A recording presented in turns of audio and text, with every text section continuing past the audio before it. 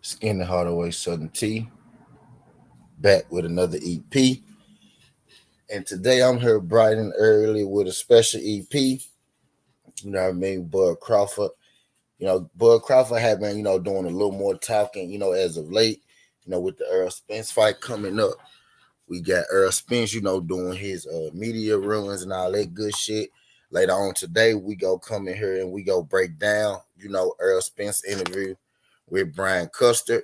But today, right now, this morning, I want to talk about, Bud Crawford and something that Bud Crawford had said, that I thought was highly interesting. I gave it like a day or two, to let everybody, spit their piece, say what they say, get an input on it and everything. And I had did a live stream not too long ago. What's good, Dwayne? Appreciate you sliding through this, John Dwayne. I had did a live stream, not too long ago. And the conversation came up, about Bud Crawford and what he had said pertaining to Errol Spence and to the PBC and all that. We also know that there's rumors flirting around, that Bud Crawford will be signed into the PBC. I too am a believer of this rumor, and I will tell you, although I can't tell you personally that I've seen Bud's name on this paper or whatsoever, but I will tell you personally, I know for a fact that Bud Crawford is in talks with the PBC. More than likely, more than likely,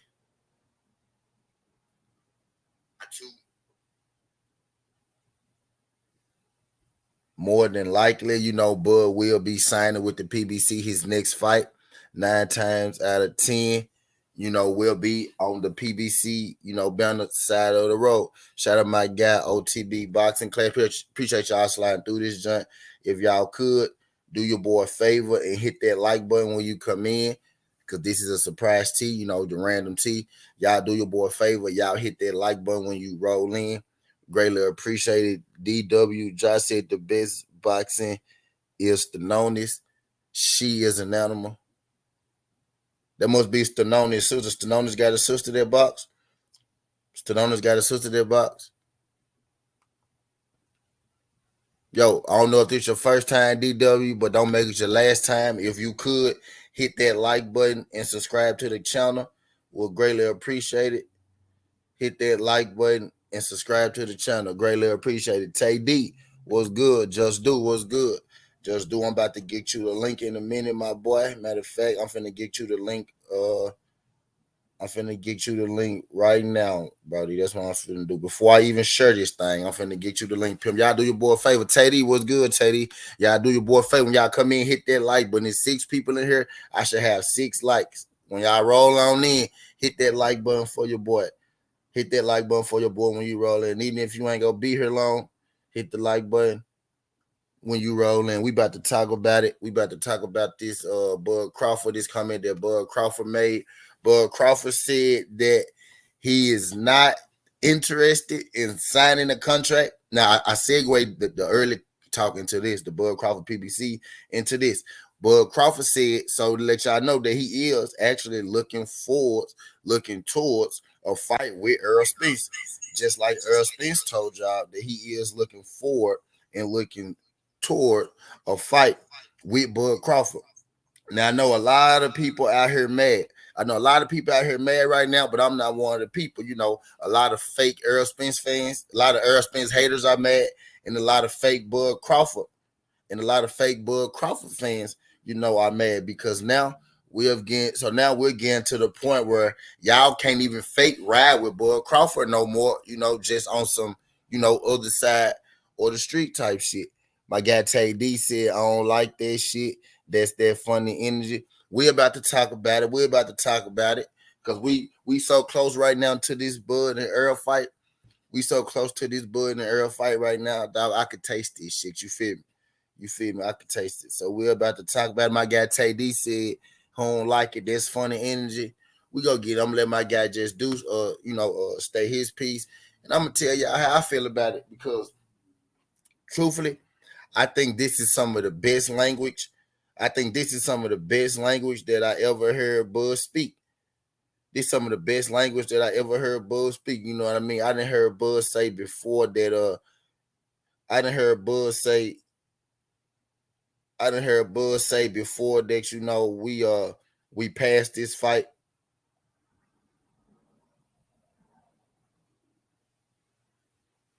I didn't hear Bud say that we passed this fight. I didn't hear Bud say that this fight is past us. I didn't hear Bud say, you know, a lot of stuff pertaining to this fight, but this one in particular, I think is the best thing, is the best words that I've heard Bud speak towards this fight, because this kind of lets me know that Bud Crawford is seeking out a fight with Errol Spence. You know what I mean? This is much better than him saying, oh, well, this fight passed me, or him saying, oh, well, I'm already in the Hall of Fame. You know what I mean? I feel like this is the thing that we wanted to hear. I feel like we are finally getting what we've been asking for as boxing fans. You know what I mean? He said that's the second time Bud hinted that Spence might not win. Whether Spence win or lose, all belts are at the PBC. Just signed. The thing is, he should only sign with the PBC if EJ is next. Yep, that's where I'm at. Teddy said that's the second time Bud hinted that Spence might not lose. I feel like in this situation, Bud really don't even want to get. He don't even want to go over there if he don't fight. You know what I mean? Earl Spence. I'm Teddy. I view it a little differently. I view it. I view it like. I view it like shit. I view it like shit. If he don't want to sign unless he know for sure that Errol Spence ain't gonna be on the contract. Because even if Errol Spence win, right, let's say that he signed early and he end up getting 2 fights, that's not Errol Spence at all. You know what I mean? So to avoid all that, to avoid all the confusion, to avoid all the drama, I say shit, you know, just wait it out. Errol Spence is about to fight next week. I don't think it'll be much of a difference. I don't think it'll be much. I don't think it'll be that big of a difference, much of a difference. You know, if you wait for Errol Spence, if you wait for Errol Spence to finish his fight, rather than, you know, signing that motherfucker, rather than, you know, signing that motherfucker, you know, right now, right then and there, type deal. I think Bud in this situation, he kind of looking out for himself, you know, in the sense that, man, I don't want to get into nothing too early, and then, you know, I end up not getting, you know, Errol Spence like, you know, I was seeking. I feel like this is more. I feel like this is more positive. Jay Gibson, what's good? Jay Gibson, y'all do your boy a favor when y'all come in, hit that like button and subscribe to the channel. Greatly appreciate.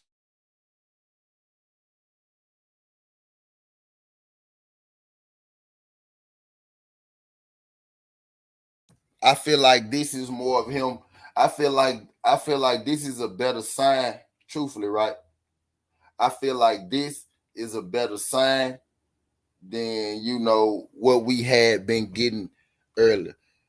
Can y'all do your boy a favor? Did y'all get asked when y'all came in? You know, just wonder, did y'all get asked when y'all came in?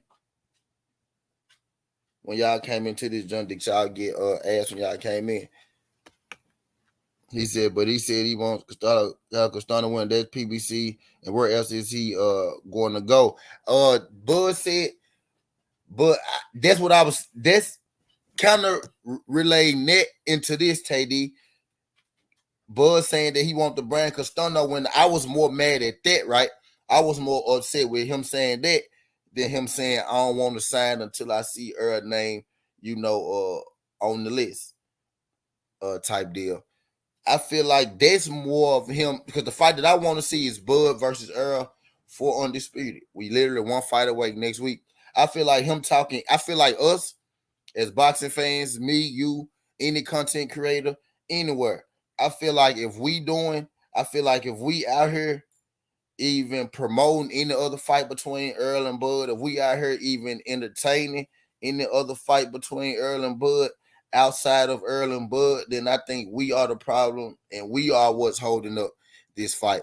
There was a time where Bud said it was our fault, it was Bob's fault, it was the, you know, the fans' fault, it was the media fault, you know what I mean? Now we got Bud Crawford saying, look, I'm not signing nothing until I see Earl name. And that's the language that I want. That's the talk that's the talk that I want. That's the language that I need to hear. That's the best thing as a fan, as a boxing fan, dog. That is music. That's music to my ears. As a boxing fan, that's music to my ears.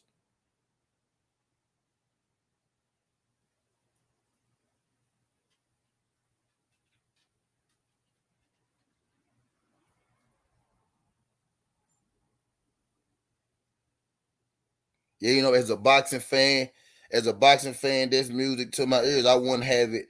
I wouldn't want to have it. You know what I'm saying? No other way. Go said, I'm glad he said that because I want Spence to knock him out first. I really don't. I really don't really care who wins this fight at this point, y'all. My whole thing and what's my whole thing in which people about to find out, which people are about to realize. My whole thing in this situation was just making this fight happen. It wasn't me so much just wanting to see. It wasn't me so much just wanting to see Errol Spence right beat up Bud Crawford. Because true enough, I'm not all the way.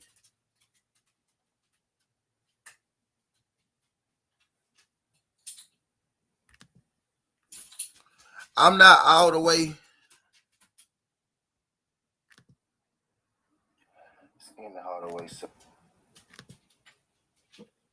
No, I'm not all the way. I just took it down on accident.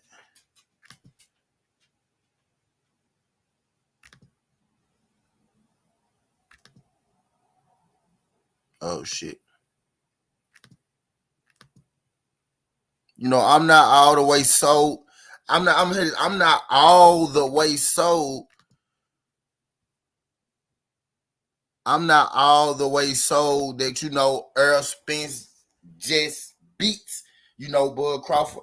Again, like I've been saying, I think that fight is 50-50. I don't necessarily think that Errol Spence just destroys Bud Crawford. And I'm just being real with y'all. I don't. I'm not all the way sold that EJ beats Bud. You know what I mean? Which is why that I want to see the fight. Which is why I'm never against seeing good fights. Which is why I'm never against seeing good fights, especially good fights against top competitors. Again, I'm not all the way sold that EJ beats Bud, which is why I want to see the fight. Now I will favor EJ in this fight. I will favor Errol in this fight. But I'm not all the way sold that he beats him. This is the fight that shit I want to see. I don't care to see Keith Thurman. I don't care to see Keith Thurman before Bud. I don't care to see nobody before. But at this point, with us having a week left,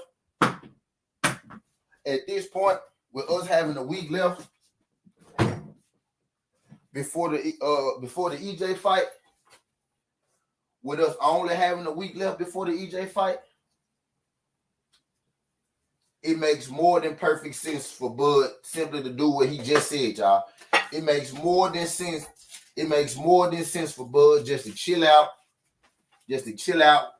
and wait for the result of Errol Spence versus Jordanis Ugas, which is what I was saying. Which is what I was saying in the beginning.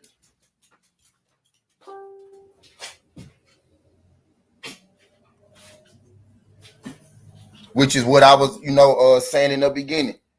Like I'd much rather just. It was a time. I'm not gonna lie. It was a time when I was advocating for Thurman versus. I was never advocating for Booth versus Bud because that fight didn't make much sense to me. You know what I mean? But I was advocating for Keith Thurman, versus Bud earlier, right after Bud had fought Sean Porter and Keith Thurman had a fight coming up.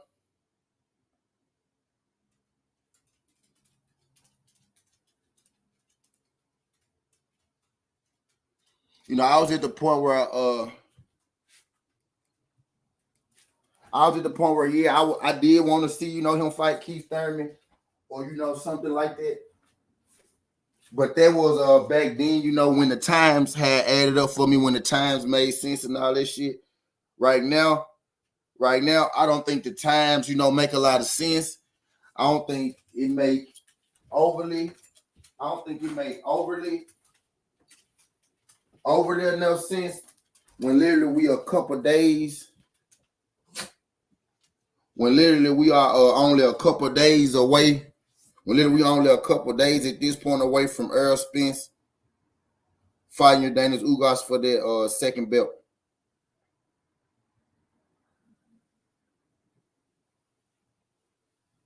So, you know,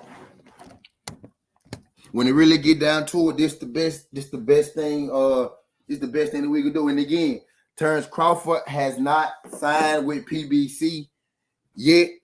Terrence Crawford is negotiating with the PBC. Terrence Crawford said that he's willing to fight on PBC, but Terrence Crawford is not signing a contract unless Errol Spence is fully guaranteed, you know, in said contract. He's not going to the PBC, you know.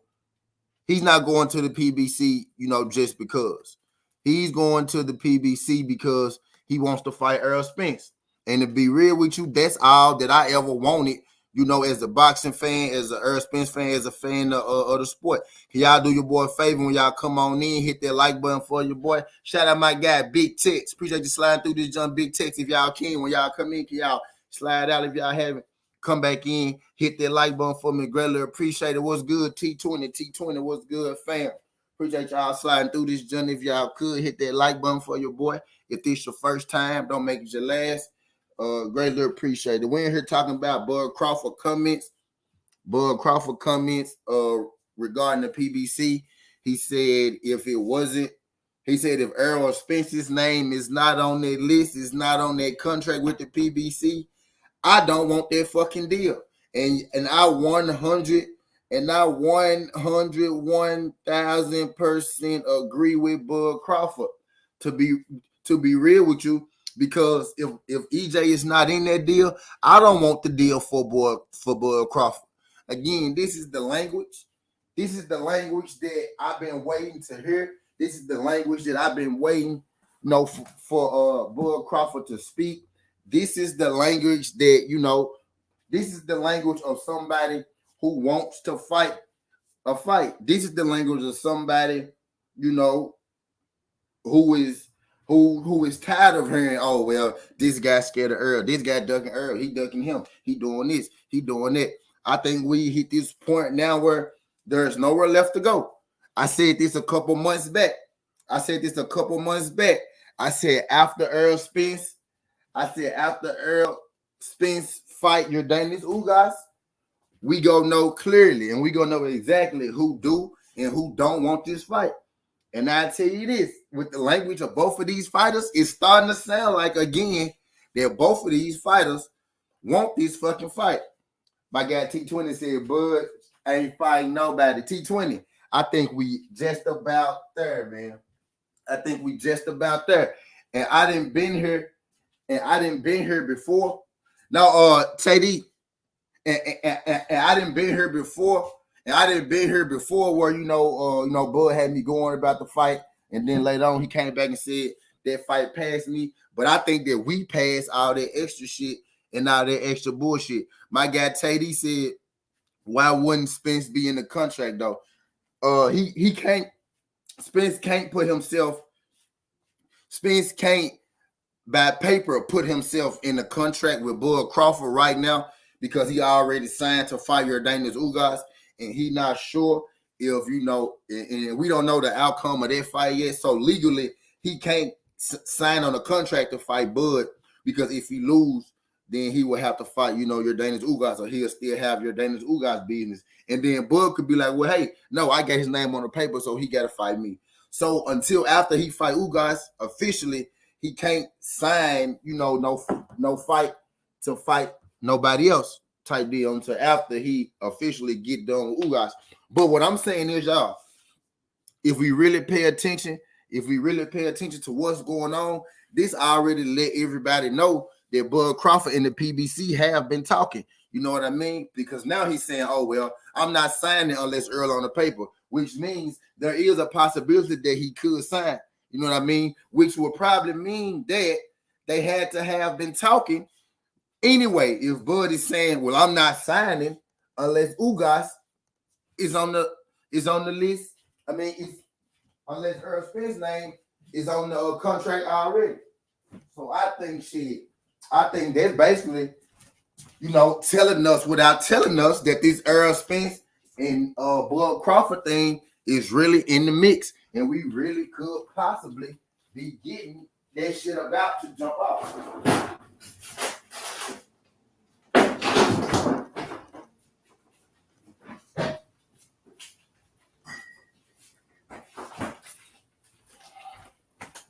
Hold on, y'all. Pouring me a cup of wine. I'm about to get it.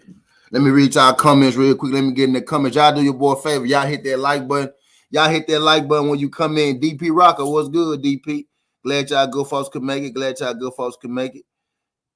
He said, wow, he said, what did he do to deserve a rematch after Spence smoking? Don't do that, Ghost. He a one belt holder. Ugas don't got a rematch clause. He don't get one neither. Get in line, take the deal and get slept. We're going for 54 undisputed after being undisputed at 47.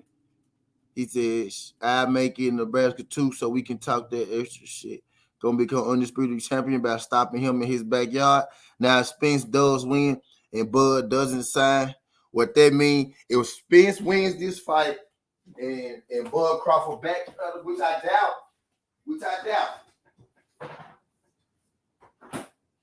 At this point, I don't think that's gonna happen, Teddy. I really don't.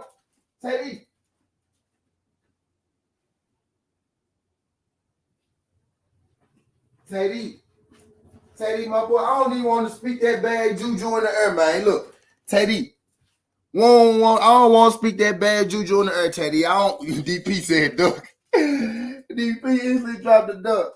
Yo, Teddy, I don't even want to speak that bad juju in the air because you know what? It was a time where Bud was saying he didn't want this fight, y'all. But Bud is not speaking that language no more.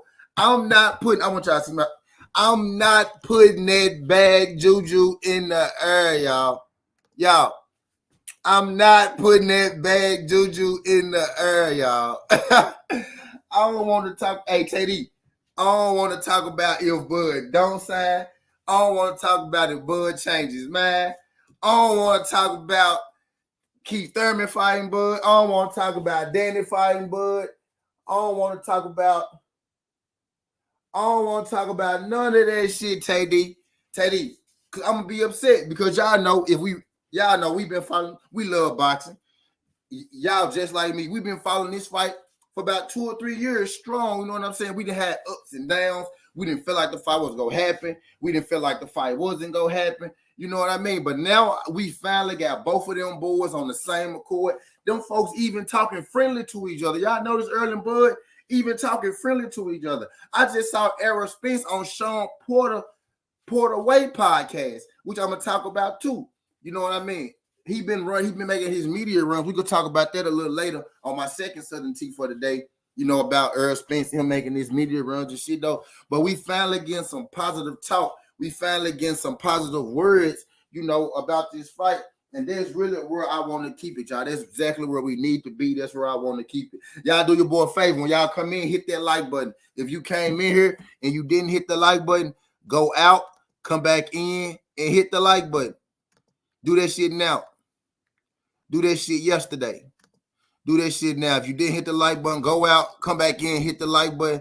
Y'all don't be dropping the cash apps. Y'all don't be dropping the goddamn super chat. So can y'all at least do your boy a favor, hit them likes, let YouTube know that you like this shit.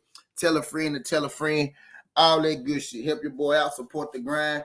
You know what I mean? Greatly appreciate it. But yeah, Bud, I think a lot of people feel, indifferent about it, or they feel a certain way about it.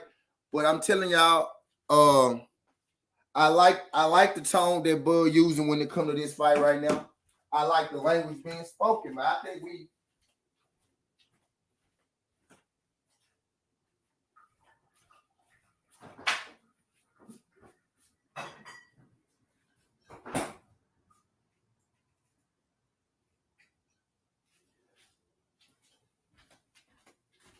You know, I like the language, man. He said, Bud gonna get dealt with easier than Ugas. Watch.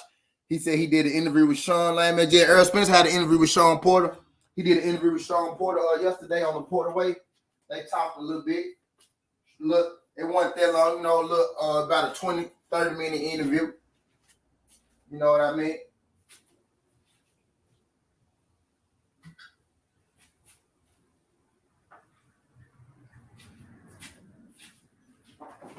Sean asked Errol Spence.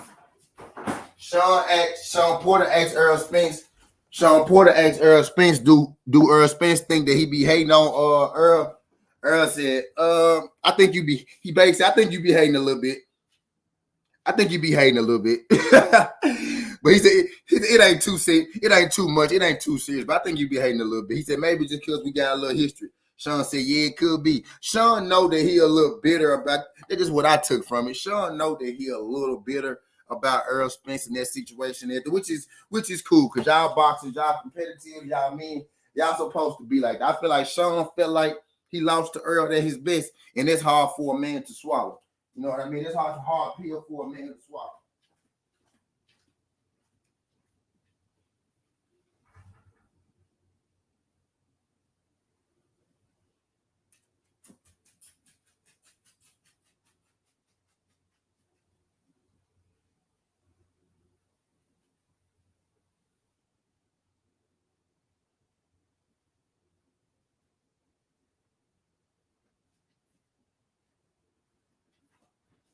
Yeah, my bad. Rock on. But yeah, he did do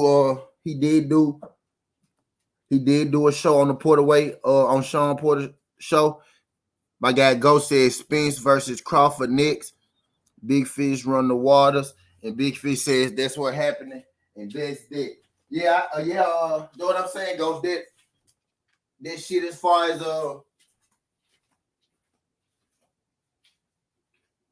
that's what I'm saying.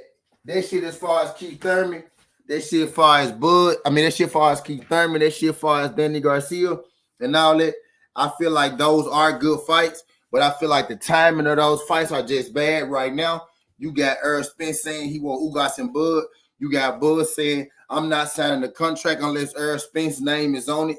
So if that's the case, if that's where we at, which I'm highly excited about, that's all it need to be. I'm not pushing no other fights. I'm not pushing no other opponents.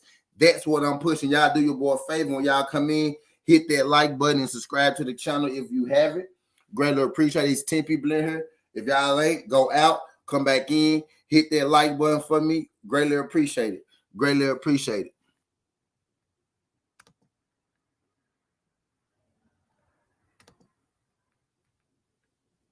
Greatly appreciate it, man.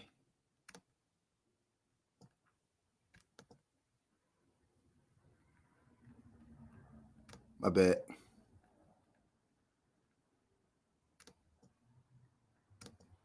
Greatly appreciate it. Y'all do your boy a favor. Y'all do your boy a favor when y'all come in. Hit that like button if y'all have it. Hit that like button if y'all have it. We ain't just done talking about Terrence Crawford and we just done talking about Terrence Crawford latest comments. Terrence Crawford most recently made a comment saying that he not signing no PBC deal if Errol not attached to it. Some people say, oh, Bud Crawford, you know, he adding more stipulations to it. Oh, he's still being extra. Oh, this means that he don't really want to fight. Me personally, that's not how I looked at it. I looked at it him saying, oh, well, I don't want this fight unless Errol's name is on it. I looked at it by him saying, you know what, I'm not putting my name on shit that don't got Errol Spence's name on it. You know what I mean? I looked at it as him saying, I want to fight Errol Spence.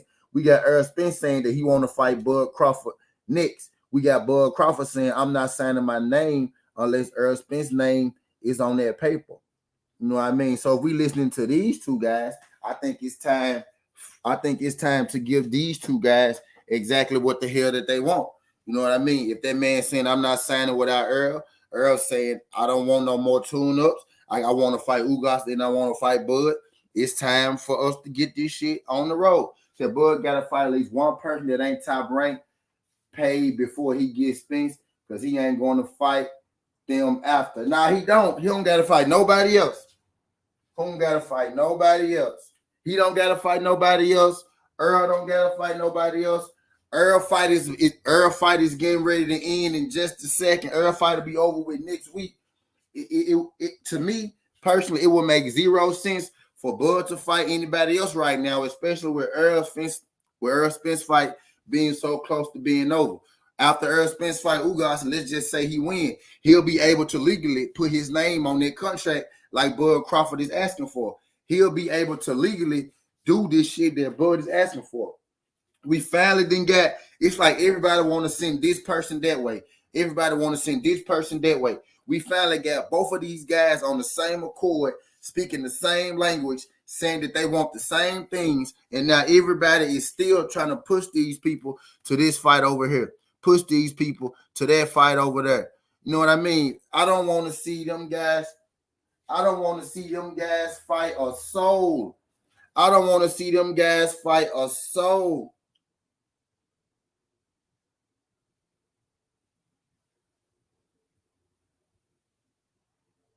I don't want to see a soul. I don't want to see a soul promote no other fights. I don't want to see a soul talking about a Keith Thurman. Johnny Q, what's good, Johnny Q? Shout out to my guy, Yo, the Crush. He said, look at what's next instead of what's now is what's keeping those boxers fans disappointed in my opinion. Facts. Exactly. And I mean that like on the bigger scale, Teddy. Right now, we got Errol and Ugas. And after that, we have Bud with a free schedule. We got Errol Spence with a free schedule. It ain't no need to stick a fight in between these guys. It ain't no need to stick a fight in between these guys to do nothing else. It ain't no need to do nothing else. The best thing for boxing, the best thing for us as fans would be to just let Bud chill out like he been doing and let him fight Errol Spence after Ugas. We ain't got that long. You feel me? We ain't got that long. We ain't got that long. He said, Bud kept talking about fighting in July, though. So aren't they already looking for an in-between fight? If he said he want to fight in July, but if that ain't the fight day that you could get, you don't make no rules. You don't make no fights. You don't have a promotional backing. If you go to the PBC, pinging upon what y'all agree on, you gonna have to fight when they tell you to fight. A fighter can say, "Oh, I want to fight in July." You should have said you wanted to fight. You should have said you want to fight in July, in January. You know what I mean? If that's the case, you should have said that shit in January. But in January, everybody was saying he don't need a fight in between. He need to chill out. You know what I mean? So if he chilling out, like everybody's saying, just let him keep chilling.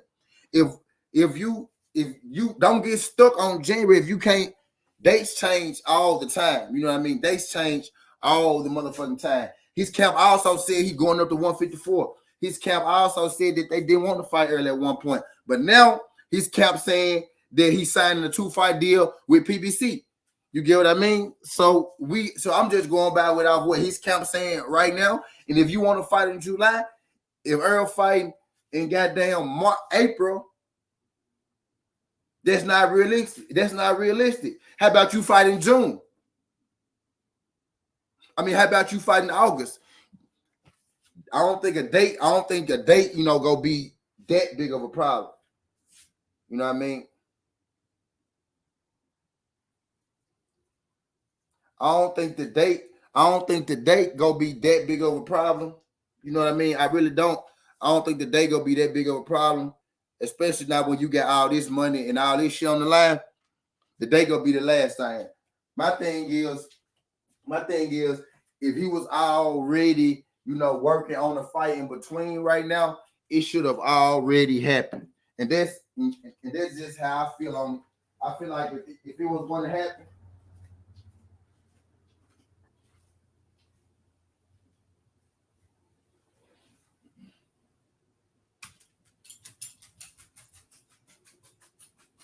Yeah, my bad, y'all.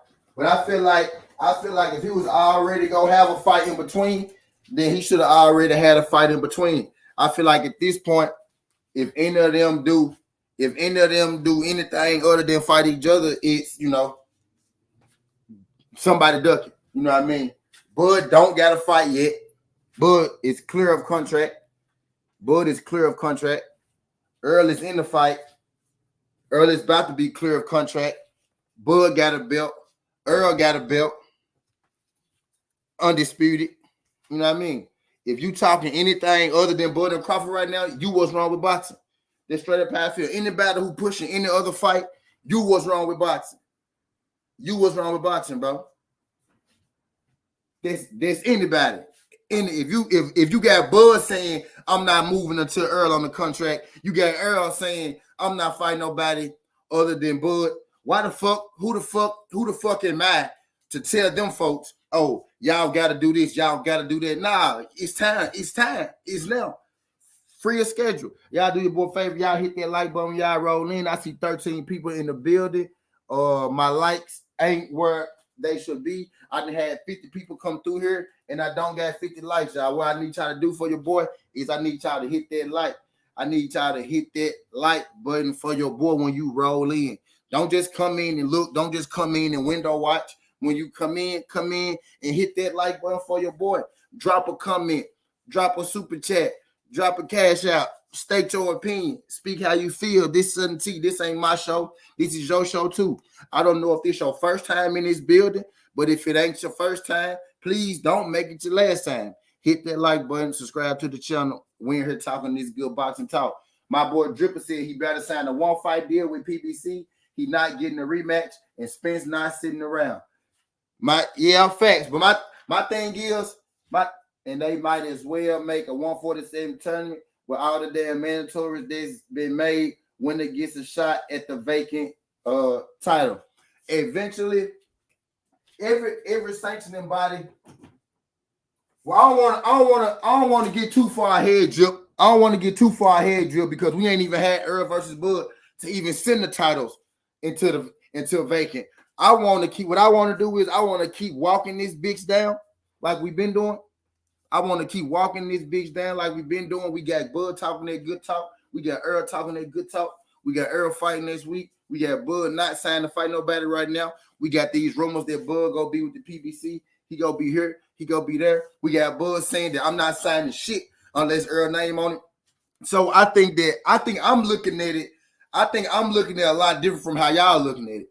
I think by Bud saying I'm not signing shit unless Errol name is on it is him saying I don't want to fight nobody but Errol Spence. That's the shit that I'm on. That's what I'm getting from it. He said I don't want to fight. What I took from that is, man, I don't want to fight Keith Thurman because he ain't Errol Spence. I don't want to sign shit that don't got Errol name on it. I think people still looking at it as if, oh well, two fight. I'm looking at it as if Bud saying, bro, I don't want to fight no two fight. If Errol name not on it, don't be trying to give me no fight right now. What I think is that was maybe they was trying to get Bud to get them another fight in between type deal. But what I'm feeling like is Bud was on some shit like, bro, I'm not signing the motherfucking thing until I know Spence name is gonna be in on the clear. What's good, J.A. Dixon? My guy J.A. Dixon said none of this shit means nothing until April 16th. And we see who wins exactly, which is why we doing this Southern T. Because Bud said, I don't want to move until after Errol Spence beats Ugas. I want to see if Errol Spence going to beat Ugas, and then we could talk, and then we could do some shit. I 100% agree with J.A. Dixon. That's exactly the message. That's exactly where I'm at with it. We, like I've been saying for months, Bud just might as well sit and wait for Errol Spence after Ugas. We is a week away. We are a week away. So for Bud to fight anybody else, just don't make sense at this point. We are a week away. I like his language, which is why I did this Southern T. I like his language because he said, I'm not signing shit unless Errol name on it, which got me feeling like that maybe there was a deal in place for him at first, but he said, no, I don't want to do it. Until now, I know this is what he said. I'm guessing there was a deal in front of him at first, and then he came out publicly and said that I don't want to sign shit unless Errol name on it. So we finally got. So yeah, I don't want to dwell on the past. I don't want to dwell on this. I don't care about who ducked I don't care about none of that. All I care about is we finally got Bud Crawford speaking that language, saying that I'm not busting the move unto Errol. We got Errol that's always been saying, I got Ugas, then I got Bud. I feel like we the closest this shit ever go get. He said, y'all Bud fans can pretend like Ugas got a chance. Yeah, Bud need to do what he been doing and sitting and wait like Caleb Plant did for Canelo. I don't know what you're getting at. Drip. Caleb Plant had a fight right before he fought Canelo. Every time Caleb Plant had a fight, Canelo jumped in and tried to fight Canelo right after his training camp. Caleb Plant wasn't waiting on nobody. Every time he had a fight, Canelo tried to jump in and get him. Canelo was waiting on him. Y'all gotta stop going with that narrative shit and that shit that sound cool. Nah. I want Bud to wait because this is the best fight that makes sense.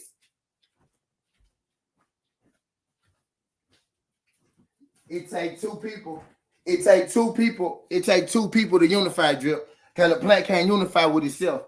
And I know you ain't finna say who I think you finna say, because it take two people to unify. Caleb Plant can't unify by himself.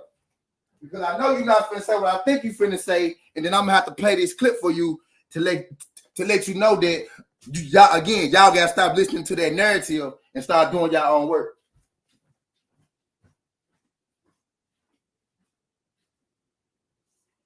Because everybody know about 168 before Canelo.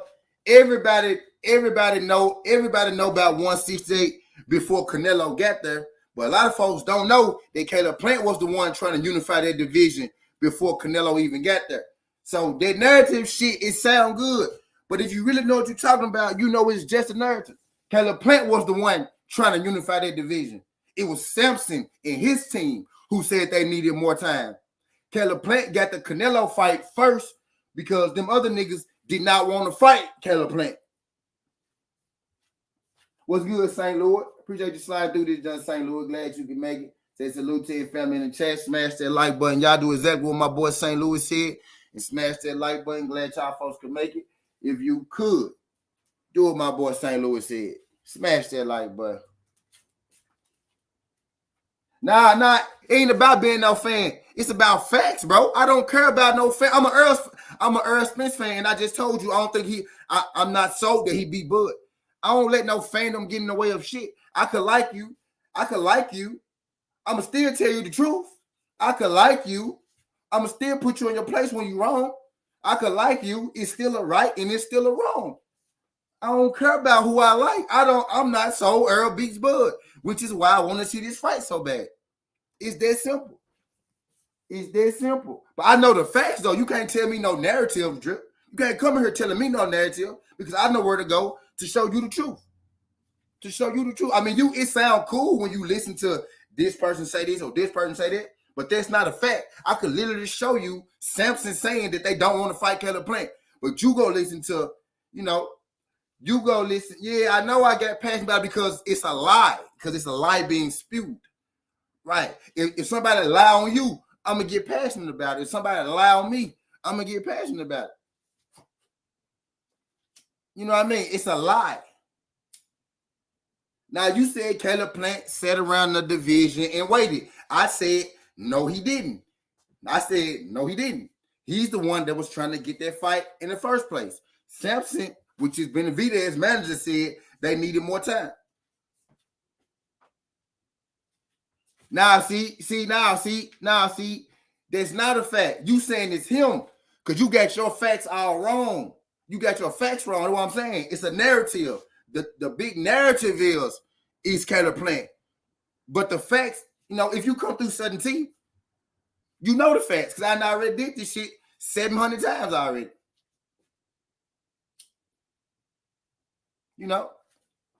I ain't gonna play it again because I did this shit 700 times already.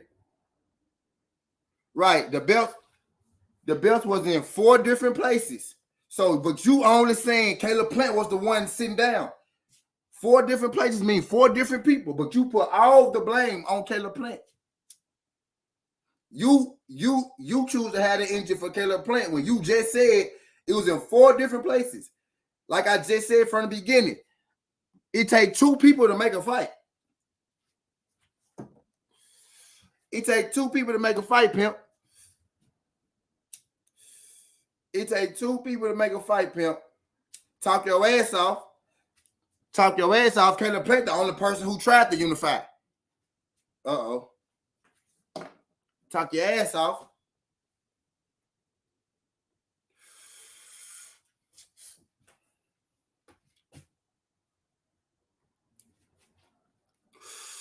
Y'all do your boy a favor. Damn, bro, where you been? Where you been, Drip? Where you been, Drip?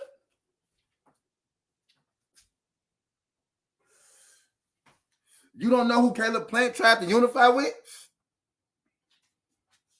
Drip, you gotta come to the T-Mo, Drip. You gotta stop through here, Mo, Drip. Y'all do your boy a favor. I got 16 people in here right now. Y'all do your boy a favor. Y'all hit that like button and subscribe to the channel. Y'all hit that like button, subscribe to the channel. I got 16 of y'all in here. Hit that like button and subscribe to the channel. I need all y'all in here right now who ain't smashed that like button. Smash that like button. Smash that like button right now. Smash my like button, y'all. It ain't moved yet. I still got the same amount of likes. I know all y'all in here ain't hit my like button. I got 16 people in here. I ain't saying nothing else until one of you motherfuckers smash that like button. So I know all y'all ain't smashed that like button for y'all came in here. Either we not talking about, we is talking about Fat Boy Drip. That's what we tried to unify with. How you just gonna take away? How you just gonna take away who we tried to unify with? Appreciate that one like. Appreciate that one like. How you just gonna take away who we tried to unify with? He tried to unify with Fat Boy.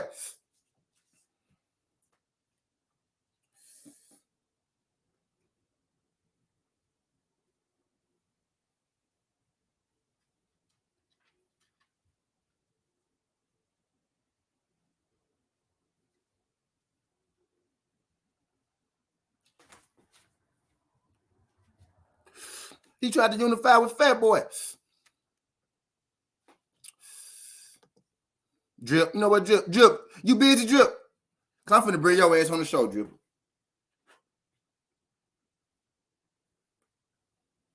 No, you know what? No, we ain't. Because this done about Bud and Errol.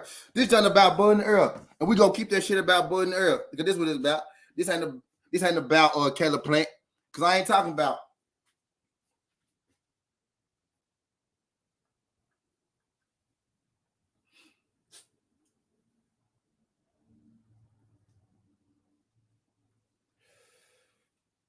You talking about the European tour that Canelo went on? You talking about the European tour that Canelo went on? You talking about the European tour that Canelo went on? They fought Canelo.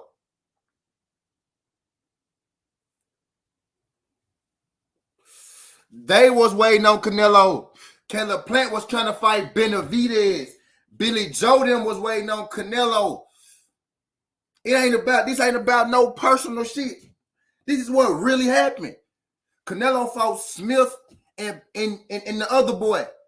Plant was trying to fight Benavidez. What are you talking about? What are you talking about, bro?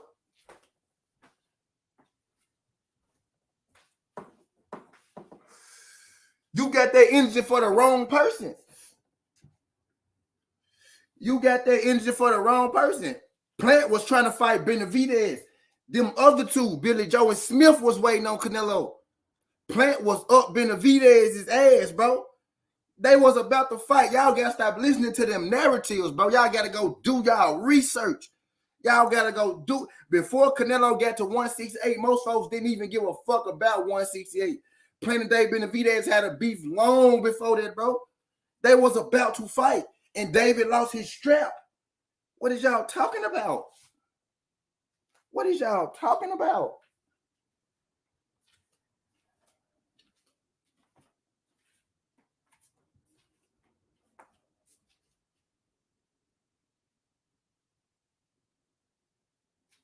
What is y'all talking about?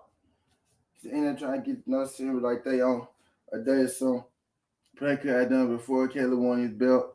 19 had the mandatories done by the time he was done. Came already fought. Canelo, Lonzo Johnson saying he'll spin undisputed that. Put that work in. He put that work in. Yo, how he put that work in when he waited until Fat Boy lost his strap. Y'all folks be living in La La Land for real. Y'all really see what y'all want to see, bro. Y'all see the facts. Y'all see the facts y'all want to see. Y'all don't see all the facts. Y'all don't see all the facts.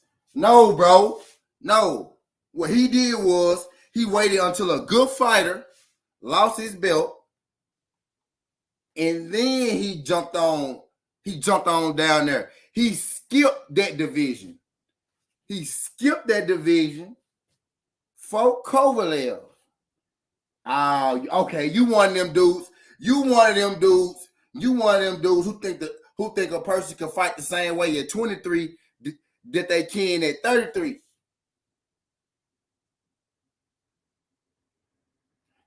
You one of them dudes who okay with people going to divisions, not fighting the best fighters. Putting in work is cleaning out a division. That's putting in work. He didn't clean out a division. He waited until the real champion. I want you to see my face when I say this. He waited until the real champion lost his belt, and then went and fought.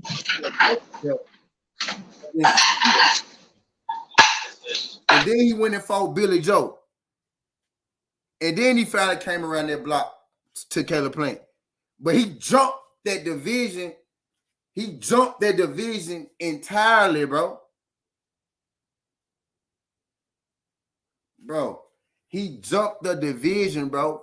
The only reason he went to 168 is because David Benavidez lost his belt. He wasn't even going to 168 at first because David was there. What is you talking about, bro? All the facts, bro. All the facts, not just the nice ones. All the facts. Mm-hmm. All the facts, bro. Not just the nice ones.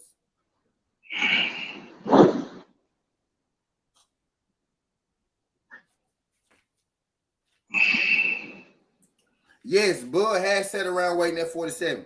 But what I'm saying is, bro, I don't give a fuck about none of this shit because what he talking now. This is what I've been waiting for. Now, this is what I've been waiting for. That's what I've been waiting for. Bud most definitely been waiting at 47. But you can't compare him to Caleb Plant. That shit sound good. But Caleb Plant wasn't waiting around that 168. Caleb Plant got skipped.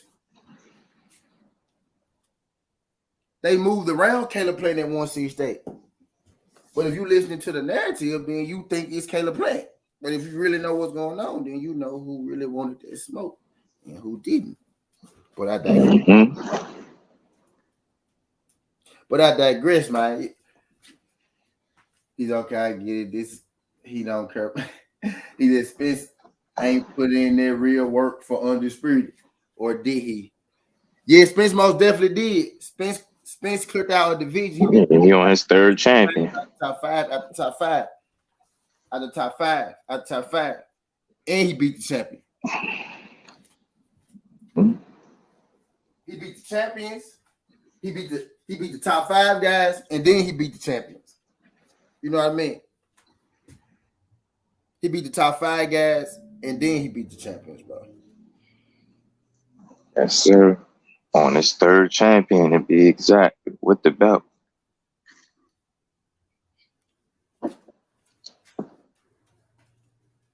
He just Spencer's beating the actual champions and guys who beat guys. He is fighting Ugas next, who was the lineage champ and beat the number 1 at the time, named Keith One-Time Thurman.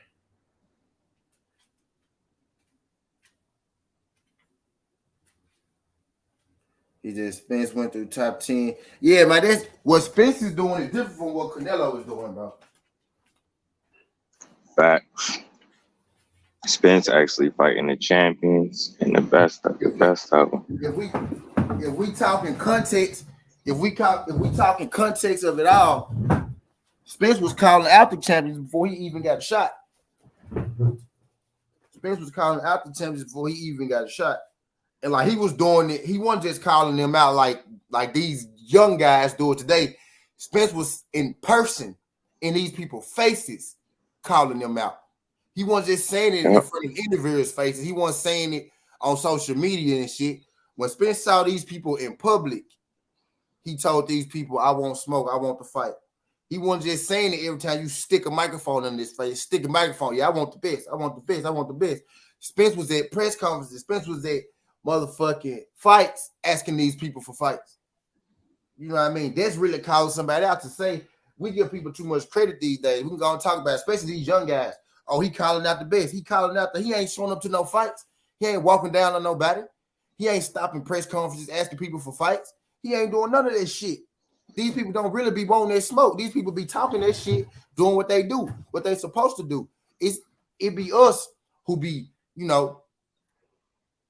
hyping these people up. You know what I mean? These people gotta really do it. To really run, to really, okay, anybody could say something. Anybody could say something. I ain't want to say earlier, but I could pull up Conor Ben saying he want to fight Boots, Virgil, and all them folks. I could literally let y'all hear him say it. But y'all tell me he not calling them out, and I could literally play some shit where he have. But it's not important because neither of them is really trying to fight each other right now. Because they not. They just not. None of them are. It's just who we like the best and who we want to give the praise to. It's that simple. None of them guys are fighting nobody. To be real with you. None of them guys are fighting nobody.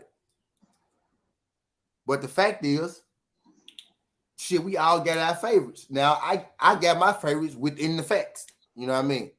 Within the facts. He said, Plant vs. Dave was a fight at PBC for unification. Plant also cool. We're going to the zone where the other champions were, but the champions lost to Canelo before he ever could.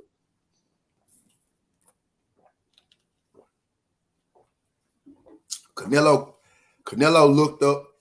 He saw a white spot, a brown spot, and a white spot. He said, "Oh, I'm skipping that division." Then once the brown spot was gone, he saw 3 white spots, and he tried his luck.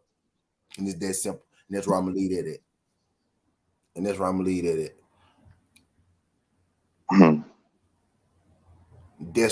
that shit at.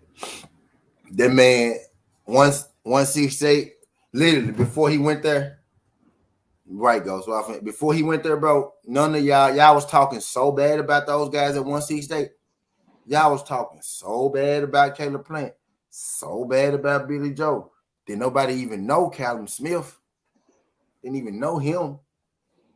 Won't nobody checking for that shit, but when Canelo go there, all of us, you know what I mean? It's just, within all the years, he got undisputed, can't take that from him. He did. He beat the people who was in front of him, and his hardest fight was Caleb Plant. And it showed at that division.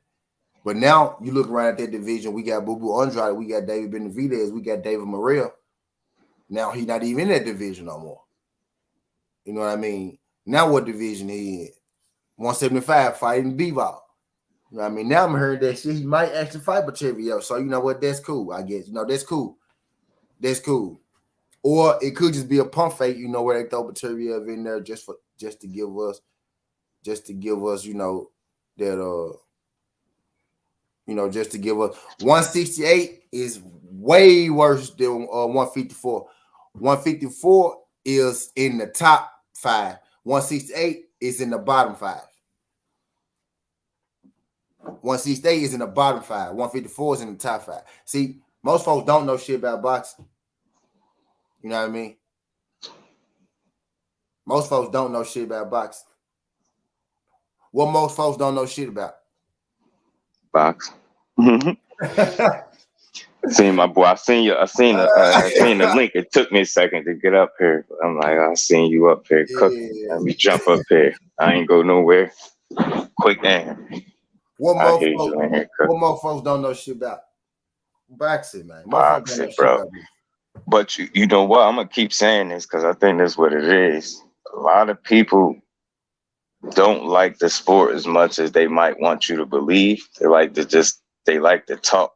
You know what I'm saying? Motherfuckers don't really like the sport. And why I say that, because motherfuckers will educate themselves. And this ain't nobody in particular, but just the people, some of the people. You know, you'll educate yourself more on the sport. Instead of being emotional, you will allow your argument to be made with facts. That's how you make a good argument. If you want to make a good argument, you like to debate, try to use as many facts as possible, and that will make your argument. You won't have to really get into too much of a back and forth because the conversation is kind of short when you're dealing with facts and not your emotion. A lot of times, and we all guilty of it, we be going off what we think or feel.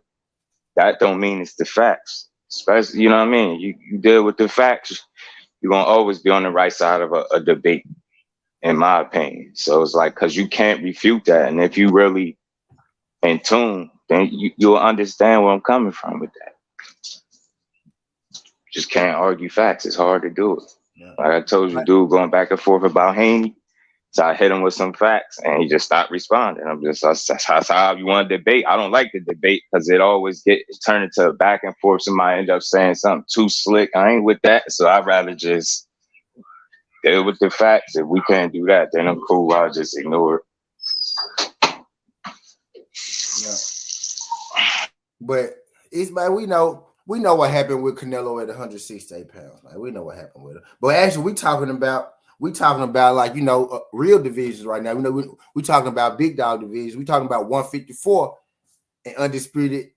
I mean, we talk about 147 and undisputed at 147. You know what I mean?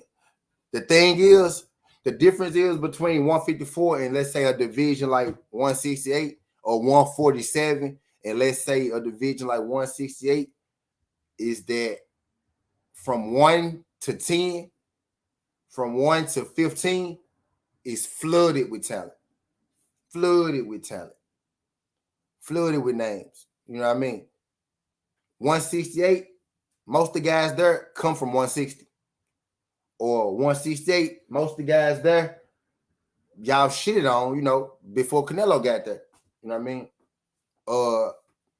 I noticed it take, you know, it like when fighters fight a guy like Errol Spence or Deontay Wilder or Tank Davis, public presumption, you know, they become worse fighters. But when you fight a guy like Canelo Alvarez, it's like everybody seems to make you, you know, a better fighter. I sat here and listened to folks say, you know, Caleb Plant was trash for years. You know what I mean? I listened to folks say Billy Joe was trash for years. But then Canelo fight them and crickets. You know what I mean? Nothing at all type deal. You know what I mean? Canelo fight them now, they world beaters. Right. Type deal. I just think it's crazy, man, how like you were saying, just dude, we don't care about the facts. You know what I mean? We don't care about the facts. Like most folks don't know shit about boxing. Like you said, just dude, most folks just want to come and talk to you about boxing. Yeah. They don't really know what the fuck be going on. You know what I mean? Yeah, they're not trying to go off no facts. About what you feel. About what you feel about boxing. Type deal. Most folks don't know shit. Don't know shit about, you know. Don't know shit about boxing.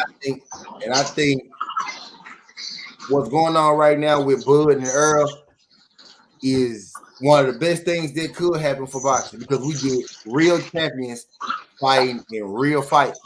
You know what I mean? We get real champions, not paper champions, not fluff champions, not, you know what I'm saying, not manufactured champions.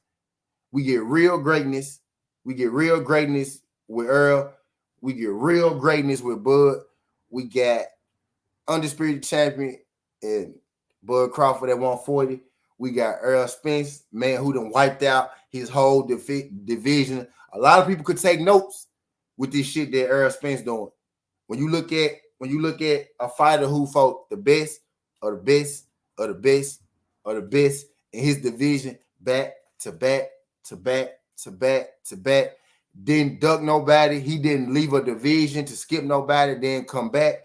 He ain't tell nobody, y'all fight each other, then fight me. He ain't tell nobody you a terrible fighter. He ain't look left when the person said get right. You know what I mean? This man went out here. He went through every obstacle in that division, everyone that he could, except for Keith Thurman. You know what I mean? Everyone that he could, every obstacle in his division, and we got possibly the best guy from 140. You know, Bud Crawford, the best guy at 140. I know y'all don't like that. The best guy at 140 came up to 147, and we got the best 147 pounder in Errol Spence. You know what I mean? Finally about to get busy. Finally got to get busy. And again, man, most folks don't know shit about boxing. You know what I mean? Most folks don't know shit about boxing. Too busy being emotional.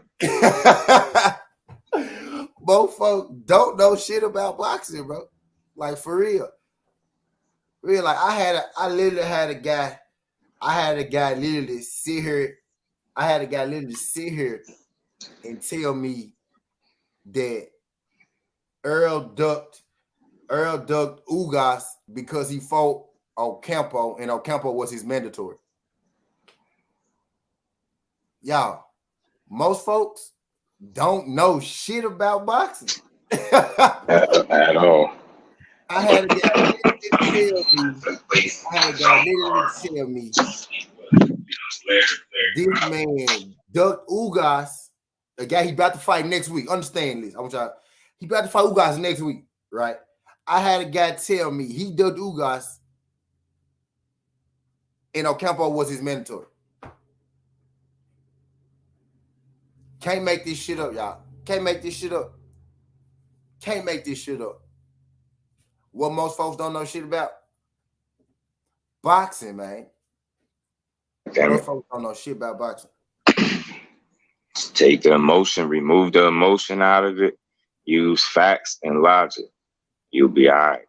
You ain't gonna do that, you're gonna come off as a motherfucker that don't know shit. Most folks really don't know shit. Most folks really don't know shit. And it shows.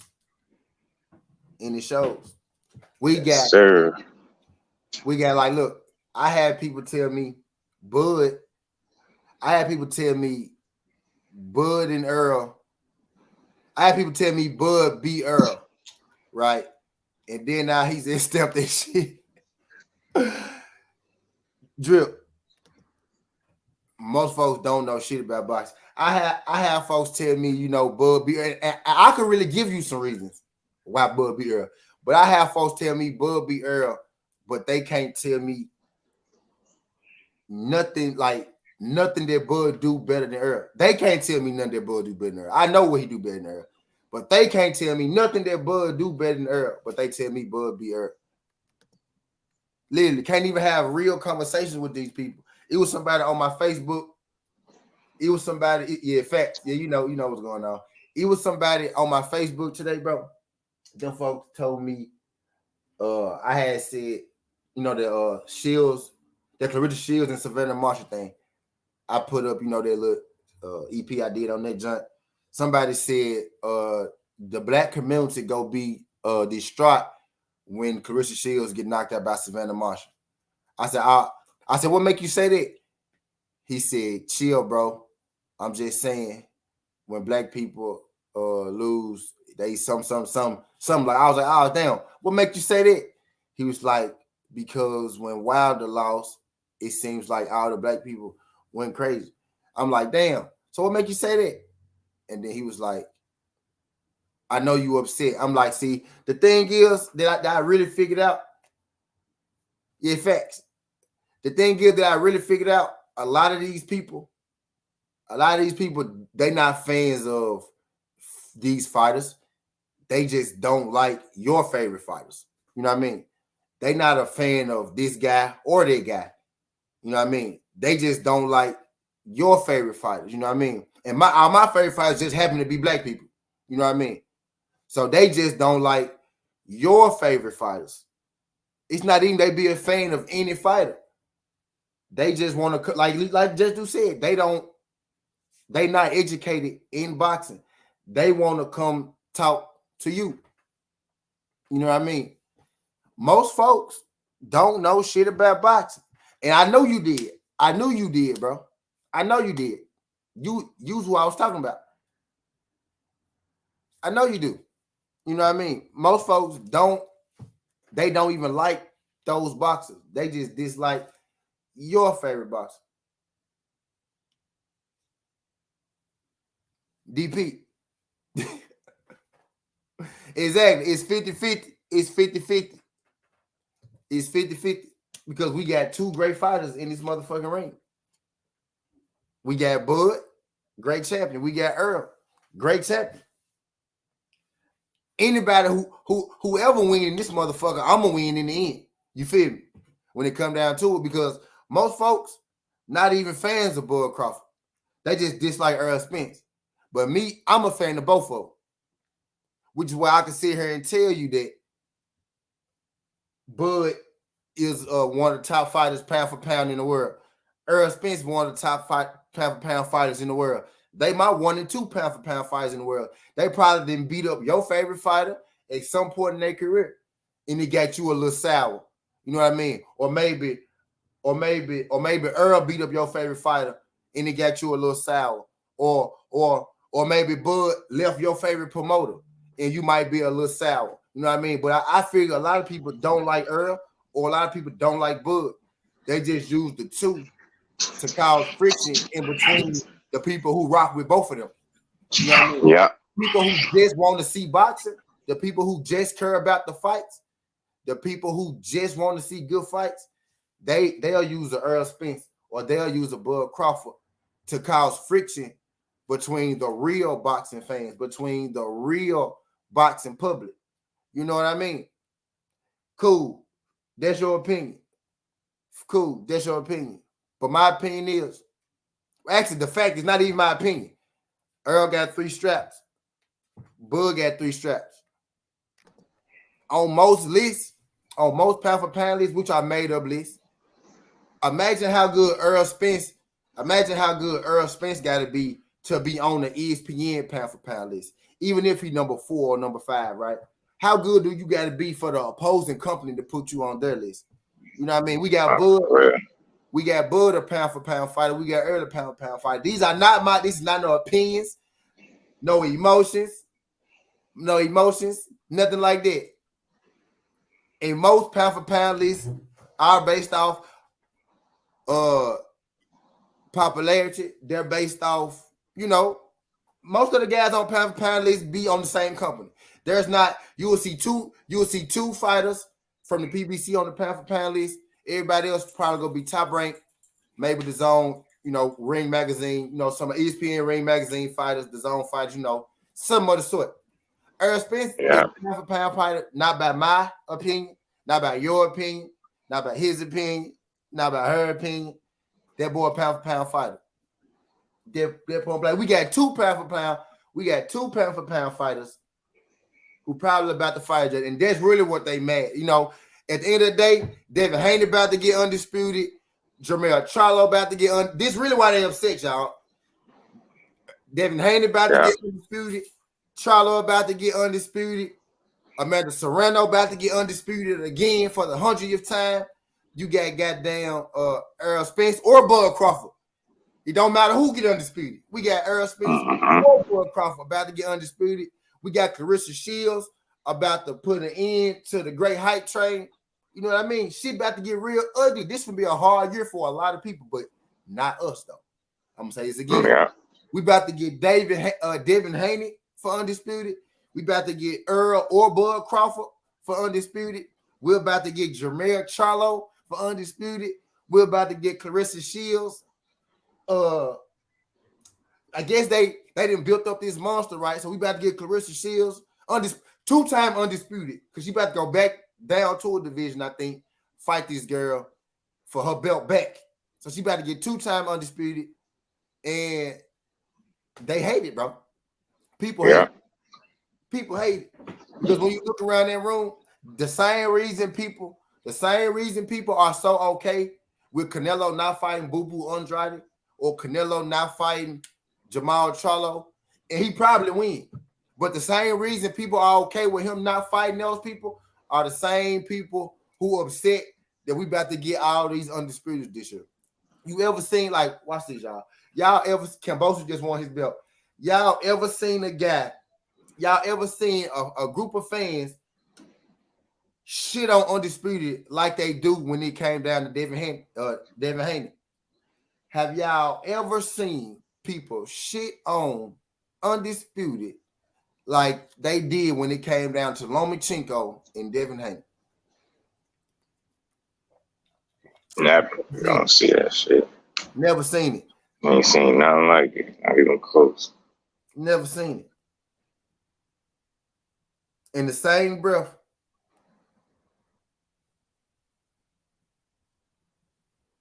they tell us, you know, Canelo chasing legs and he chasing titles. And then they'll tell you, well, Cambosa shouldn't fight Devin Haney. He should fight Lomachenko. Lomachenko's a much better fight. He should just fight Lomachenko. Mm-hmm. Because the real reason they mad is they know Devin Haney about to get this win. They know Jermell about to get this win. So they go try to take away from what's, when you can't stop some shit, you try to tear it down. You chip away at it. It's called, what they trying to do is chip away at greatness. Bud is great. Get it right. Bud is great. Bud is great. Bud is great. Make sure you say that. He ain't good, nigga. He great.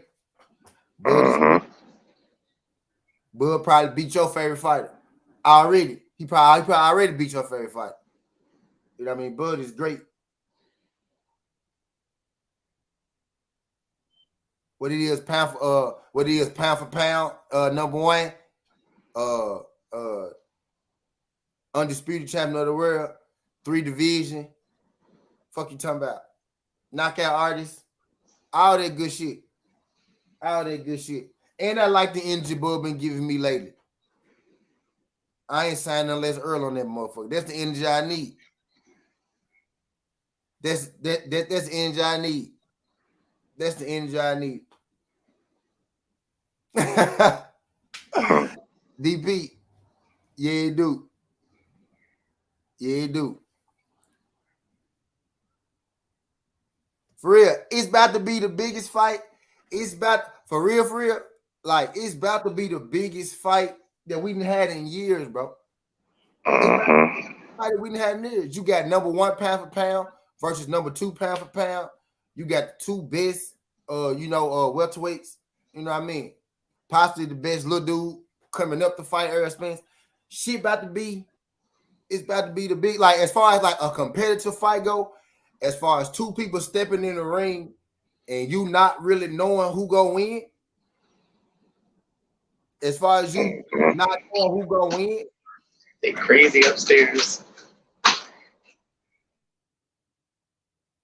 Biggest fight in boxing. Crawford said he ain't signing shit unless Errol's name is on the piece of paper. Now how I take that, now how I took that is, Bud said he not fighting nobody unless it's Errol. That's how I took it. That's what I heard. That's what I heard.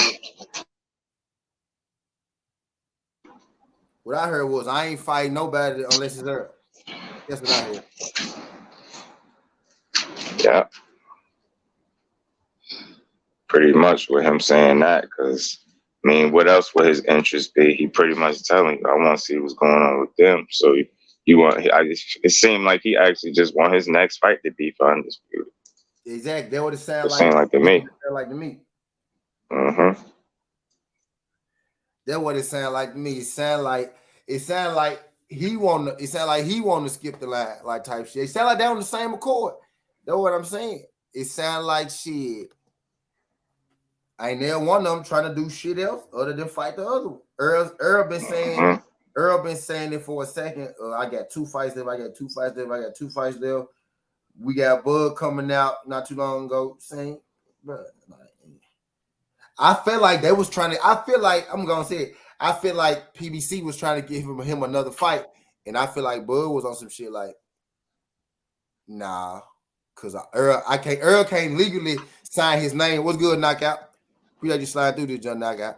Earl can't legally put his name on the sheet of paper yet for Bud because his name already legally on the sheet of paper for somebody else. So it kind of sound like what happened was that maybe the PBC was trying to lock Bud into some other shit, right? And Bud was like, nah, not just yet. You know, I ain't signing it unless Earl name on it. Now, some people think that it's a two-fight deal, which I think PBC do want him on a 2-fight deal because, you know, PBC always want you on a 2-fight deal. Do what they want to do. They want to maximize, you know, the opportunity, especially if Bud is to beat Earl. You know what I mean? Which is a possibility. It is a possibility. You know what I mean? So especially when they gonna want that, you know, that insurance policy. I saw people saying earlier, Earl ain't trying to get no second fight. Earl ain't trying to get no second fight. Yeah, maybe if he win, he might not be trying to get a second fight. Maybe if he win, Bud might not be trying to get a second fight either. But if Bud win that fight, it get a little different. It's different. It's a different thing there. Or if it's a draw or some shit like that, you know what I mean? What I think Bud is saying is, I give you 2 fights, but let me fight Earl first to see what the fuck goes on. You know what I mean? To see what the fuck happened first, because he don't know what's gonna happen. I think they both. I think Earl and Bud are already talking to each other. I know Bud talking to the PBC because Bud, in a sense, he just told you that. He just told you that in a sense. I ain't signing shit until I see Earl name, which means he's telling me I'm open to sign some shit. You know what I mean?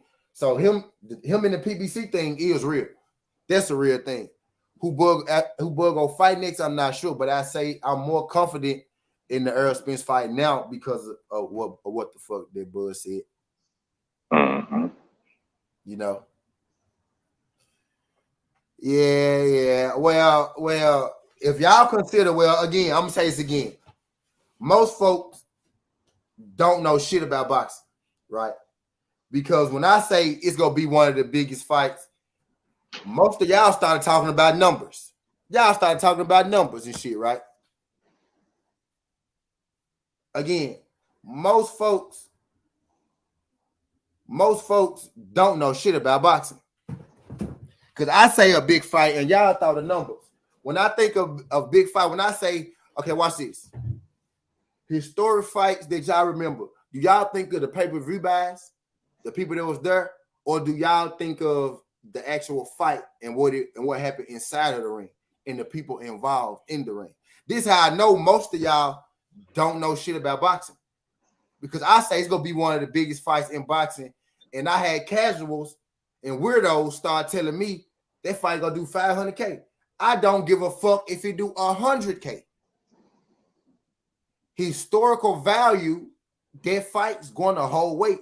I don't give a fuck if it do 200K. I don't give a fuck if the whole world crack stream it. I'm going to watch it because it's undisputed versus the 2 best fighters in our generation today. I'm going to say it again because it's between the 2 best fighters in our generation today. 2 people who never been on steroids, who never had any boxing issues, boxing strikes. Not once. I don't give a fuck about the numbers that it do. That's not what I mean when I say historical. It's going to be one of the biggest fights in boxing.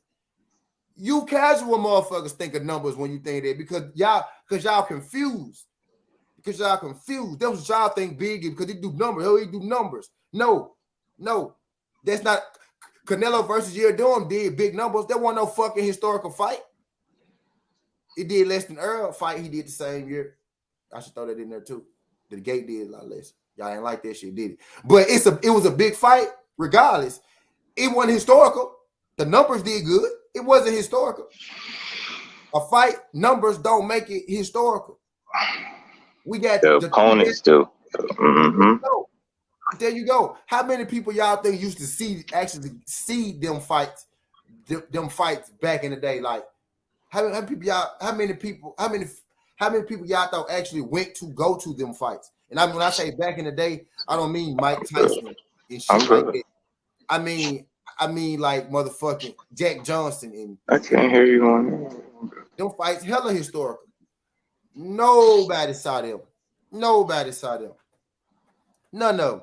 I'm not talking to you because you think historical fights got to do with numbers. I just told you most folks don't know shit about boxing. Most folks don't know shit about boxing. You don't. I don't got no. I'm gonna win anyway. I'm gonna win anyway. I got Devin Haney about to be undisputed. I got Bud or Errol about to be undisputed. I got Jermaine about to be undisputed. I got Clarissa Shields 2-time undisputed. Y'all got to catch up. Y'all got to catch up. I got Cool Boy Step about to be. Oh, I forgot about Cool Boy. Y'all, I got about to be my favorite. I'm just talking about my favorite fighters. My favorite fights. Not but my favorite fight. And my fight. Or about to unify. Drugs. Never been on drugs. No strikes. No nothing like that. No shit like that. I got a lot to be happy about. I don't gotta go tear nobody. I don't gotta go tear nobody down. You know what I mean? I can talk my boxing where I want to talk my motherfucking boxing at. You feel me? Because my favorite fighters doing damn good right now. We in position. We in position right now.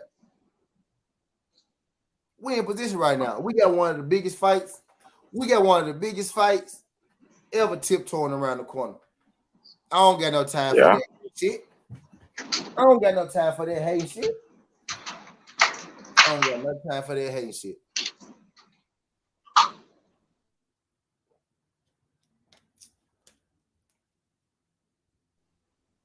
Oh God, hey, St. Louis, for real. It'll all start to come out. You will see them. If you really get, I swear to God, you speak the facts. You'll make a person change their story like 7-8 times, and they don't even realize it. Like for real, like you. For real, people got problems like this. That's how you know the difference between people who really know what they're talking about and people who just like you and want to talk to you. You know what I mean? It's a difference. It's the difference of people who really know the sport, know boxing, that want to talk it, and people who simply just want to talk to you or who want to talk to you about your favorite fighters. You know what I mean? It's a difference. It's a difference, man.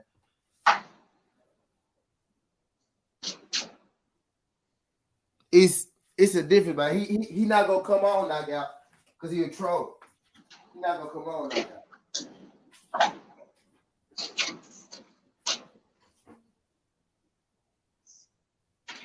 These people be weirdos, but like these people really be weirdos.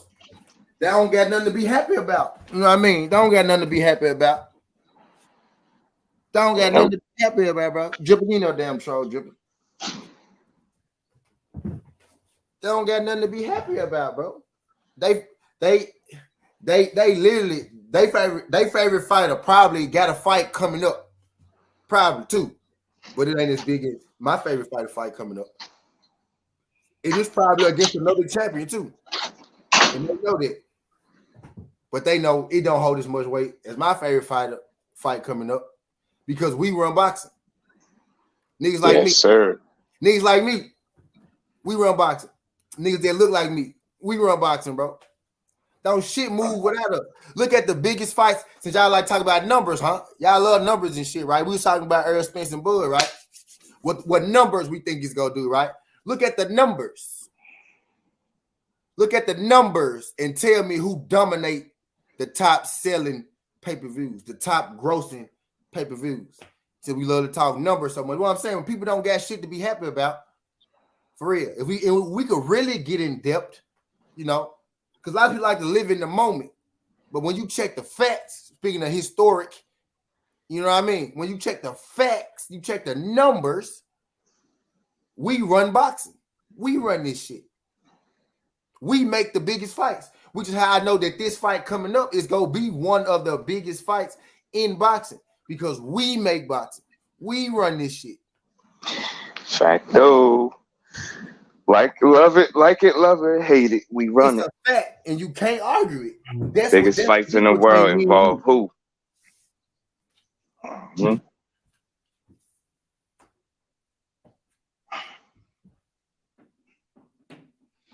You a different motherfucker when you allow yourself to argue the facts. You different. You are different. Bud Crawford ain't y'all fighter. Bud Crawford my fight. I'm taking my fighter back on 17. Fuck you weird ass nigga. He ain't y'all fighter. He our fighter. When you finish with it, he our fighter. Weird ass niggas. You can't use a Bud to put an Earl against me because I think both of them great. I done said 100 times. Don't nobody be Bud but Earl. Don't nobody be Earl but Bud. Crazy ass niggas. Fuck y'all that. Exactly. Don't nobody else. You tell me a fighter that could be one of them. And I bet you he look just like them. Crazy ass nigga. I'm done letting you weirdos think y'all can get off of here because y'all can't get off of here, bro. Name me another fighter that beat Earl or Bud, and I bet you he look just like him. And if you name me a fighter who you think could beat him, I can name you a fighter that look just like Bud or Earl that he running from. That simple. Motherfuckers need help, Teddy, for real. St. Louis said it, yo. You talk to a motherfucker for a little while, let them get a couple thoughts off. You'll see that they really got some type of issues, man. Motherfuckers need help. All the best fighters you can name look just like me, look just like us. You can't put my brother against me. You can't put my brother. He look just like me. All the best fighters you could think of look just like me. The highest grossing fights numbers you could think of look just like me. They look like me. They don't look like y'all. They don't look like you niggas. They look like me. Facts. And I know I'm losing you niggas with that because y'all don't like this shit. Too much empowerment going on over here. Ain't no war going on over here. Exactly.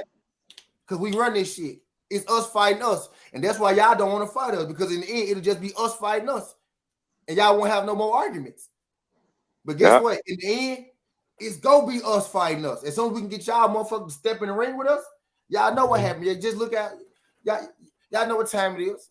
Y'all know what time it is. Whenever y'all step in the ring with us, y'all know what time it is.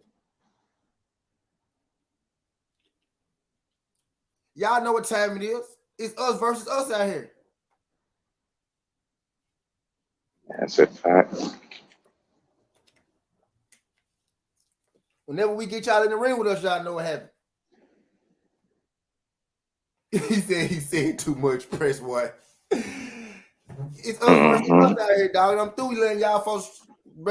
That's why y'all focus in on this. Y'all can't. I'm done. We done with that shit on social. I'm finna make this shit the most. And you see they gone now. Because when you hit the air with facts, they disappear. It's us versus us. You can't name me a fight. You can't name me a historical fight or a big fight. However you want to switch it up. Big fights are different from historical. You can't name me a historical or a big fight that didn't involve one of us or two of us. Fuck you talking about? Or a series you watched of fights that didn't involve one of us. Don't shit get done around here without us. In general, that's boxing or in general. Don't shit get done around here without us. That's a fact. Most folks don't know shit about boxing. You tell people, unless we in this bitch chilling. When you tell people, you niggas ain't gonna last 2 minutes in here. You tell motherfuckers to name their top 3 to 5 fights that they want to see the most and see how much that validate the point you just made. Name them the top 3 to 5 fights they want to see the most. The top 3 to 5 fights they ever seen. Exactly, or that, and see what names come up. That's what it is. You really want me to take down? They really be wanting us to shit on. They want to shit on Earl, which gonna cause us to shit on Bud. Nah, you motherfuckers. Yeah. That's why I really hate when y'all get. Yeah, we making our own narratives. We supporting them. Win, lose, or draw over here. Win, lose, or draw. Because even if Bud win, guess what? Bud still look like me. Just let this wet ass.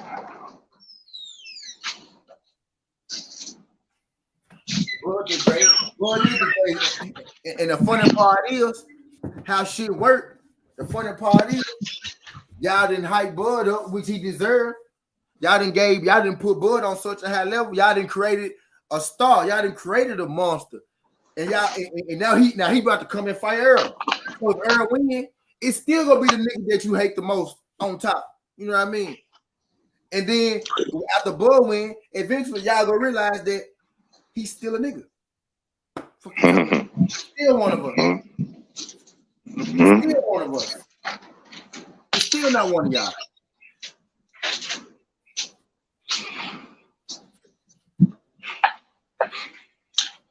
Those are just some of the facts, bro.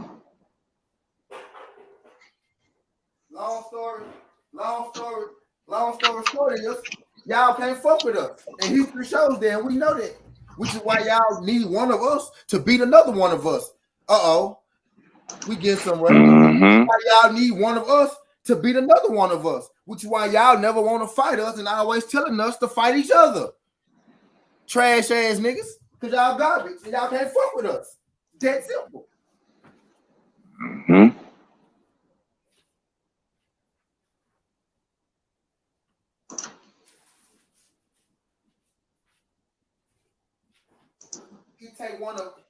It take one of us to be one of us, man.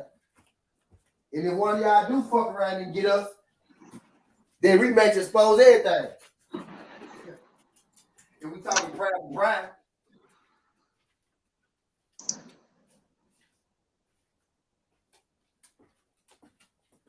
Y'all gonna stop that dumb shit in here. I ain't got rid of all the trolls now. I think I just got real people in here now. I ain't got rid of all the trolls and shit. I knew all that was going on. I be knowing what's going on. I just had to get y'all there. They get up out of there quick. Yep. I just had to get the trolls up out of here. Said, Bud, we crack his if he could be Errol, then move up and be Mel. Right. Exactly.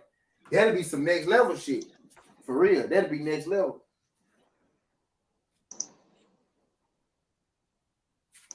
Errol can be all that.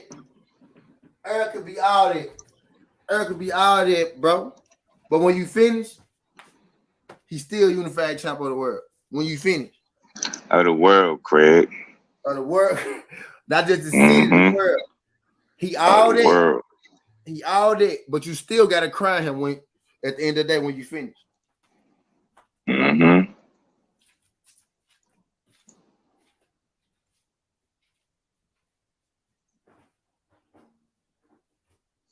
Y'all know a lot about that shit. Y'all know a lot about that shit because y'all got a lot of fighters like that, right? So you should love Errol Spence then. Because a lot of your favorite fighters just like that. Slow, don't move that much, not that good, barely, all that good shit. Y'all fuck with a lot of fighters like that. Most of your fighters look like that. So you should fuck with Errol. You should fuck with Errol.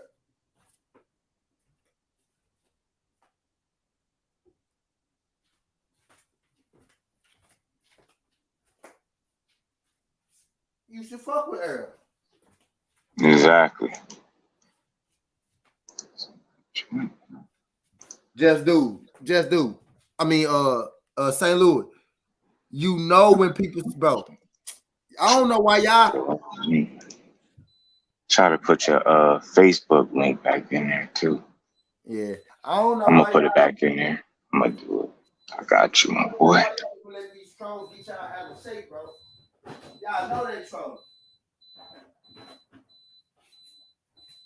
Y'all know they trolling. Y'all know they trolling. They do the same shit that people.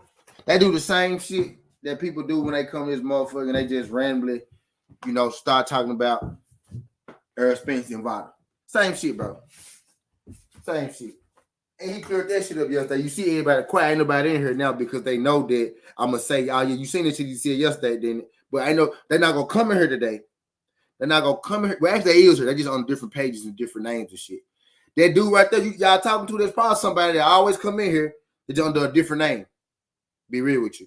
But you see when Errol Spence clear all this shit up, they know where to be found. Errol Spence been talking his ass off this last week. Y'all notice that? Been talking his ass off. He done answered a lot of this bullshit that y'all be spewing out here.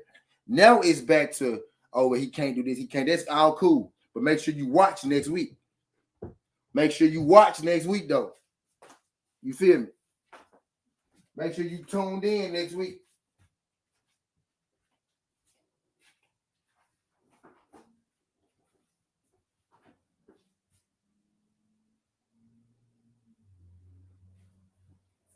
Make sure you tuned in next week, which I'm sure you gonna be, because you ain't got nothing better to do.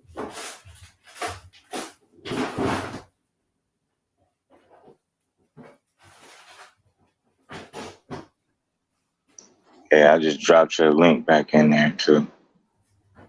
Facebook link.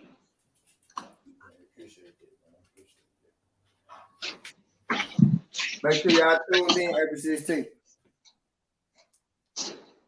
He just spins back the ring smarter than anybody because he ain't in there dancing. They go, yeah, exactly. You know, they be wanting to say that's really what they want to say. They can't call him a dancer, so they can say, oh, well, he got bad footwork. But if he was moving like that, say, oh, he moved too much. You know what I mean?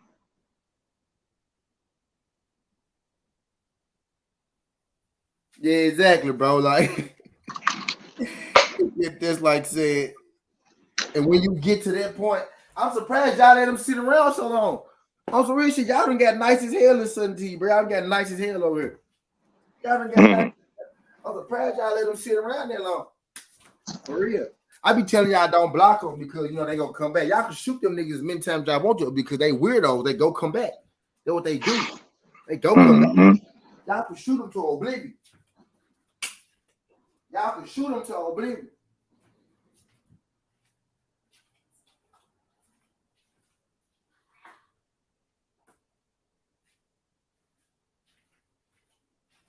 A lot of them folks, the reason I don't be going back and forth with them no more, bro, because a lot of them folks don't even like Bud, bro. They just hate Errol.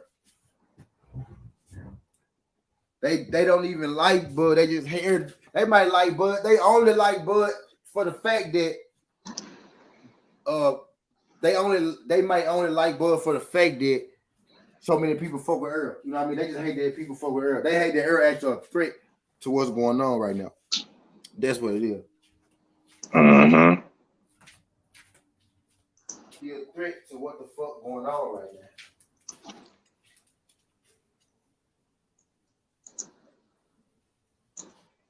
That's what it is.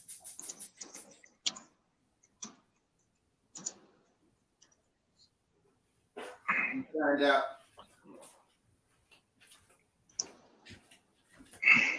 I spot that shit like I spot that hater shit from a mile away, man. Like, this shit from a mile away, bro. I don't think now this really ain't my time. Might be my time now. He said, you know what I'm saying?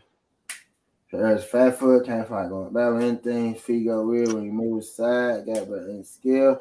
When the edge fight, on time he get beat easily. Yeah. That was.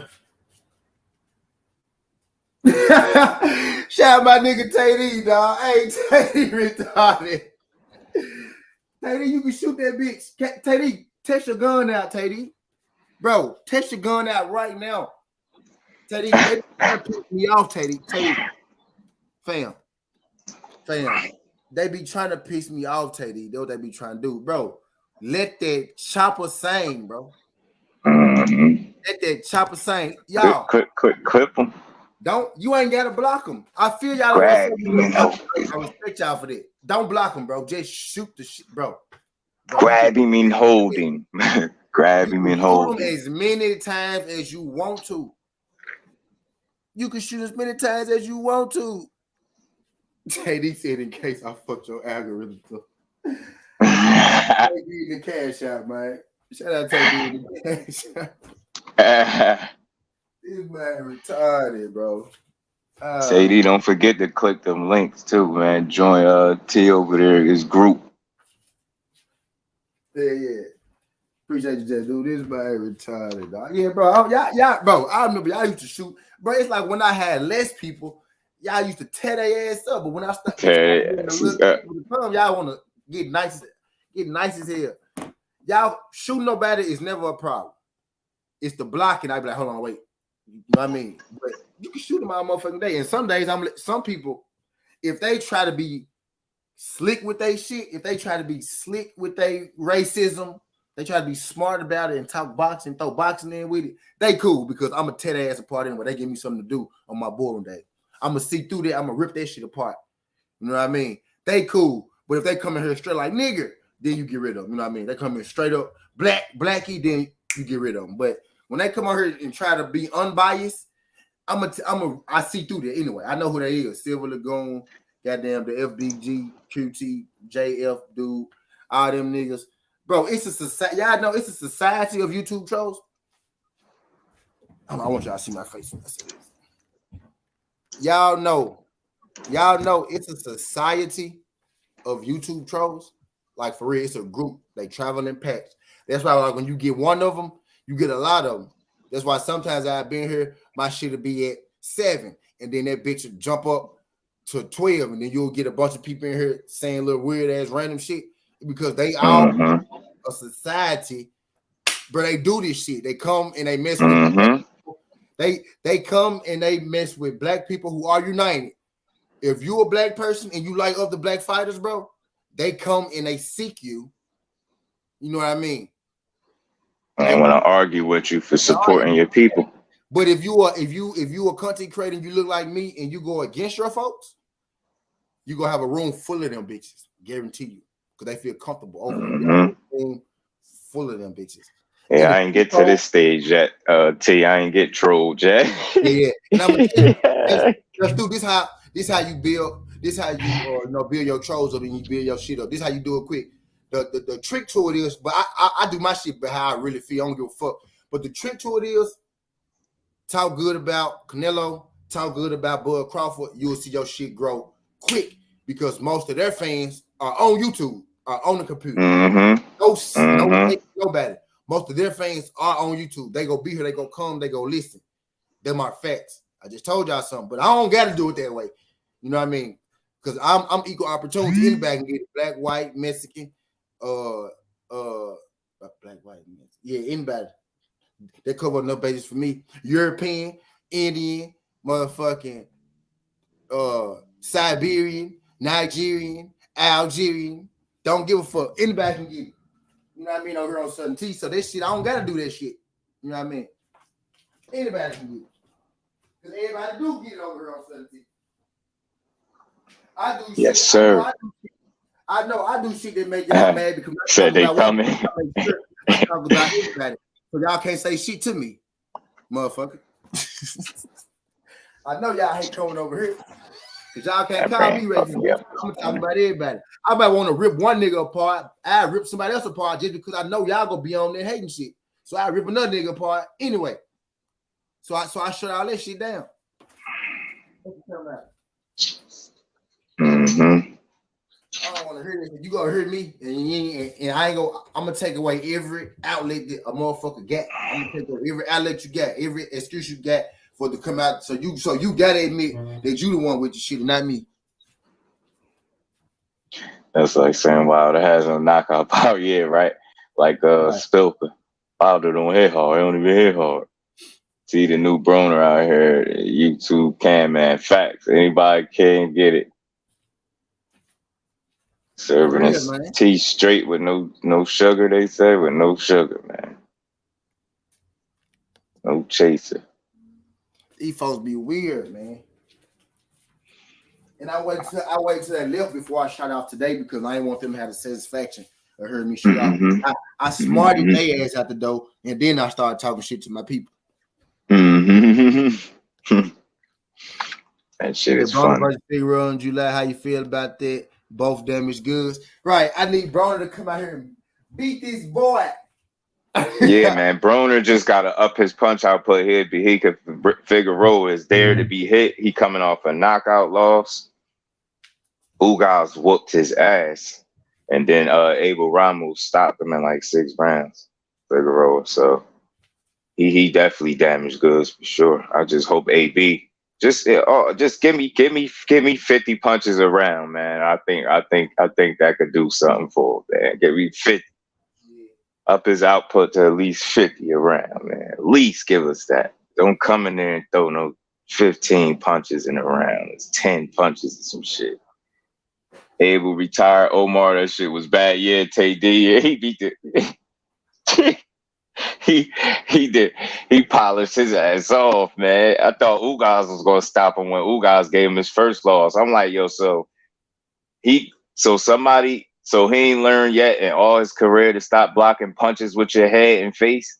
I'm like, yo, this dude crazy. He gonna be concussed in a minute. 50, you asking a lot. Just You talking about Ray? You talking about Ramos? Yeah. Yeah.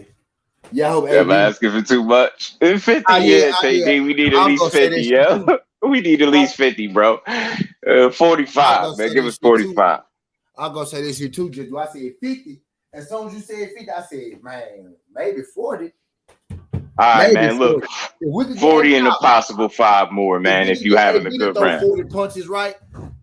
He gonna land about 20 of them hoes. So 40 that's what I'm saying. So, God, just throw the punches, please. Like one thing I still seen with AB, he definitely let that fight he just had be too close, no doubt about it. He let it be way too close. But in the spots where he let his hands go, you see exactly what you need to see. He got enough to beat these dudes. Yeah. But I think, and you know, that Vlad interview revealed a lot, man. I think he still be thinking of that fight with Maidana, man. Like, he got to understand, dude, you ain't even been down since that fight. Like, these dudes ain't even, you don't took back Pacquiao best shit. AB got a chin. You got to trust that. It's like you be not letting your hands go, man. These dudes don't belong having no close fights with you, man. He don't gotta have no close fight with no Omar Figueroa, a dude that get hit with everything. Everything, the kitchen sink, nigga, the furniture, every piece of Omar Figueroa come in the ring and get hit with every piece of furniture in the house, bro. So AB got to come in there and treat him just like that.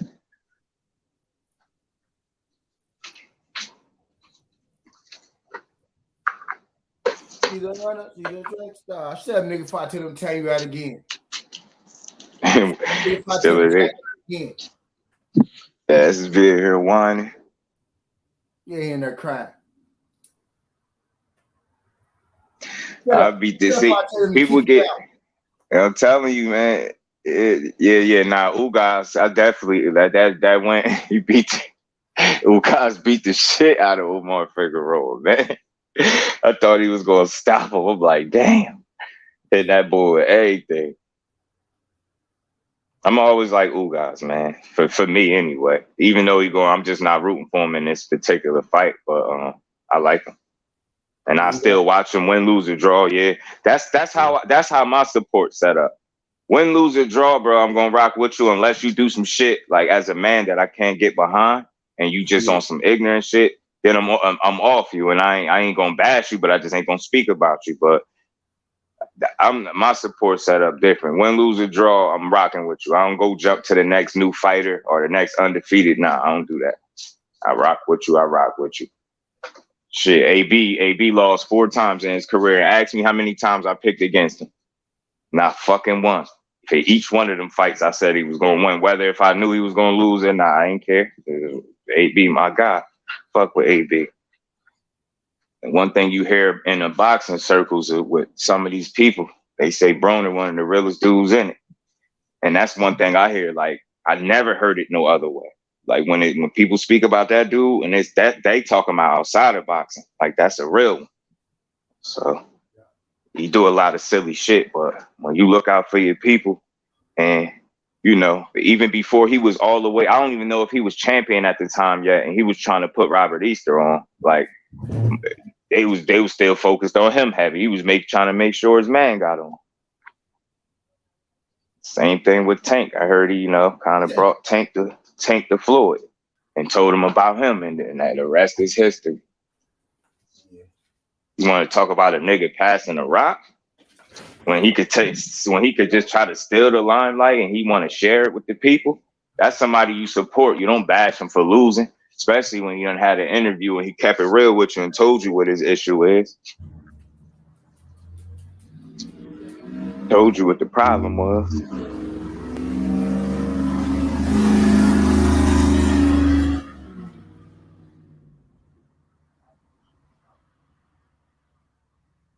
DP, salute, bro. Too real though. Fuck all that street shit. He too old for that. Yeah. Sure. My bad. Ghost, salute, bro. I can salute my boy Ghost in there. That was good, Ghost. I need to run. Cause he come right in with the facts. My God, he come right in with it. Nah, I'm just saying, like that's how I'm gonna salute him, pair. Cause as soon as they start him up, he coming with the facts. He the prime example, yo, Ghost. I gotta give him his flowers. I always give him his crown. You the prime example of facts over feelings, bro. He the prime example of that. Motherfucker want to go back and forth, and you got facts and receipts. Ain't nobody trying to go back and forth when the facts is right there. You go get to the facts and then come holler. Man. Nah, VV, that's cool. Nah, VV, keep that energy. That's what I want to hear. Ugas is tough. Ugas is a champ. Ugas is that nigga. Facts. He got my respect. See, but again, for me, that's how I came up with the name Just Do. I'm gonna start making sure people know that I ain't just randomly come up with no shit. When I speak and get quick little breakdowns in them videos and shit, I always try to the fighter, and I try not to bash at all. Like I just try to call it down the middle. And that dude, he been tough. He you know what I mean? He's gonna always be tough. He can fight. He's going to come to fight. Like it's in no way, shape, or form is Sparrow got a walk-through fight. Errol and Bud. Errol and Ugas now 1 and 2. Bud number 2. 1 versus 3. It got to be 1 versus 2. Lineal is 1. The original meaning of lineal is 1 versus 2. That's the original meaning of lineal. It can't be a linear if Bud not involved. Linear will be with Bud involved because he's number 2 or number 1. He number 1 by the linear ranking, but he number 2 in actuality. They number 1 and 2 by linear and in public perception. So it ain't gonna be Ugas not number 2, he number 3. It can't be from linear. Linear by definition is supposed to be 1 versus 2 in the division.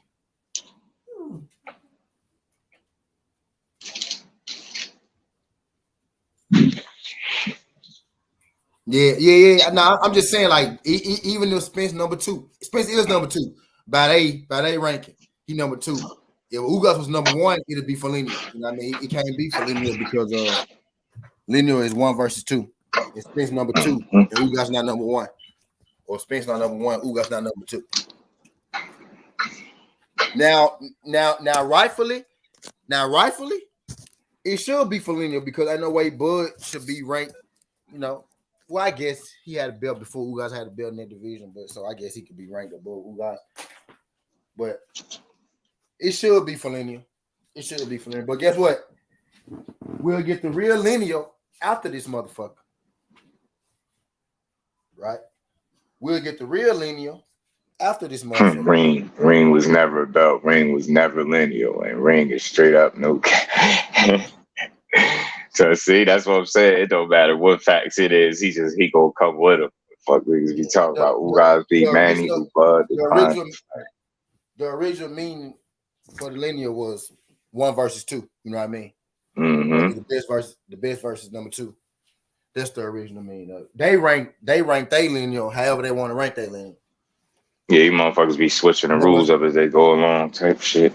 Yeah, but when Ali them was doing the shit, it was 1 versus 2. Mm-hmm.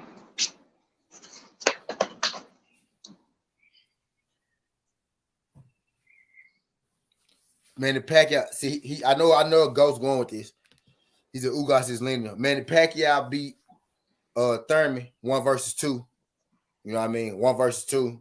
Manny Pacquiao linear. Ugas beat Manny Pacquiao. Is that where you going with that, Ghost?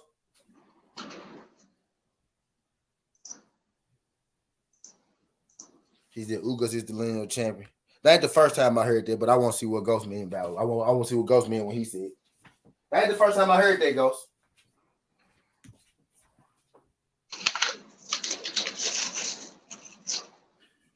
He said Manny was linear, Ugas beat him, which makes see.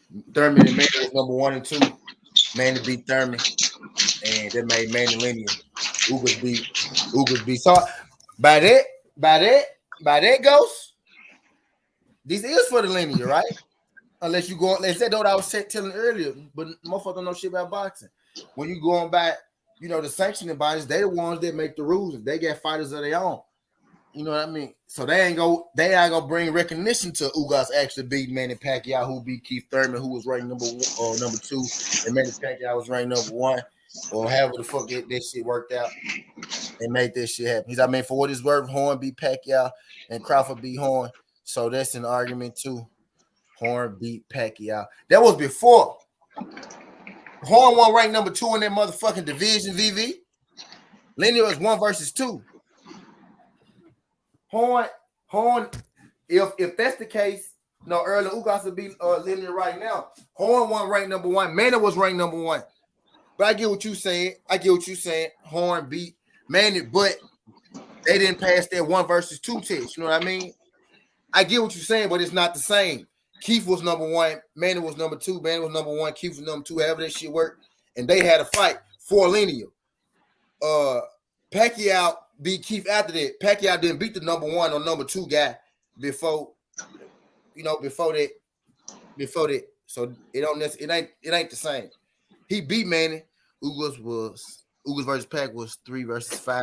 I didn't say Ugas Pac, bro. Where was you at, VV? Where was you at? I said Pacquiao versus Keith Thurman. Pacquiao versus Keith Thurman was 1 versus 2. Let me say this shit a little slow for my GBV. Pacquiao versus Keith Thurman was 1 versus 2. Pacquiao beat Keith Thurman, which was for linear. Pacquiao beat Keith Thurman, which made Manny linear. And Manny lost to the Danish Ugas. I never said Ugas and Manny was for linear. Pacquiao was already the linear. Okay. He said VV smoking that VV. That nigga VV, man. If he talking ghosty, I'm not my business. But hell yeah, it doesn't matter who be man for. He was already 2 belt. Spence and even Bull always above Pacquiao in my opinion, but that's not. Yeah, that's our opinion. We talking about the facts though, you know. Yeah, of course. I feel that way. I always felt that way. Just getting his age, but by they rules, by they rankings, that's what it was. You know, that's what it was. He said that's according to your Ring magazine bullshit. Yeah, to the Ring shit. Yeah, they, you know, according to the Ring, Ugas is linear if you do it like that. If you do it like that, so I do get that. Ghost ain't the first person to say that. He's the first person to say it. And it makes sense. It's hard to argue that when you really break it down, when you get to the gist of it. It's hard to break it down. He said Pacquiao got cooked by Jeff fucking Horn. Jeff is the clown. Yeah, but that was before Keith. What we said. He won linear then when he got beat up by. He was number 1. Jeff Horn wasn't no fucking number 2 though. You know what I mean? I need to run to the store real quick. Yeah, I just looked at my stash. I got one swish. Man. Yeah, I'm glad I had that one. I almost thought I ain't have it. I looked over, I'm like, okay, let's see. I don't got none. I hate it. Get your ass in that ring. Oh yeah, we about to get.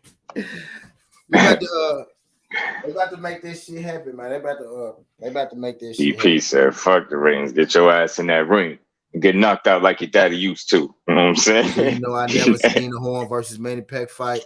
Guess I need to see it for myself. See who really won. Yeah, watch that junk. If you ain't seen it, go watch it. Definitely watch that junk. The thing that gave take this mob Jeff Horn a leg to stand on in that fight was the fact that Manny was a lot. He was bigger than Manny, and he was kind of, I don't want to say bullying, but he was on Manny's ass for that fight. But I still think they kind of gave him a gift.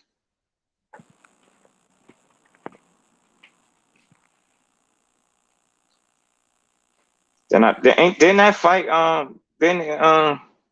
Pacquiao, didn't he make the motherfuckers wait mad long while he came out or something like that? Was that fight? No, Jack Horn walked Pacquiao down in time. Now, yeah, that's why I said I didn't want to say bully. I didn't want to like overstate the fight, but yeah, he was on Pacquiao ass. That's the best way I could put it.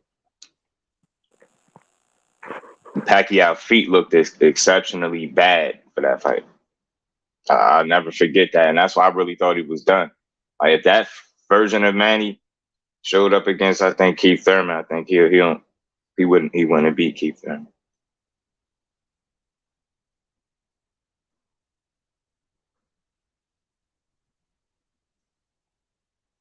Pacquiao never had just no good feet. Goddamn,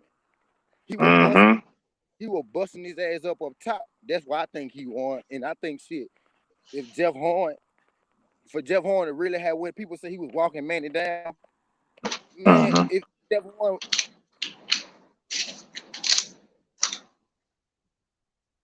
You cut out, T.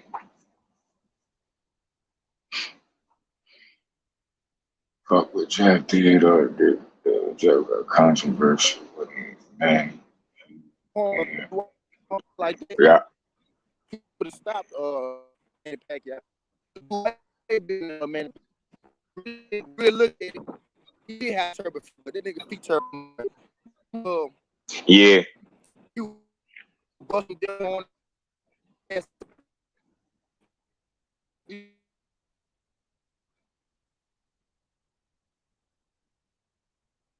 Yeah, Keith was bullshit. He pissed me off when I seen that gambling video. I think forgot who told him. I think AB said he needed to go. He needed to leave, and told him he needed to leave. I think it was AB that said that. Boy, gambling like that. Damn, I think my shit fucking up. Hold on. Yeah, it's cutting out. Hold on.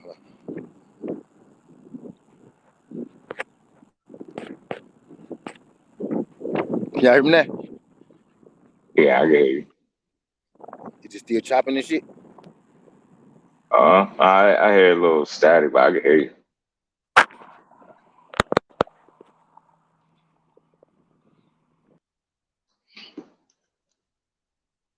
I know for me, when it be doing that static shit, you know how bad that looks, AB. And same clothes on. Yeah, that's what I'm saying. For AB to have to tell you to take your ass home, you know, or you need to go rest and prepare. I just don't understand why would he do that in the biggest fight of his career? Like, why wouldn't he just treat everything the same he been doing, like, and do nothing extra? That man knows chin suspect, he been ducking. Who ducking, Ghost?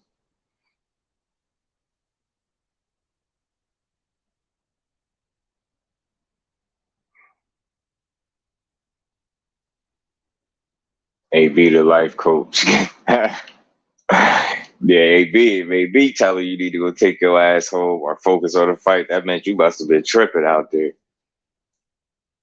Terrence Duck Crawford is one of the most overrated dudes in boxing today. Canelo 2.0 is darker and small. Damn, Ghost, you don't got no love for the TVC, huh? What bothers me most about Terrence Crawford as a supporter of boxing is the way he moves, the way he handles certain business is what pissed me off with Crawford. And his ego, he got an ego like a motherfucker, man.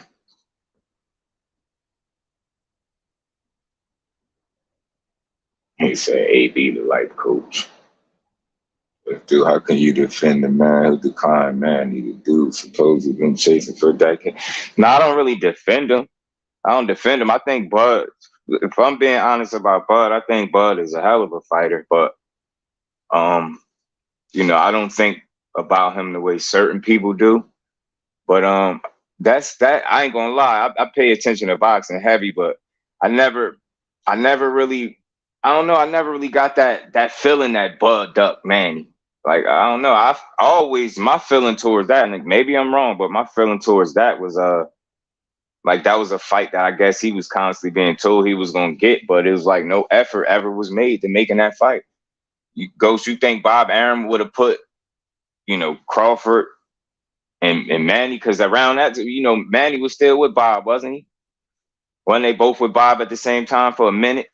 It's like I don't see him throwing him. It's like he knew better, man. Crawford with a dog, man. Yeah, I believe. Yeah, I just believe that's why they never made it. Dude, Bomac on tape saying he declined. Oh yeah, damn, that's crazy. See, I ain't see that. That's why I fuck with you, Ghost, because I really didn't see that. Certain shit get past me. I don't see everything. Certain shit, that one slipped past me.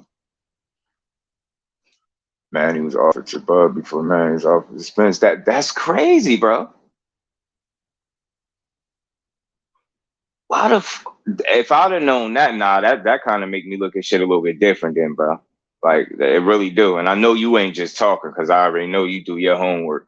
So that's crazy. But I had the actual contract for Manny, and Manny had already signed. Bomac told Bud not to sign on camera. What the fuck? How did that go over my head? I'm mad that went over my head, fellas. I appreciate y'all. Manny Pac was offering a one-fight deal to Mr. Crawford, and Manny signed the contract. That's crazy. I didn't know that, yo. ABF. Bomac boys fucking contract.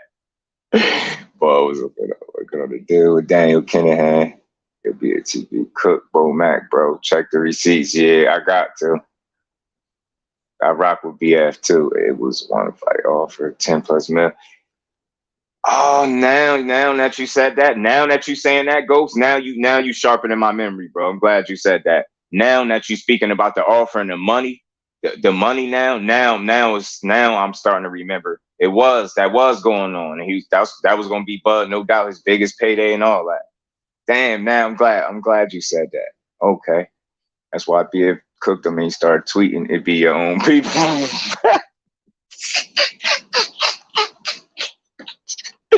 Yeah. Nah, he didn't do that. He said Bomac started tweeting, it be your own people. Bomac said the money wasn't legit or some shit. That's something we need to get to the bottom of before it's all said and done. Hey, Ben Hamilton, salute, man. If you subscribe to the channel, if you're not, bro, appreciate you. And click, I don't know if the link's still in here, the T Facebook group. If you got a Facebook, you want to try to follow his group over there on Facebook too. Yeah, I'm telling you, he is St. Louis crazy. Bomac was on some bullshit. They came, like AJ talking about proof of funds. Oh, nah, yeah. Damn, that. See, I'm glad you saying the right shit. Now you sharpening. You making me remember some shit, because I definitely remember that 10 million shit and a percentage of pay-per-view. So that really didn't happen. What the fuck? I'm confused. Like that just threw me for one. I ain't gonna lie to y'all, man. I don't know what reason would you have to question the funds? Like that throws me right there, yo. Bomac crazy, bro. Let me find out he the one that Crawford should have got away from and not Bob Arum, bro. Because that's what that sounded like to me, man. Because the whole time for me as an individual, my thought process behind it is Bob Arum was never gonna give Crawford a Pacquiao fight. That's how I took it. But now when y'all saying this, and now I'm remembering some of this shit as you saying it, it's like, is Bomac the one that need to get the fuck away from around Bud or what? Like, you know what I'm saying? Because I thought it was Arum holding that fight. I thought they was kind of like waving that in his face, hanging that over his head, constantly telling him he was gonna get the fight, and I just felt like it didn't happen. But see, I see I'm wrong today. Let me tell you the reason the nigga got dropped. I mean, shit. Yeah, he did. Yeah, that makes some sense. But it's like, yo, I don't know how y'all look at Bud. I always thought Bud would have destroyed Manny because he make too many mistakes, and I feel like Bud is a safe, and he could be safe when he want to be safe. He know how to fight a safe fight. Yeah. For me. Yeah, me personally, I never thought Manny would have beat Bud Crawford. Not when it was like discussing him fighting. Ever at no point did I ever feel like, yo, that I just didn't feel like he skilled enough to beat him. In my humble opinion, I think Bomac is Bob's plant on the team. Yo, he might be, bro. Cause I ain't realized that he told that man not to sign no contract. It's like proof of funds. You sound like them other dudes hating on Al Heyman, talking about they don't know where he get the money to pay his fighters from. Like, bro, why do it matter? Sign a contract, get your fighter in there and get his ass beat. I'm like, where the money coming from? That boy Y'all do your not what boy they favor. claim he is. Y'all do your boy a favor. Y'all hit that like button if y'all ain't hit that like button yet. Greatly appreciate it. Hit that One like thing I button. will say to that Ghost that you saying, I will agree. I will attest to that. I don't think he is fast as he was at 140. I really don't. I really don't think so either. And I definitely think he's getting older. Yep. There ain't nothing wrong with it. Yep. Yeah, it ain't. It's like that's why I know he's still a great fighter, because he's still able to kind of navigate through where he is some type of slippage there. I don't want to use the word slippage, but he ain't the Bud Crawford of young, should I say that? Like, he definitely ain't the 140 Bud Crawford. Unscripted virtuoso, salute, yo.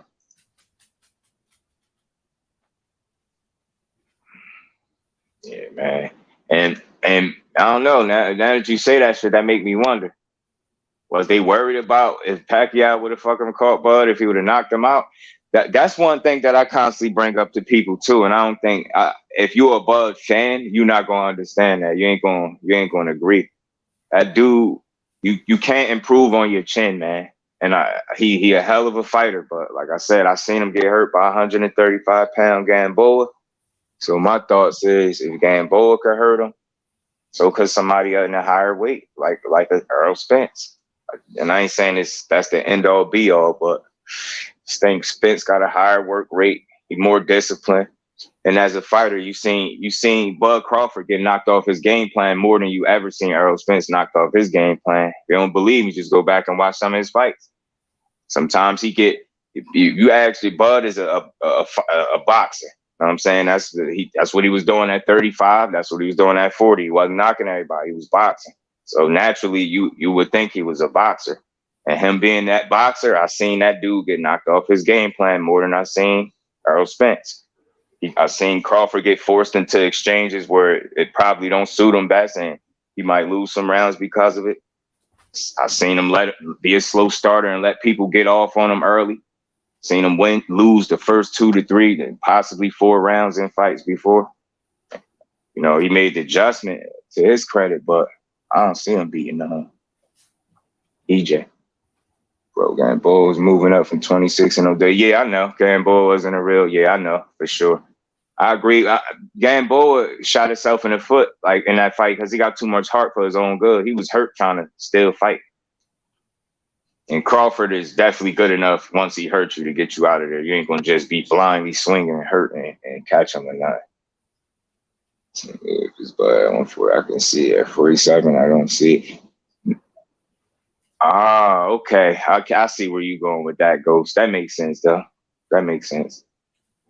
Yeah, at 40, because you know what performance I go back to at 40 that was just like real clean for Bud, and I don't think he had like no issues in the fight at all. He kind of cruised. Victor Postal.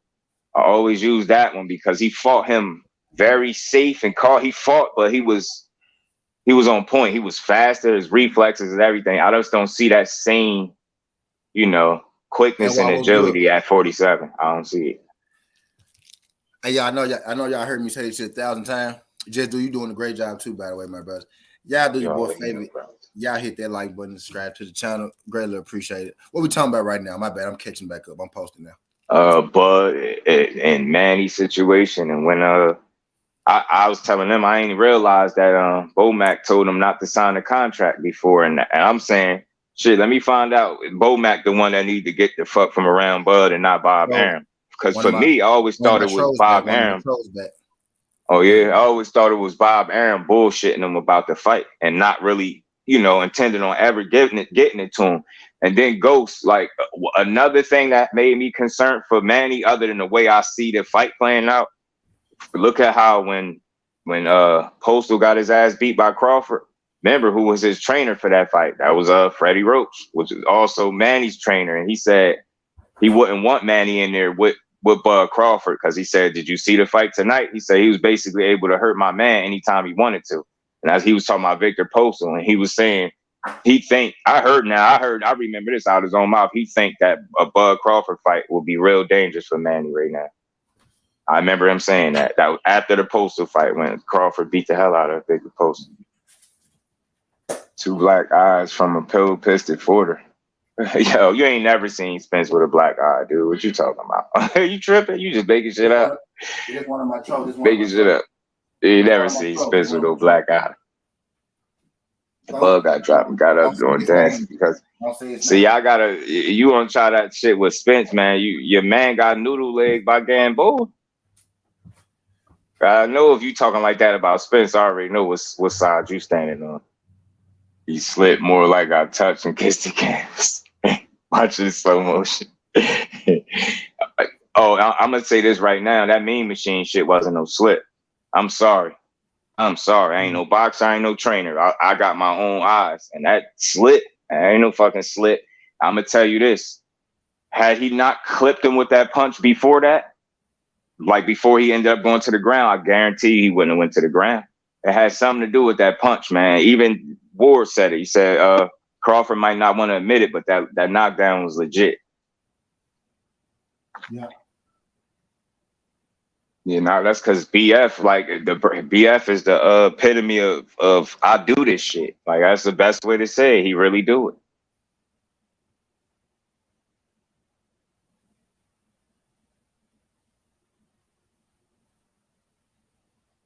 Like that's the best way to say it. He really do it. Okay, I'm turning now. Okay, I got to work on all my shit. I'm just. I ain't gonna retro. I'm finna be back. Nah, you good.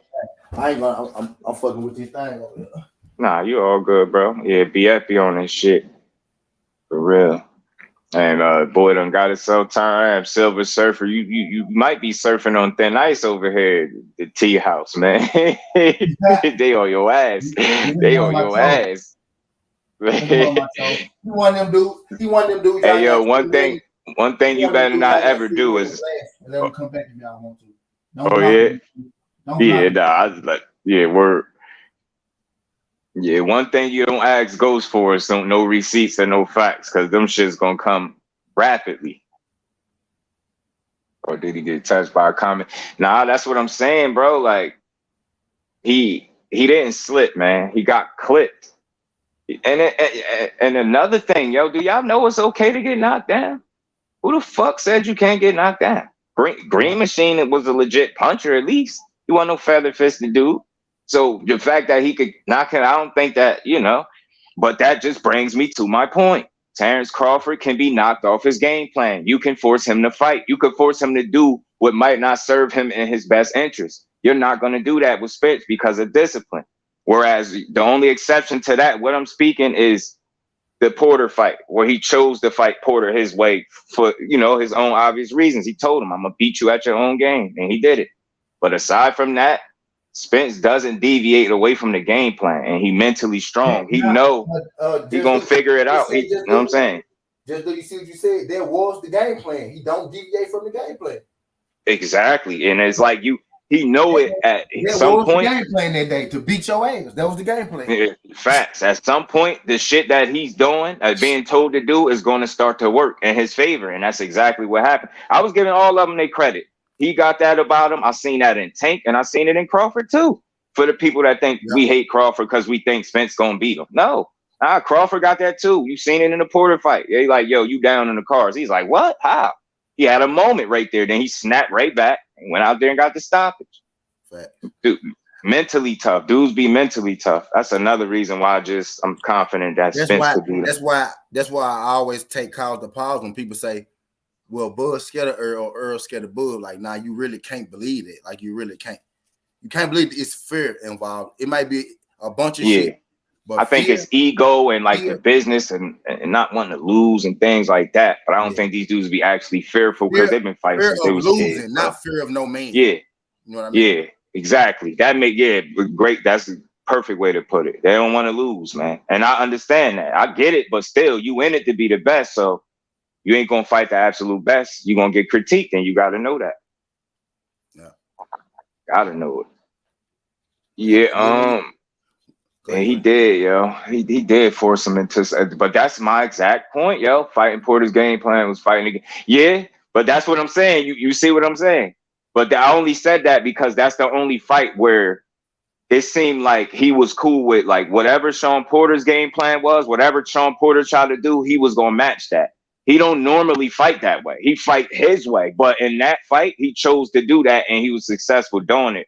That's what made it, impressive to me. And I think he doing it that way made the fight more competitive than it needed to be. And it's all good because if I could beat you at your own game, I'm gonna do it too. You ain't gonna have nothing to say after that. When the bell ring and it's over, I fought you right in your wheelhouse. I allowed you to do what you do best in a lot of spots, and you still couldn't beat. So that's saying a lot about Spence, and it's telling you something also about Porter. As good as he is, he was never gonna beat Spence ever. There was no game plan he was gonna come up with that he was gonna beat Spence. Porter down fight inside.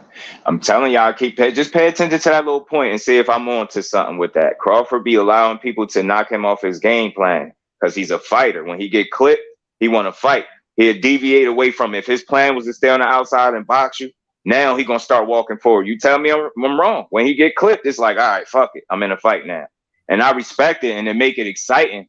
But there's levels to that, and you got to know who you can do that with and who you can't do that with. It might serve him best to stick to his game plan against an Errol Spence because he clip you, and then you just all of a sudden, I just made up my mind, I'm going to just walk forward, and you think you just going to land big shots and like how you get people out of there, that you're not going to do that with him. That's going to go very bad for you. And I also feel like him switching southpaw would be the beginning of the end the minute he do it.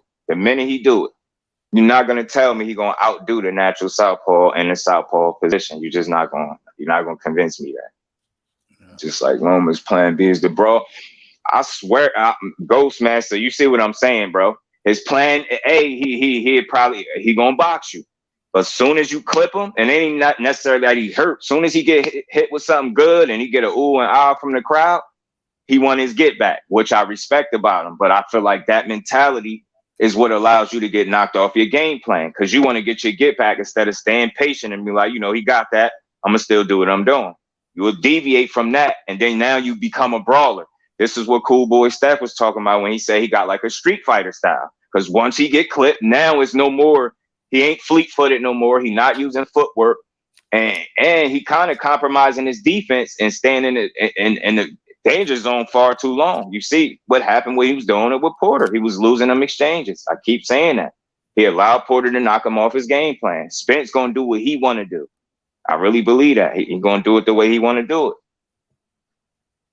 His arrogance. It's his arrogance, Ghost. I told you his ego and arrogance will be his undoing. I'm telling you, he's a hard-headed, stubborn fighter. And that's not like nothing to disrespect him.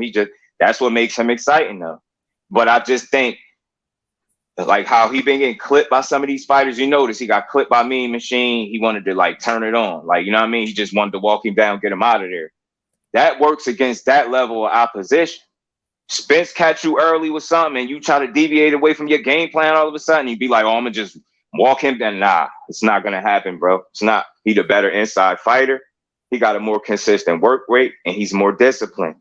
And he got great timing. So the speed that people keep saying Crawford got over him, go back to Vernon Forrest and Shane Mosley and tell me who was the faster fighter, but tell me who won.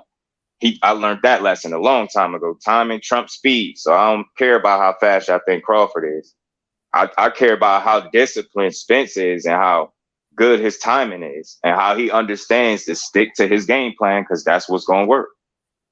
The way Spence fight, he'll be able to fight like that for a long time. He'll be able to fight like that for a long time. Probably for as long as he want to, he'll be able to fight like that because he's not doing over movement.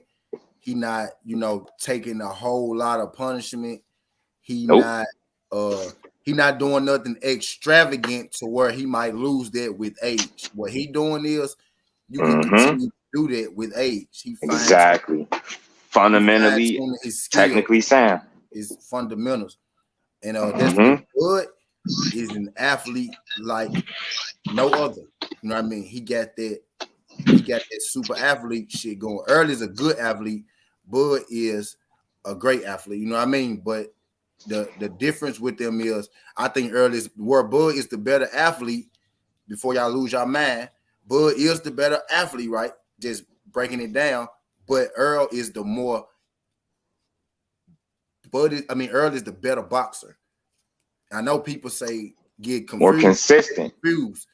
but athleticism, Bud more athletic, but Earl is the better fundamentally sound boxer of the two. So yes, he is. Where Bud's strength is, he's a good boxer. It's not how he win the fight. He boxed you, he end up stopping you. He gonna have to get in a boxing match with Errol Spence, who in this case he's a better boxer. Bud is a better athlete, but I think the stuff that he does well is against Errol Spence is going to be nullified. Like the stuff that Errol does well kind of nullifies the stuff that Bud does well in this. Like I think Bud's best chance to win this fight is going to be to stop Errol. You know what I mean? Which hasn't happened much. But I think if it's a boxing match, I think Errol Spence is going to win the boxing match and possibly stop Bud late. But I think if Bud's going to see himself victorious in this, I think he's going to have to stop Errol, not outbox him, which he's used to doing. Me personally, that's how I see it. And what people need to understand when we speaking on Bud, that's like it's like a tale of two different fighters. Him at 140 is not him at 147. Those two dudes don't fight the same, in my opinion. Now, don't lose your minds and think I say they two different people, but his approach is totally different, especially with the fact that he feel like he grew into 47 and he a knockout puncher. That's kind of how he approached the fight. He start out boxing, he get clipped, and then his plan B, I'm going to just brawl it out. And at that level of competition, he's been successful in his work thus far. But I just think if he thinks that is going to work against Errol Spence, maybe I'm wrong and I'm cool with being wrong. I can't always be right, but I just don't think that works against Errol Spence. He's going to have to do a mixture of things. You're not going to be able to just stay on the outside. You're going to have to fight. You really going to have to fight. And how many of y'all really seen Bud fighting the inside? He really don't do it. Look for my lighter, y'all.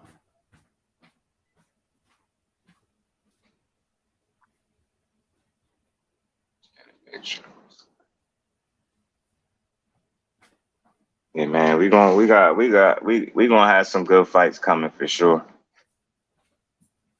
I think this one is good as done, y'all. I know I'm probably in the minority with that.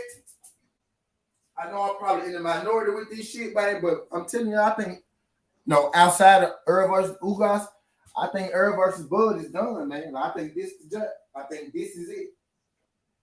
You know what I mean? Yeah. From what I'm getting, you know what I mean, from the field that I'm getting, from what I'm hearing, through the tea leaves and shit, Mm-hmm. I'm hearing good news. I'm hearing shit that I want to hear. Yeah. I'm hearing shit that I want to hear. Yeah, like we were saying. I ain't overlooking.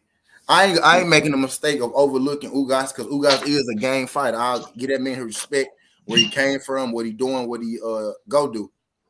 This is the worst time to meet Errol Spence right now. If you're a boxer in the welterweight division, I think right now is the worst time to meet Errol Spence. He more locked in, he more focused than he ever been. Errol used to be a drinker and a party and all that. He was still undefeated even then. Now y'all let this man get his life together, let him get his life right.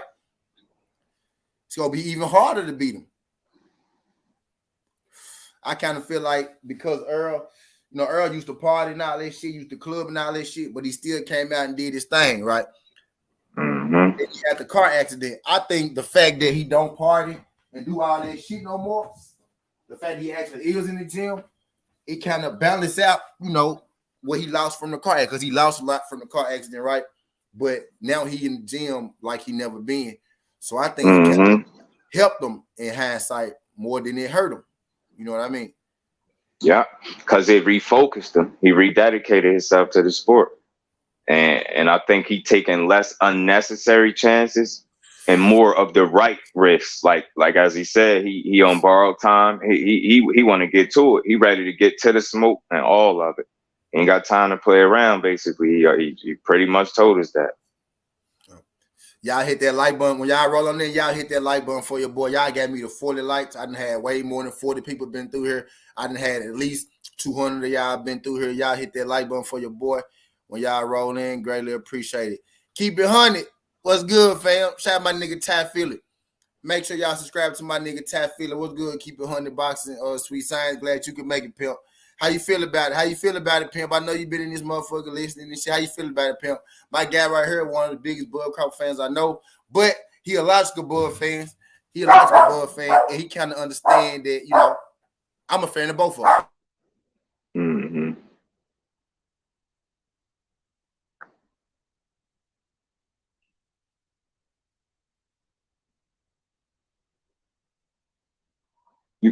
You on mute, T? Oh, all right.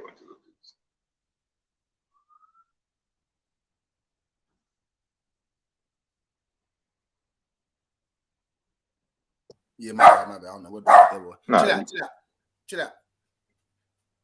I don't know what the fuck that was. But hell yeah. So, baby, going on.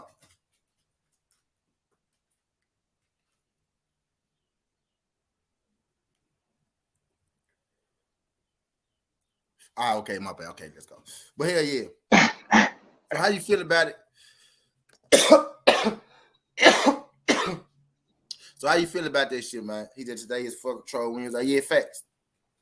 What's that about the Buzz situation? This shit really making, like, what we doing right now really making them mad because they thought that, like my guy just said, they think we Bud haters over here. But nah, we ain't Bud haters. Yeah, y'all tripping. We just want to see a good fight. That's all it was. Yeah. And now we're about to see a good fight. Motherfuckers can't stand. It's too much. And for y'all, the people that think we the haters, man, I'm gonna keep saying this till people get it. That man is 38-0. No, I didn't see every last one of those 38 fights. I seen well over half of his fights. I've been watching Bud for years when he used to have hair. In none of those fights, 38-0, what did I ever root against him? And not any fight that I've seen, even against Spence, when this finally get made, I'm not rooting against him. I just think he's gonna come on the short end of the stick. That's what I think. If I'm wrong, I'll come up here and say I was wrong, Bud got it all. But I wouldn't be surprised because we talking about two great fighters. Fact. This is not no, and when I lean towards Errol, that's 50-50 in my eyes. It's not like no, 70-30. No. Bud is that dude too. That's why we want to see it. Take two fighters to make a great fight. Fact. Not just one. If this fight won so easily, evenly matched, if this fight won, if I didn't think this fight was gonna be competitive, I wouldn't be pushing for this mother. I won't be talking about either of these guys. People think I want to see Errol versus Boo, or I want to see Jamal versus Canelo, or I want to see Plant Benavidez because I think a certain fighter go win. I want to see these fights because I don't know who go win. It's a difference. Exactly. It's a difference. If you really keeping it real, if you really been here, if you really know, I got my fighters, I got my picks, but I want to see good shit. If you know me, bro, I don't hate on nobody that ain't doing good. Like, for a prime example, I used to be real hard on Russell Westbrook coming up about the way he played and shit. Not because he sucks, because he was good, but nigga, you could be better. You could be doing more than what you're doing. If you bad, I'm not even gonna talk about you. I'm not even gonna care enough about you to even consider you, a bad player, because I'm not gonna give a fuck about you. But if you stand out, you are, people ask more shit of you. When you are one of the top people at what you do, Bud Crawford, people ask more of you when you are at the top of your game. That's what it be. It's not. If I didn't fuck with him, if I didn't think he was good, I won't be talking about. You don't hear me talk about Rocky Field. You don't hear me talk about Ricky Burns. You don't hear me talk about Ocampo. So I just did there. You don't hear me talk about. You don't hear me talk about average fighters. I talk about the best. Bud is one of the best, and I'm happy about it. We can have an argument now about Errol and Bud, because guess what? Because I feel like it's a real thing now. Because I'm telling y'all, this shit is tiptoeing. It's around the corner. Y'all hit that like button for your boy. If y'all, it's 20 people in here. Y'all leave out of here, hit the like button, come back in. I mean it, like, for real. I want y'all to leave out, hit the like button, come back in. He said Campo was a good fight a couple weeks ago against. I know that, to be for real. Why do you think I said him, Vivi? I'm glad you brought it up. Just do. Did I not bet against Campo? Facts. Did Campo not blow my shit?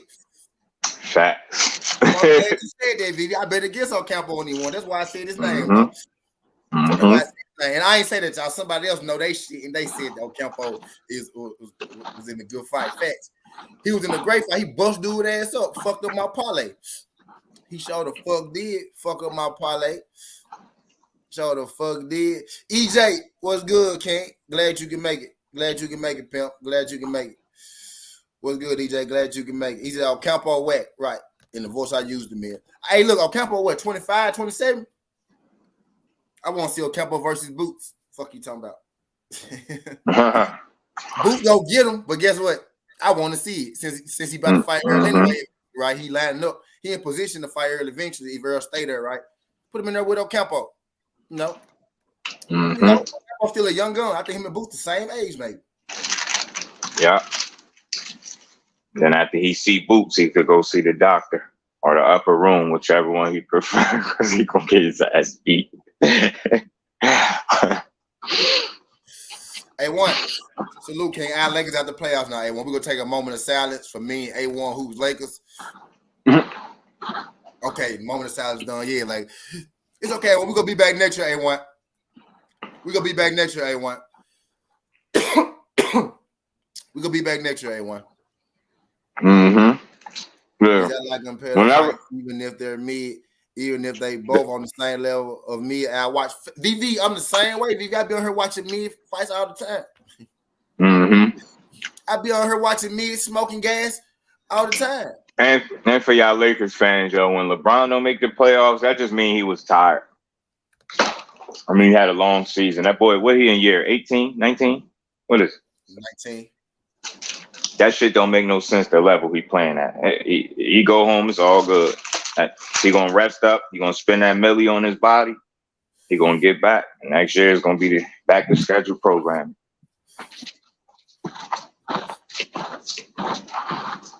VV ain't got no ring. Oh yeah, I did take VV rings that day. Shout my nigga VV. I got you, VV. I got you, VV. I got you, VV. He said LeBron did right. Yeah, facts. Man, look, that's what I'm saying, man. We got greatness. Like just speaking of LeBron, we got greatness going on right now, man. We got LeBron, we got Bud Crawford, we got Errol Spence, bro. Like, I don't know if I was one of the first people to say it, but I kind of feel like I was because I'm getting a lot of people come to me and asking me shit on this situation. You know what I mean? So I'm starting to feel like I had to be one of the first. But I'm telling y'all, I can't promise y'all that. Matter of fact, I'm almost ready to promise y'all that this fight gonna happen, just for the feel. But I can't promise y'all that this one gonna happen. But I can promise y'all, Bud will be fighting on that PBC side of the street. And I'm just saying, y'all, if Bud is fighting on that side of the street, why wouldn't he fight Errol Spence? Y'all get what I'm saying? Errol saying he want to fight. Bud saying he want to fight. Bud going to fight a PBC fighter. Whether he gonna sign with him long term, I don't know. People like, you know, is Devin Haney signed with Top Rank? Officially, hell yeah, he signed with Top Rank. Unofficially, officially, you know what I mean? Hell yeah, he signed with him. Bud could be doing some of the same shit, you know what I mean? Unofficially, officially, he got to give him 2 fights. So, or not yet, he ain't got to give him no fights yet. He ain't signed on the dotted line.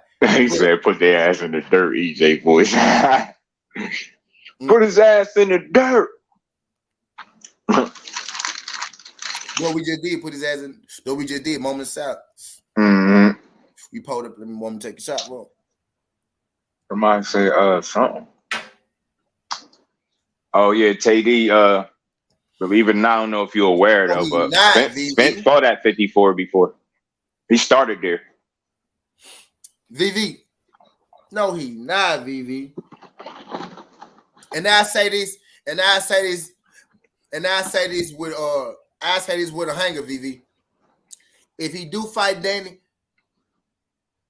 he ain't fighting Danny next because Errol don't want to wait. Errol ain't waiting 2 fights. He fight Errol next, man. He fight Errol. And then Danny Garcia just said he not fighting Bud.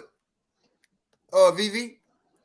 Nah, Danny said he didn't know shit about fighting Bud. Though he said I ain't know shit about that. That's what Danny Garcia said. You know what? Danny Garcia, I got to call Cap on that one.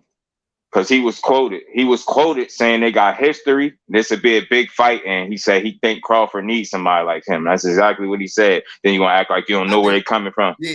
I think he talking Not about... you. Danny is full of shit. Yeah. No. I'm saying Danny was talking about recently. He like, I ain't know shit about this. Like, I ain't know shit about it.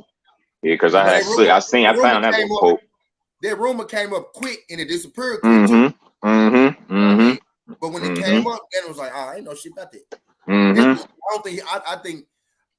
don't think he was talking about back then. And then the difference between him and Keith Thurman, he's saying he don't know what's up. The last thing I heard Keith Thurman speak on, he said, like, you know how to get in contact with him. He said he don't care how many interviews you could do 100 interviews. He said how we gonna do business as fight? Send me the contract. And that was in reference to fighting Terrence Crawford. Just because you my nigga VV. But Bomac said that, but Bud just came out recently and said that he ain't doing shit Bomac, unless he see Errol on the list. Bomac a fat fuck too, man. Fuck him. You on bullshit. Right? I just found out he the reason we ain't get Manny and VV, the powers that be want to get Danny or Keith in the mix so they can maximize their shit. But the way Errol and Bud thinking is, Bud is saying he'll fight the 2 fights, but he want Errol to be on the list. Errol saying is, I don't want to fight nobody else but Bud. Bud will be my last fight at 54. Bud saying, I'm not fighting nobody unless Errol name is on that paper. Now, some people feel like he's talking about Errol on the list too. I kind of feel like he want to fight Errol first, is what I feel like. I think so too. I think everybody trying to give him. I think the powers that be want him to fight Keith Thurman, maybe Danny. But I think Bud thinking, nigga, I'm finna fight Errol, or if I lose to Errol, I'm moving up and I'm finna fight Jermell. That's the type of time I think Bud on. That's the type of time I think Bud on. I'm interested to see, because if this dude, how many years it took Bud to grow into 47? 4, 3. So with that being said, he's not that big a dude, and it's okay. He came from 35. It's all good. Now don't pass the one. We talking about your boy today, Monica. Don't pass. If he go, she said, if it took him 4 years to acclimate. Nah, I don't want to say acclimate. That's the wrong word, because he already. I want to say get comfortable, fill out, and grow into the weight class fully. The link, VV. If it took him 4 years, just based off that, and him not just being a really big dude. You think going to 54, you think his first fight at 54 should be a Jermell Charlo? I just don't think so. I like that. I think with right now where he at in his career, to be real talk, Bud already said, bro, I ain't fighting to my late 40s. Yeah, he did say that. Really, I think without saying it, Bud really like, bro, Bud got about 2 fights. Like Bud want 2 bags, bro. You know what I mean? I think he want 2 bags. And it might want 2 Errol bags. And then look, the way I'm looking at it, Bud really is a 140 guy. He a 140 guy, bro. It's coming up to the play, right? So if he lose to Errol at 34, 35, I'm not knocking it. I don't care. Not, you still one of the best ever. You still cold. You still one of the coldest niggas I ever seen. Exactly. I don't care. Then if you go up and try to beat Jermell, you lose to Jermell. I don't give a fuck because you a little dude. I'm going to respect it. Exactly. You really fight at 140, 135. You a little dude. Yeah, that's why all I'm saying. You can lose to what I'm saying. Yeah. You can lose to Earl. I wouldn't give a fuck. Would not change my view. No, if you beat Earl though, nigga. You the nigga. You more the dude than we already thought you was. If you beat, say it again, just dude. Could you say it again? Yeah, you gonna be more the dude than we already thought you was. Like that's why I keep saying we're not haters of Bud, yo. This is 30. That man had 38 fights. This would be his 39th fight if his next fight was Spence. That'd be the first time we we picking against them, and not so much against them. We just favoring the other guy. I want to be clear on that. You're not rooting against Bud. You're not watching the fight like, I hope he lose. Like, no, I just think he's gonna lose. That boy one of the best today, Ghost. I don't care how you slice it, dog. Who that? He wanted Crawford. He said, Bud. He wanted the best today, dog. I don't care how you slice. I know he really is. I just do that because I gotta give him his just due. I can't like, you know, if he was shitty, somebody would have exposed that by now. You know what I'm saying? And I ain't saying he fought the best level of competition, but I'm just saying, obviously, he belonged at the top because ain't nobody else been able to beat him. So you get what I'm trying to say? He deserved to challenge himself against Errol. That only makes sense. He's shown us time and time again, them lower level dudes, he gonna always beat their ass and stop them. So it's like his only next fight is the man with the straps, or the man that's gonna have three of the straps, whether that be Spence or Uga. The winner of this fight is the best of our generation. No Floyd, Manny, not saying Canelo, he on steroids. Y'all can argue Manny, we can argue Manny, but he never got caught. That's my dying day. How I feel, y'all know how I feel about that. Besides Floyd and Manny, whoever win this fight is the best fighter of our time. And Jermell got an argument, and these two guys got an argument. Jermell got an argument. I think Cool Boy gonna have an argument when it's said and done. And I think when it's said and done, depending on how it go, maybe so. David Haney, Shakur Tank, one of them three, because they're gonna have to meet each other. I ain't letting them get away. I got something like that. I ain't letting them get away. Letting them get away. Just to highlight this for the people that might not been paying attention, Spence is on his third champion for the third belt. And if he fight Crawford, that'll be 4 champions that he had to beat for their belts. He ain't get no vacant title or no handouts. He did it the right way. That's cleaning out the division. Now I want to hear, what about Boots? Because Boots ain't part of their, you know what I'm talking about. Boots in it, you know, he a little generation right after Errol. They still here, but he ain't part of Errol class, is what I'm saying. So if he don't, you know, fight Boots after fighting Crawford, I'm not gonna look at him crazy. But if they at 54, then I'm gonna expect at some point they're gonna meet. That's why I see that fight happening. If it ever happened between Spence and Boots, it's going to be at 54, not at 47. It might be, and I think it's going to be at 160 if Earl and Boots fight. Because I think it might be. It might be right, bro. Be at 147 a couple of years, and I think Earl ain't going to be at 54 a year. But Monica, to answer your question, this is me. This is my field from what I gather. The powers that be wanted to put Keith Thurman in there. And if Keith Thurman not comfortable, this is my feel, right? They want to put Keith Thurman in there, but if Keith Thurman not comfortable yet, if he want to fight a little later, then they'll slide Danny in there. Which is why I'm saying, fuck it, just dog. Which is why I'm saying Danny really didn't know, because he really didn't know. You know what I mean? He really didn't know. Thurman, you done for now. How's that be want Thurman to be the fight? How's that be want Thurman to be the fight? I want to fight a little later in the year. So they throwing Danny because Danny is he a big name, good fighter. Throwing me like, oh shit. You know what I mean? I'm kind of chilling type shit. But I think the type of time Bud on, like, I think Bud and Earl on some shit like, because I really think they talking to each other. I think Bud and Earl on some shit like. Not to cut you off, remember, T? They said they had a conversation. Remember before all this bullshit? Remember, and Bud posted, and he said, he said it out his mouth. EJ is a cool dude. We both agreed that the fight is going to happen.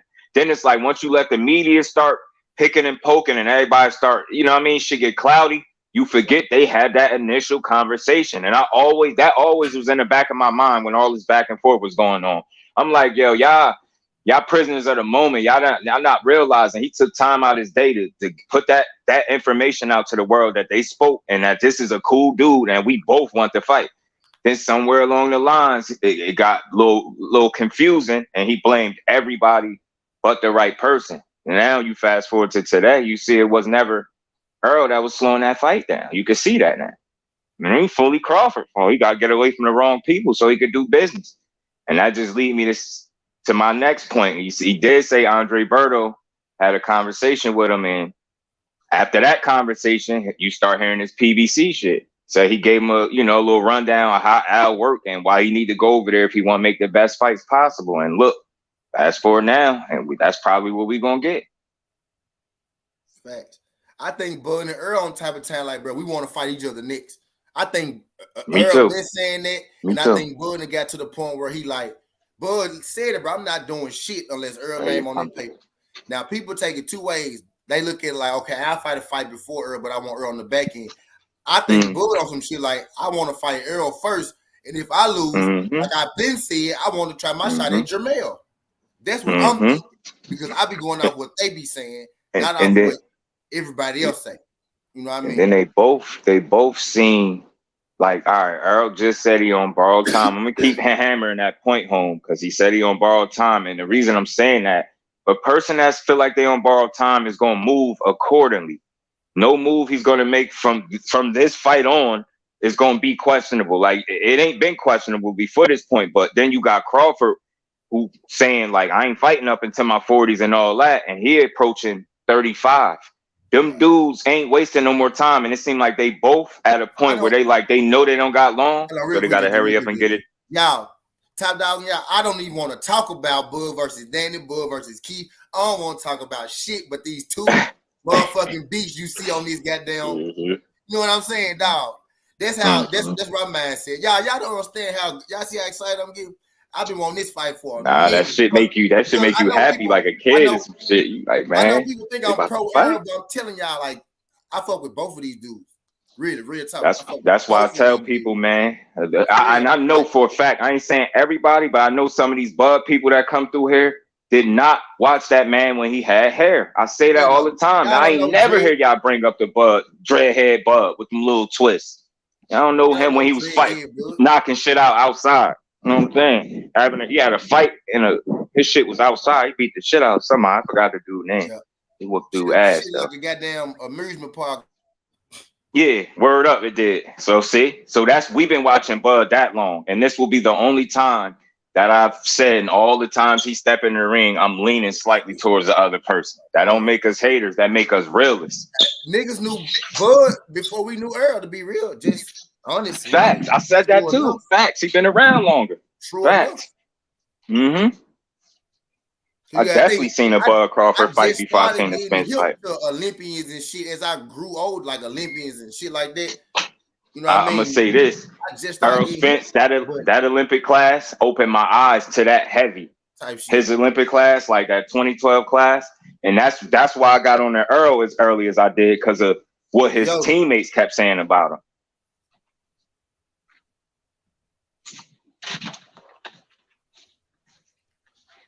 No, VV, it's a good fight. Now you can make me hate on Fulton Ramon. No, VV. Nah, VV. Nah. No, it ain't. VV. No, the hell it ain't. Spence and Crawford is for undisputed, boy. And Ramon fight. Nah, don't do that. And Roman is solid, but he ain't on the level of a Spence or Crawford. It's a good fight, VV. It's a hell of a fight. Good fight. Hell of a fight. No fucking. And Cool Boy, my guy. And I rock with him. Heavy. I already did a video on that boy. I ain't say VV. Oh, okay. I see what you're saying. Nah, wait, time out. Is you saying you think that's gonna be more competitive than Bud versus Spence? Yeah. You think it's gonna be more? You think it's gonna be more okay. I got you. Than Bud versus Spence? I get why you could say that too. I get why you would think that. I'm trying. I could see that. I could kind of get where you're going. I'm with you. Yeah. I don't know, man. Cool Boy going. I think Spence. He said he knows Spence gonna watch Crawford one side. That's why. No, I don't think so. I don't think that's it. What you talking about, VV? I don't think nobody getting watched, yo. I ain't gonna lie. If Bud was to get like, if it was to be one sided, either way, that would surprise me. That would surprise me.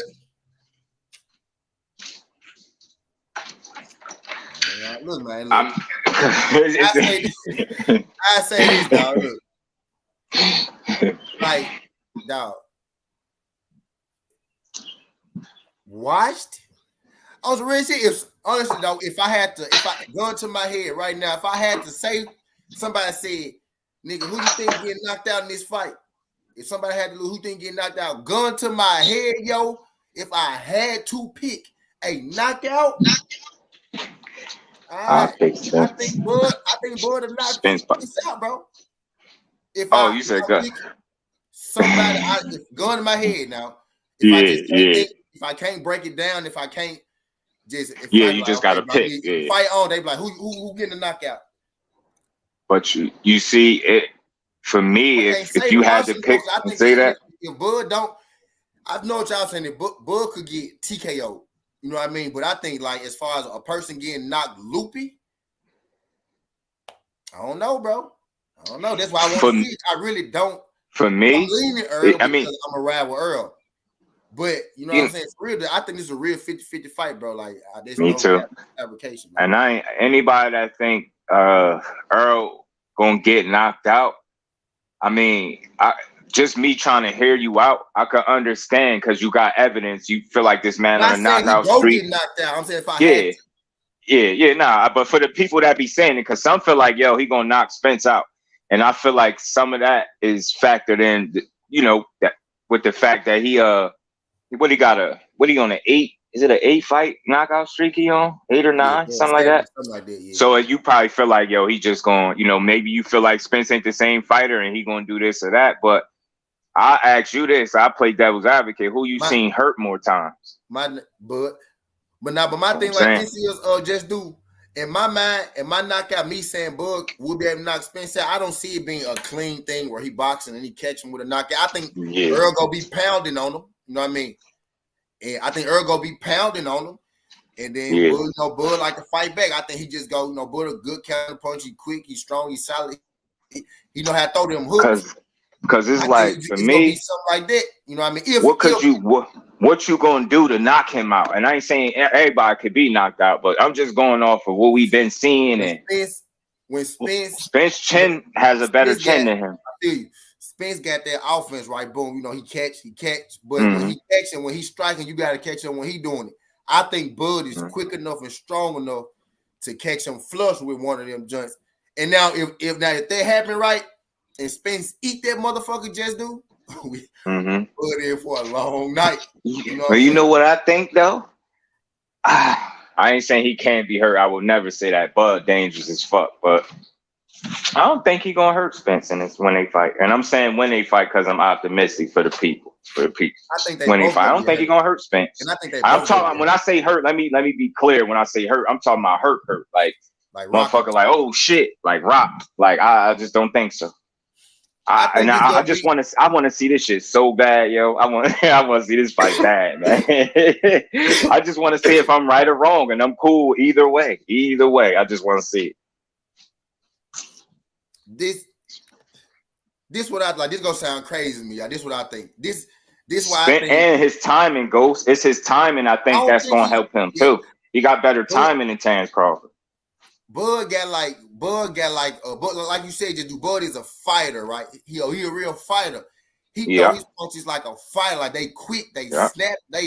He quick. That boy quick, bro. Earl is like he a boxer. He like a thud and puncher. They ain't necessarily fast or quick, but his work rate over time. He not slow, but Bud throw his shit like a fighter. Like his shit look like he hurt. Like you know what I'm saying? Them hoes. You know what I'm saying? He throwing them hoes like he fighting. Earl is working you down. He thudding on you. I think Bud is the bigger puncher. I think Earl is more accurate and over time body. I mean, he bigger than, but he might break him down. But I think if we talking like one punch out, I think Bud more so than Earl Spence type deal. I mean, shit, I could get why you would say that because that's kind of how he been winning though. Clip you with a big punch. He was losing the Kell Brook fight. What did he do? He clipped him, hurt him, stopped him. Got him up out of there. My question is, bro, if Earl can eat that shot that we talking about, Bud ass is in trouble. If Earl take that joint, I'm gonna say this. I don't think that one of them shots gonna rock him. I ain't saying it can't, but I'm just saying I don't think it will. Because Bud can hurt anybody. Exactly, which is when EJ gets caught. That's see St. Louis. See why?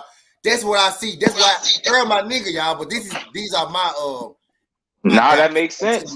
That shit makes sense. That see, cause you a realist. Again, that's more of an example of you not being a Bud hater. If you're a Bud hater, you're not gonna see no scenario where Bud could win. And that's what I'm saying. 50-50 for me. I see the thing Spence could do, and I also see a scenario where Bud is doing shit. But me personally, I see that happening or trying to be from the outside. I don't see him walking Spence down how he do some of these lower level dudes and just, beating their ass. I feel like his success gonna have to be on the outside. He's gonna have to take it back to when he was using his legs and boxing and outpointing motherfuckers. If you come in there and you try to knock, Spence out, because that's what you've been doing to your last 8-9 dudes, I think that's gonna be the wrong game plan. So I think that's what's gonna play into this fight.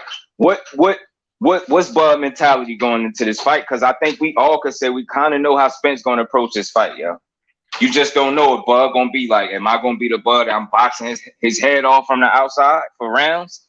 Or am I going, if I get clipped, I'm gonna just go and say, you know what I'm saying? Just go for it. Because that's what happened. When you clip him, or you ain't even got hurt him. If you hit him good, he won't hit his back. And that's what I want to know. How he gonna approach it? Is he gonna get knocked off his game plan, or is he gonna stick to it? And then, like I said, I seen him get knocked off his game plan several times. It's hard to knock Spence off his game plan. Based on who he hurt, who had some crazy chin. Most of his KOs at 47 against chinny fighters. I ain't okay. I'm not necessarily even talking about third chin goes. Me personally, I believe Bud really do got power, bro. He's a small dude, bro. And I seen him rock bigger niggas, bro. I just seen him do it. He a small dude, really. He got long arms. But as far as his frame, he been working up to be this size he is. Now, he's still a small man. But that little dude got power, bro. And I ain't saying Errol don't got a chin. What I'm saying is I just seen Errol be in the ring with punchers, with Kell Brooks and, Danny's and, people like that. But honestly, do any of them hit harder than Bud? Danny hit hard as a bitch. But Bud's a little faster than Danny. You know what I'm saying? Danny hit hard as a bitch. But Bud a little faster than Danny. So he got Danny power, right? But he got quickness with it. You know what I mean? And he a real fighter. He got a real fighter instinct. He got a fighter mentality. Like, he do shit. And some of them, I'm like, damn. Bud whooping their ass on the street. Like, the way he fight, him in program. Like, the way Cool Boy broke down Bud's style, I thought was real interesting. And that's what I'm saying. The way he was explaining how Bud fight is what I feel like he can't come in there doing against Spence. Now, maybe I'm wrong, but I don't care if I'm wrong. I'm cool with it. But I just believe what I believe. He can't be a street fighter for that fight. I mean, he may be in spots, but he can't just like how he get clipped and he'd be like, you know what, I'm pressing you out, and I'm just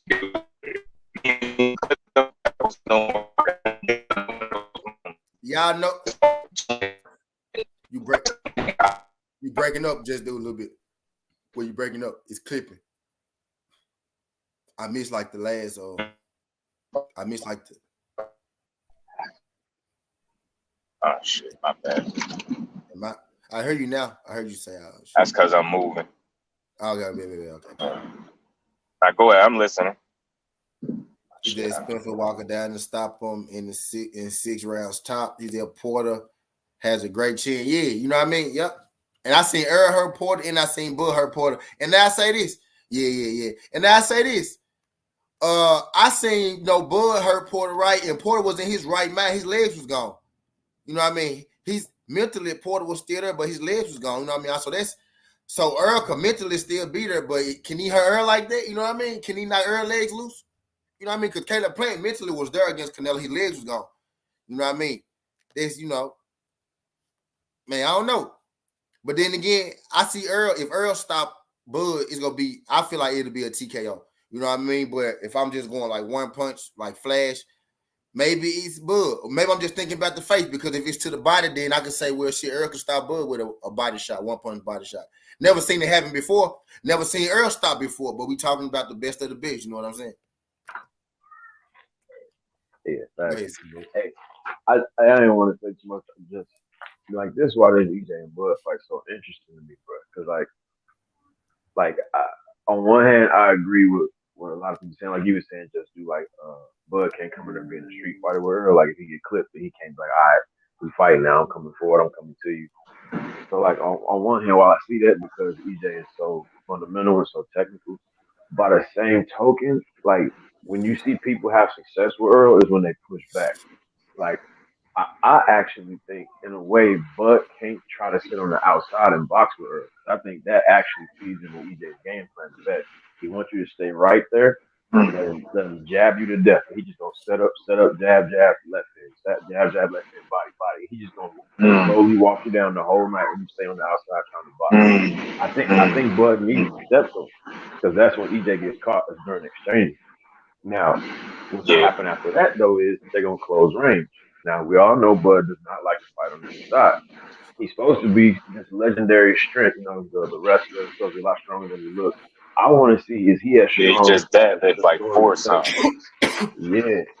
I just seen that in street clothes. So like once he starts street fighting and he steps to EJ and that range closes and EJ starts doing his inside work, is Bud gonna be able to clinch him up and hold on the inside? Or is EJ going to be able to work? Because if EJ is able to work, once that distance closes, that's going to negate the Street Fighter plan. Then Brod's going to get in trouble. Yes, sir. Yeah, how much do y'all think Bud will go southpaw for this fight? Yeah, I think his ego. I only ask because people make such a big deal out of him doing it to everybody else. So. That's another spot where I got questions about Bud. That's a spot where I got questions about Bud. He Bud beat people because he goes southpaw on their ass, basically, you know what I'm saying? And nobody really can fuck with his southpaw, to be real with you. But how is they gonna work against a dude who naturally do what you do, right? He naturally exactly. And then we seen Bud used to fight Orthodox a lot. But at some point, I can't really tell you what year, what fight, but at some point he'll start right, but he just go left the entirety of the fight. Is he gonna be able to stay right after going left, after going southpaw for so long against Earl? Is he gonna even want to go right? Is he gonna get southpaw and realize, damn, my southpaw ain't as good as this southpaw? You know what I mean? I don't know.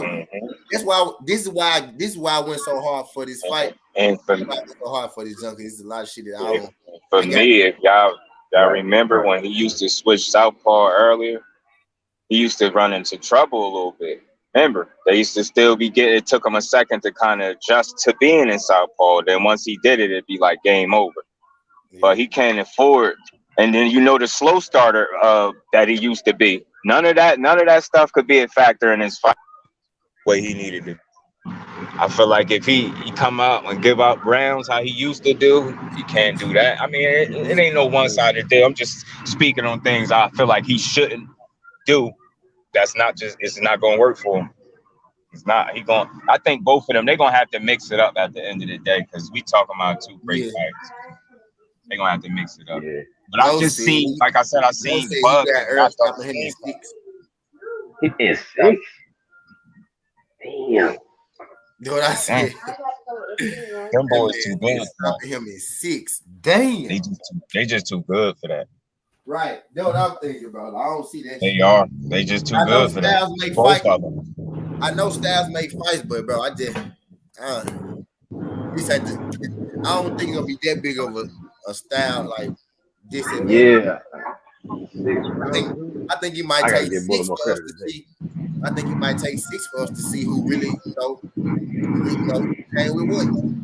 Yeah. Right. Yeah. Right. And I think by round 6, that shit just gonna be heating up. Exactly. You know what I'm saying? In terms of then from there, you're gonna see who gonna try to pull away. Yeah, but I agree with you, G, that if Bud starts slow and let Earl start running up rounds, that's the worst game plan in the world, bro. And that's what he was known for doing that early in his career too. 3, 2, 3, a fight or two, he gave up down there 4 rounds one time before he turned it on. Yeah, it's gonna be hard. I wouldn't do that. Be hard to walk speed down 4, 5 rounds. And you know what? Somebody else was making a good point. I just don't remember who made the point, but they were saying, him at 140, he was on his toes, on his feet. So at 47, he feel like he more flat-footed. At 147, he just be walking people down, trying to knock them out. And that's what I'm saying. So We've been seeing this shit for how many fights in a row? Pretty much. That's what he's doing. That's pretty much how he been beating ass. Is he gonna take that same approach, being that that's just what he been doing, or is he gonna be like, you know what, I know what I'm in here with too. I'm about to, you know what I mean? I'm gonna show him a little bit of everything tonight. Cause that's what I'm saying. That Street Fighter shit, that'd be interesting to see how that play out. I just think that'd be bad for him.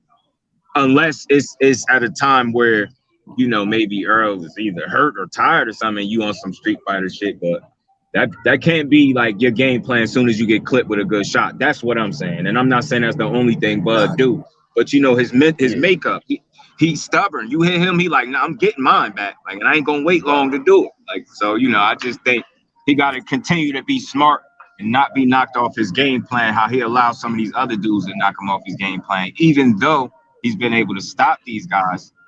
Errol ain't none of those what's dudes. good? So What's good, fam? Y'all do your boy a favor. If y'all haven't, y'all hit that like button for your boy. If y'all in here right now, y'all ain't hit the like button, leave out this junk, hit the like button, come back in. Greatly appreciate it. Y'all subscribe to the channel too if y'all like. If y'all want to get on the panel, y'all can get on the panel. Holla at your boy.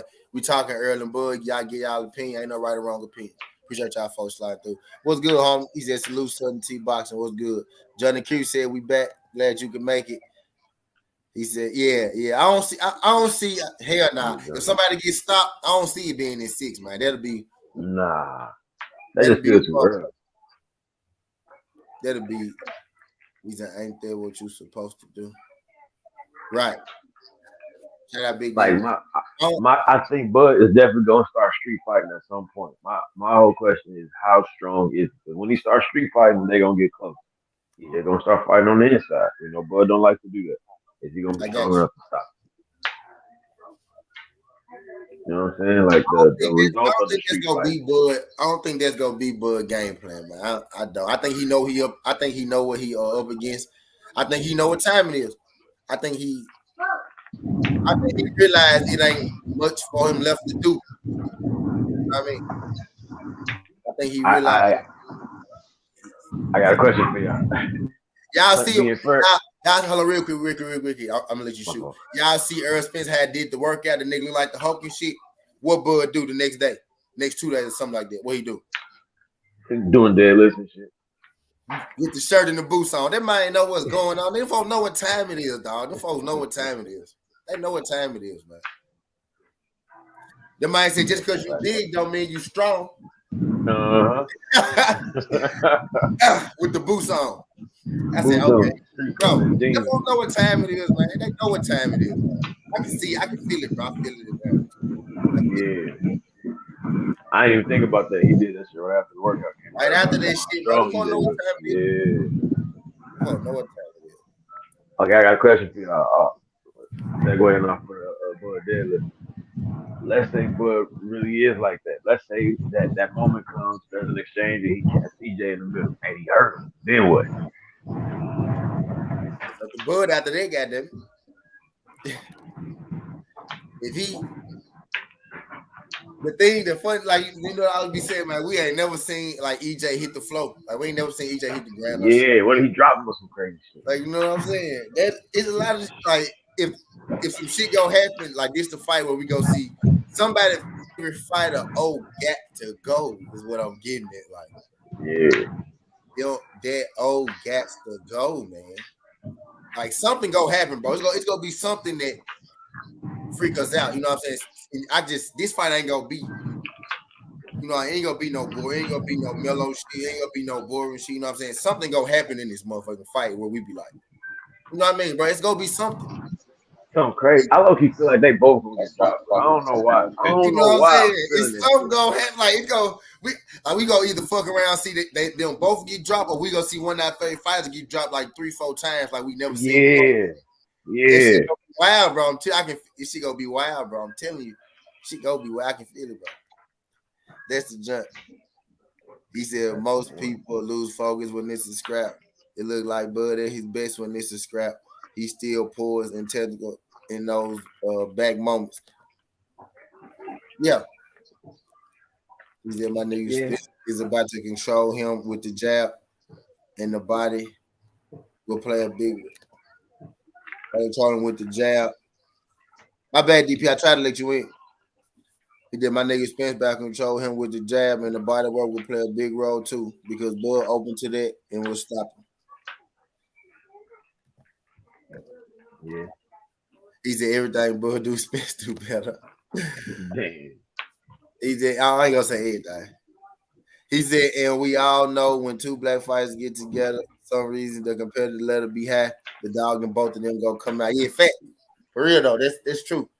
Yeah, that is true. Like we fight each other harder than we fight everybody else. Should be crazy. I see that shit in some of these fights sometimes. I'm like, damn, but you fought that man. Why y'all just smoke some damage? But yeah. But you know what though? I was just watching that. Oh my fuck. He came out of the woodwork. I don't know what's going on, DP. I'm trying to let you in. Every time I'm about to let you up, they jump go away. Yeah, I see it keep flashing on the screen.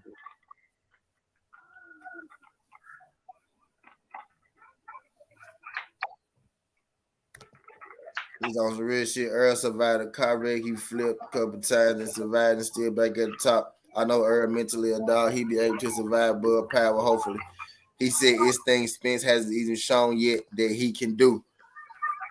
That's it. Okay, now that's my other point. I think I asked this question earlier. Now we done seen Bud turn up. We done seen him kick it in the gear, like really turn it up to get a dude out of there or to turn the tide of a fight. When have we ever really seen EJ turn it up? That's my question. Have we ever seen EJ really turn it up? I think that's a good question. I think EJ like LeBron in a sense, right? Like he been the same. He been like LeBron been 20, 25, 7-7 his whole career. You know what I mean? He been the same for so long. We kind of get bored with it. Like, you know what I mean? We just kind of bored with the shit. But he got one level. He gonna start at 100. He gonna drop to 85. The thing is, everybody started at 100, but people go drop as the fight go on. EJ ain't gonna go past 85. He gonna be 85 the whole fight. Like, you know what I mean? I just see, I didn't see him floor some niggas, and I didn't see him outbox some people. I think, do he got another level? He I guess maybe, I don't know, but I just seen him put people to sleep and shit before, you know what I mean? The thing is, when is that gonna come back? Like, we ain't seen Errol focus. When he was putting people to sleep, he was focused like he is now. Now he's at a different level, you know what I mean? So it could be Ugas next week, you know what I mean? I don't know, but do he got a next level? Do he got another level? Yeah, he never. I don't know. He kind of always. Always 5. You know what I mean? Okay, so here's my suspicion. I think that secretly EJ got a couple other gears that we never seen before. I think that he secretly might just have this kind of talent level where he's realized that by implementing solid technique and the fundamental skills that he used, he realized that he can beat a lot of these fighters in cruise control. He be winning these fights in first gear. Because like I rewatched the Lamont Peterson fight the other day, right? I think it was yesterday. And towards the end of that fight, he was like real good. He like started really feeling himself. He was getting loose. He was starting to have fun. And EJ started using footwork and angles and like cutting on Lamont and bouncing in and out and using a lot of movement, like stuff he never do. And you could tell he was just having fun and stuff. And everybody talk about his footwork and how he's slow and around the footwork. He don't have no boxing skills. He just apply to move forward. He started doing this stuff, and Lamont Peterson didn't know what to do. He started touching that man. So like I think EJ has other gears. He just don't never use them because he don't have to. Think about it. When he came back from that wreck, he beat Danny Garcia in first gear, fresh off a car wreck. Like he never turned up on Danny, never, and dominated. So I think maybe Bud might be the fighter to pull it out of him. That's what I'm thinking.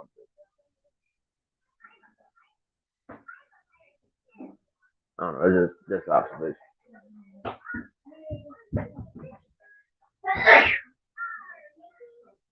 Oh, you on mute too?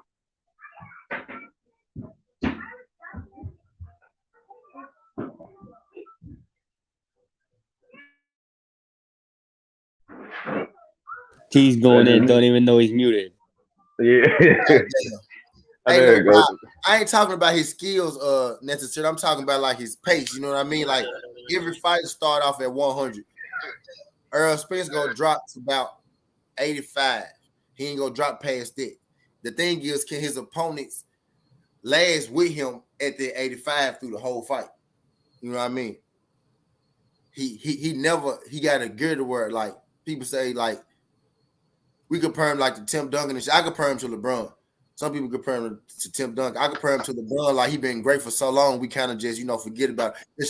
The extraordinary shit that he do. Fight straight top 7 welterweights for like 6 years straight, 8 of them in a row. You know what I mean? It's the extraordinary shit that he do. We just we kind of throw it off to the side because he been doing that shit. For so long. We looking for something else. I think him fighting Bud, like y'all saying, shit, it might bring it up. It might bring it up at him. But then again, I'm saying I done already seen him put motherfuckers on their ass, put motherfuckers to sleep. You know what I mean? I seen him try to go and get Sean Porter, but then again, he said he had a weight count for Sean Porter. So maybe, like I was saying earlier, Errol in the best shape he ever been. So maybe what y'all saying is true. We might, you know what I'm saying? That's why I want to see. Bud always in shape. Errol back in shape. He in better shape than he looked like when he was fighting Kell Brook. You know what I mean? So it's time. Fuck that. I smell fear. Maybe I'm just explaining it wrong.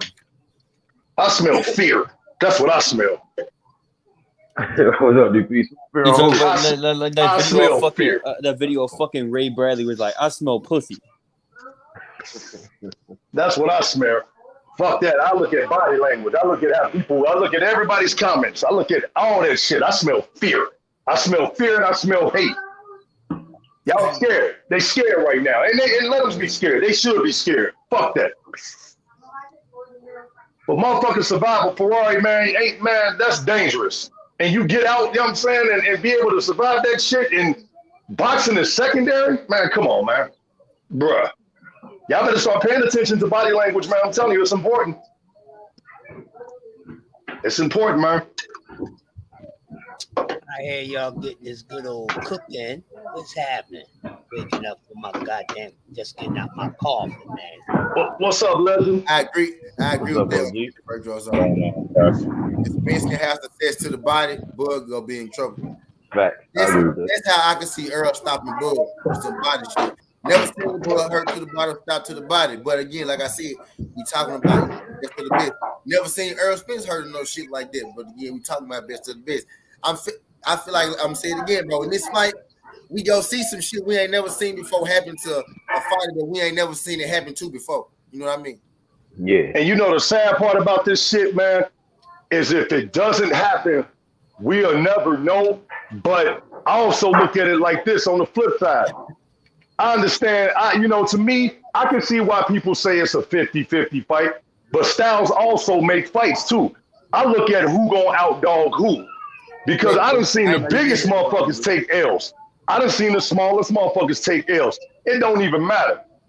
If you rock with that certain fighter, rock with them. I ain't got no beef with it because I like both of them. It's just from what I see, and it's just my opinion. I always have to state that because a lot of people don't put, in my opinion, they just go off the feelings. That's why I call them nut huggers. Man. That's a fact. Quick, y'all. Real quick. Why are we back in this same place? Why are we talking about a fight that we don't know when it's going to be inked on paper? My man got Ugas next week. I know y'all love talking about this fight, goddamn, but this fight ain't what's next. And he being nice about it, y'all. He really wanted. Being nice about it. Let's talk about Ugas. We ain't gonna. We not leaping no hurdles, man. We can't do that, man. We can't do that. Talking about a fantasy fight. Yeah, exactly. It ain't a fantasy no more, y'all, Vivi. I think you scared, Vivi. What am I scared for? I don't give a shit about either of them. I'm fine with whoever winning. Guys, that's what I'm worried about. I'm not gonna project what Errol would look against Bud and what Errol look against Bud and how Bud would look against Errol, because you know what? Right now, my vision would not allow me to see that goddamn far. I see April the 16th. I don't see nothing else until April the 16th that has anything to do with Errol Spence. That's the only boxing. All the rest of boxing, I'm looking at. Bud ain't got shit going on yet. We don't know. I'm tired of all these speculations. Oh, I signed after the Errol fight, this, that, and the other, and all this shit. I'm tired of it. It's an overkill. Give me what the fuck I want. And that's motherfucking EJ. Stopping who guys I say between the 7th and the 9th round. Hey, Crutch. You got to stop it. Let me add on to that real quick. And you know the fucked up part about this, man, you know, is number one, and we could have had this fight years ago. Number two, when Errol was in that accident, Bud could have easily said, I'm sliding into that spot. I want Ugas. But we never heard nothing like that. We never heard anything like that. You know what I'm saying? Because Crawford was on the other side of the street, couldn't do nothing. That's like this, and then that's like that shit happened already. That shit happened already. Yeah, bro, I'm just saying. Bro literally just said, I ain't shaking shit until after this joint over with. And what I've been saying the whole time, I don't want Bud to do shit until after this joint over with. Right. Agreed. I mean, at the end of the day, it don't matter what happened 3 years ago. What matters now is Crawford's with PBC. Errol Spence is back. Hopefully, he's active and 100%, and it's the same Errol Spence we saw before. And Spence beats the fuck out of Ugas, and then we can just look ahead to Spence versus Crawford. That's what I'm on, because I don't think Ugas, like, I had an epiphany last night. This man finna get destroyed. Hey, VV, I saw what you did. I saw what you did there, VV. I saw what you did. Now, honestly, he about to get destroyed. I saw what he did, though. What did I do? Spence hopefully looks the same. You see what I'm saying? I saw what you did, VV. I saw what you did, bro. I'm confused. No, I'm confused. What did I do? No, I'm just bullshit, man. What I'm saying is, like, when people say, like, Spence, hopefully he looks the same, to me, I look at it like, okay, you know what I'm saying? It was different levels to the Errol Spence, because only he knows. He had, skinny. He had the fat camps, then he had the, like, 75%, you know, still whooping on people, and then you get to the car accident, people still saying, well, I still hope he looks the same. To me, it's the best Errol. You only as funky as your last cut. You only as funky as your last fight.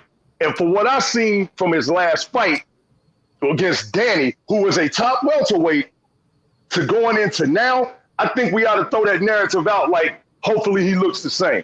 Only thing I'm going to say is he's going to be better. You know what I'm saying? That's what I'm talking about, bro. That's fair. And I thought he looked really good against Danny Garcia. I thought that sharpness that we kind of saw before, it wasn't perfect, but we're also talking about a guy, that's his only fight in the past 2 years. Like, it might take a while for him to warm up. I think he's still very skilled, but he's on the wrong side of 30, and he's been a little bit inactive due to these mishaps outside of the ring. So you don't really know what you're going to get. I think Errol Spence, he's a dedicated fighter. He's cut down a lot of poor habits outside of the ring. Right. So I think he'll look the same, but you just don't know until you see it. Right, and bro, that's a valid point. Vivi, I challenge you, Vivi. I could say, man, Errol Spence basically had 2 training camps. He was training hard for Manny Pacquiao, right? Had the eye injury, took the however many weeks he took off, had another training camp. He didn't have like on and off, you know, if you add it together, he didn't have like 12 weeks of training camp, you know what I mean? He gonna be in the best physical shape. He wasn't in physical shape, you know what I'm saying, back then, and he wasn't in boxing shape back then. Because he was living the life that he really wasn't supposed to be living. So he was, even when he was boxing, he wasn't working out in between. He was coming back to boxing, having fat counts and fighting. He gonna be a lot better than he even looked back then. Errol Spence through his boxing career, y'all, through the Olympics. I guess he wasn't drinking back then. I ain't gonna do him like that. But he got through his boxing career being 70% of himself because of the way he lived outside of the ring. This man has been focused. And the eye injuries for him. He supposed to already sweep Manny under the rug. He supposed to be sweeping Manny under the rug, Ugas now, and Bud. That's supposed to be. But this he had 2 training camps. That's why he looked like that. That's why he looked like he looked. He been in the gym. And T, let me add on to this, T. Do you know from the amount of time that Spence been off, Crawford only had the same amount of fights as Spence? Yeah. Think about that. Yeah, I know. I don't know if people see that, like, because when they say, I hope he looks the same, okay, I'm going to challenge you to look at this. The same time Errol Spence been off, This whole time, car accident, whatever, the detached retina, whatever, Crawford only had one fight. So technically, all that time, he only had one fight. Now, go look at the Porter fight versus Crawford, and y'all tell me how he looked. So I hope Terrence Crawford be better when he fight, if he fights Errol Spence. I'm going to say if. So, because from what I saw in that Porter fight, y'all tell me.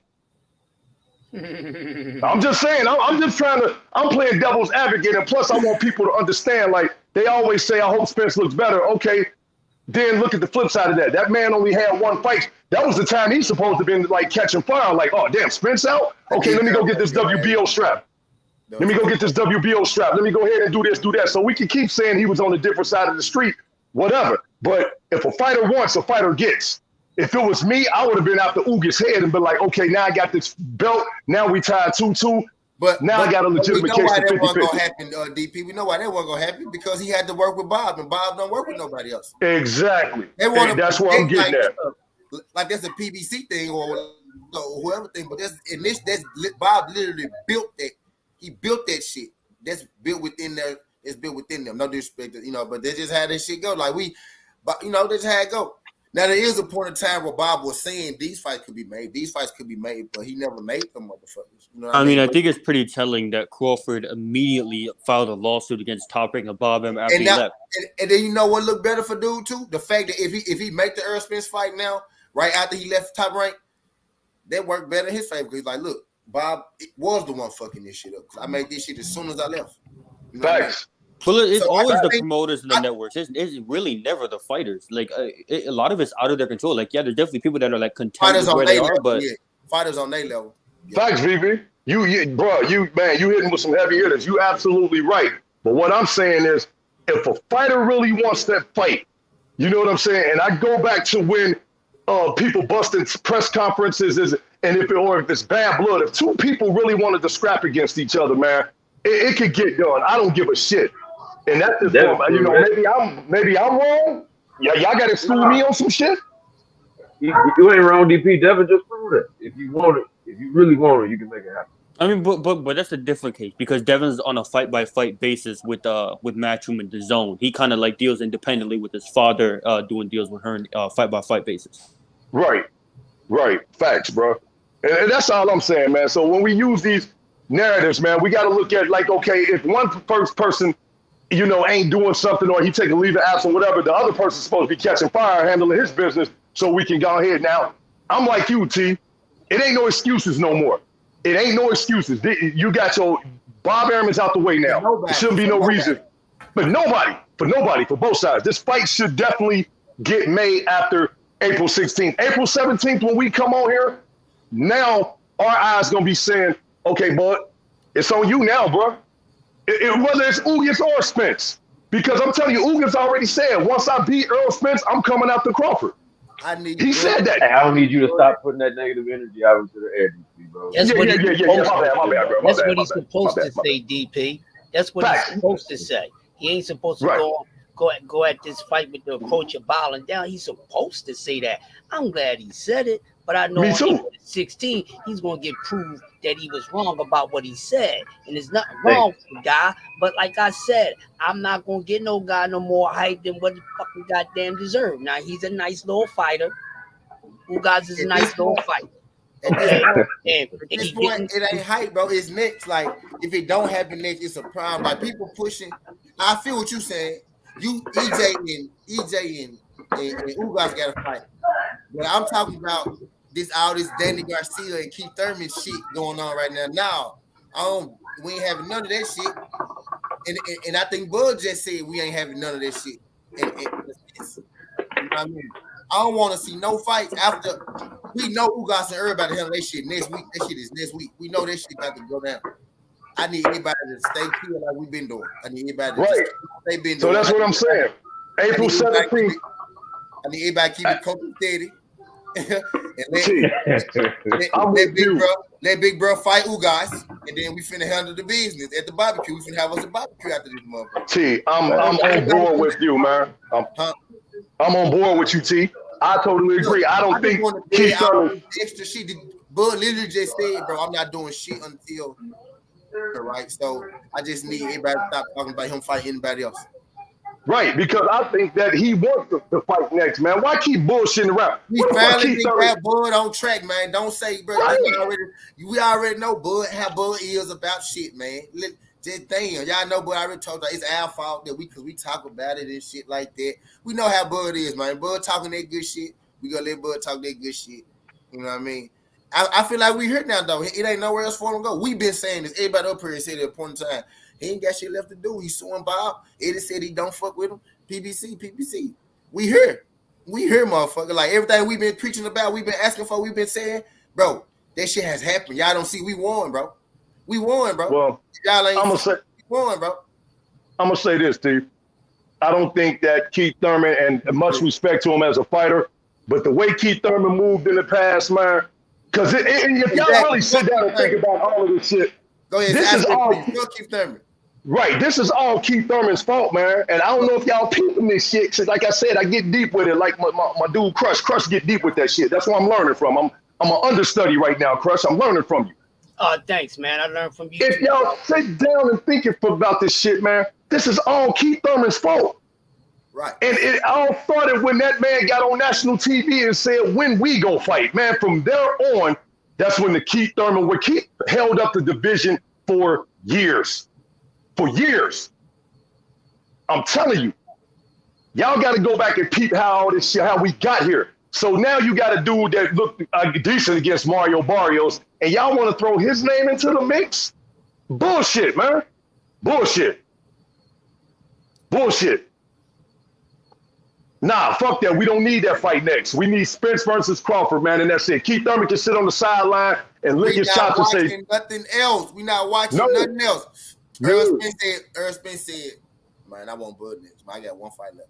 And Bud said, man, look, it ain't Errol fault. Errol ain't dug me. I got his number.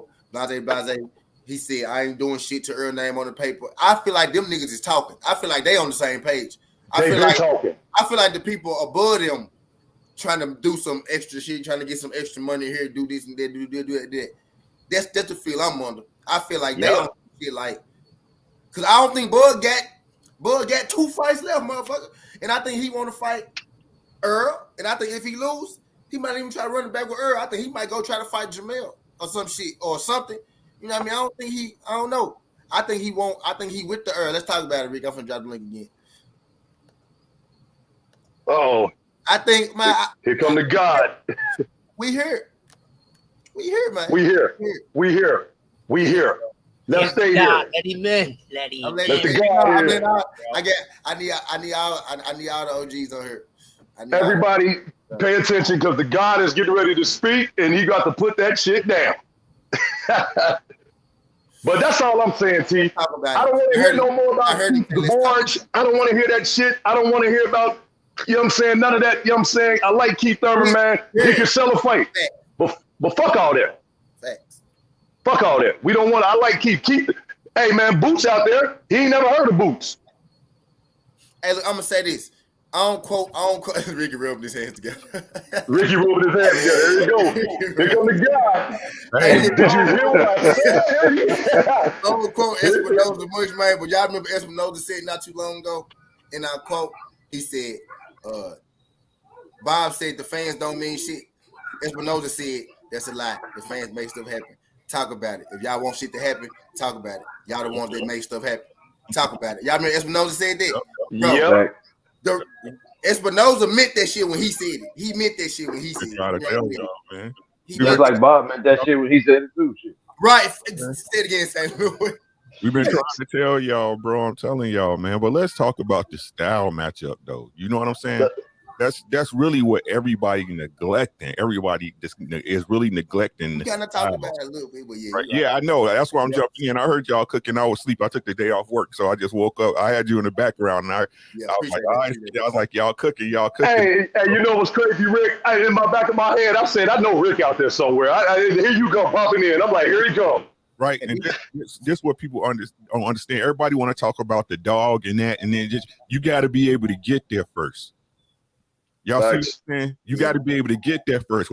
Look, let's talk about Bud Crawford, man. Let's talk about Bud Crawford and what he really is. Nobody want to talk about what Bud Crawford really is. The narrative is that he's this super duper counter puncher, bro. That he's able to calculate information on the fly. It takes some time. No, the truth is he's just a slow starter, bro. Right? He's a slow starter, and Bud doesn't do anything anything special. I looked at this man. If y'all don't believe me, go to my channel. We're gonna talk about him tomorrow. Skinny gonna be there. You know what I'm saying? DP gonna be there. Fresh gonna be there. We gonna talk about it tomorrow, bro. Look, what makes Bud Crawford great, bro? It's not what they talked about his footwork. His footwork ain't that great. He don't really work angles. What makes Bud Crawford great, if you want to be honest with him, with yourself, is his timing, bro. Yeah. If you go look at Bud Crawford's fight, every fight at one time in particular that he was in trouble, bro. What got him out of them situations is a timed shot. A timed shot. Right, no matter how it came about. So if we be honest, then I can only judge Bud by his last fight with Sean Porter. Right. Thank you. No matter what y'all saying, how y'all try to play it, the narrative at first was that before the fight got made, when us on the other side was saying he should fight Sean, and everybody on the other side, these are the fans saying that Sean don't offer shit and all that bullshit, right? But when it came to the fight, everybody was saying that Bud was going to dog walk Sean. The truth of the matter, if you watch that fight, he did not dog walk him. Sean won those first 5 rounds.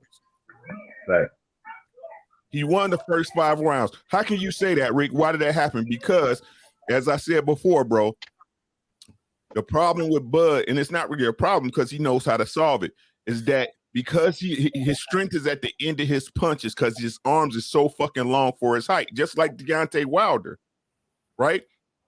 Deontay Wilder can't catch you up close. You have to be at the end of Deontay's shots for him to catch you. It's the same with Bud. If you go watch every Bud knockout, every single one since he's been at welterweight, he caught motherfuckers at the end of his punches with a time shot.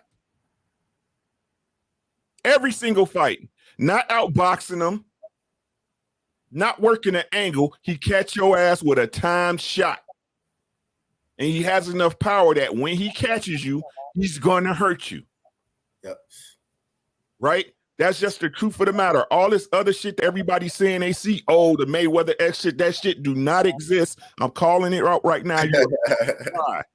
You're a lie. Right? That's just the honesty of the matter. At times, I disagree. I know. That's why you're right on point. That's why you Show that shit on the head. Bud is engaging distance, engaging time. And once he go to the shot.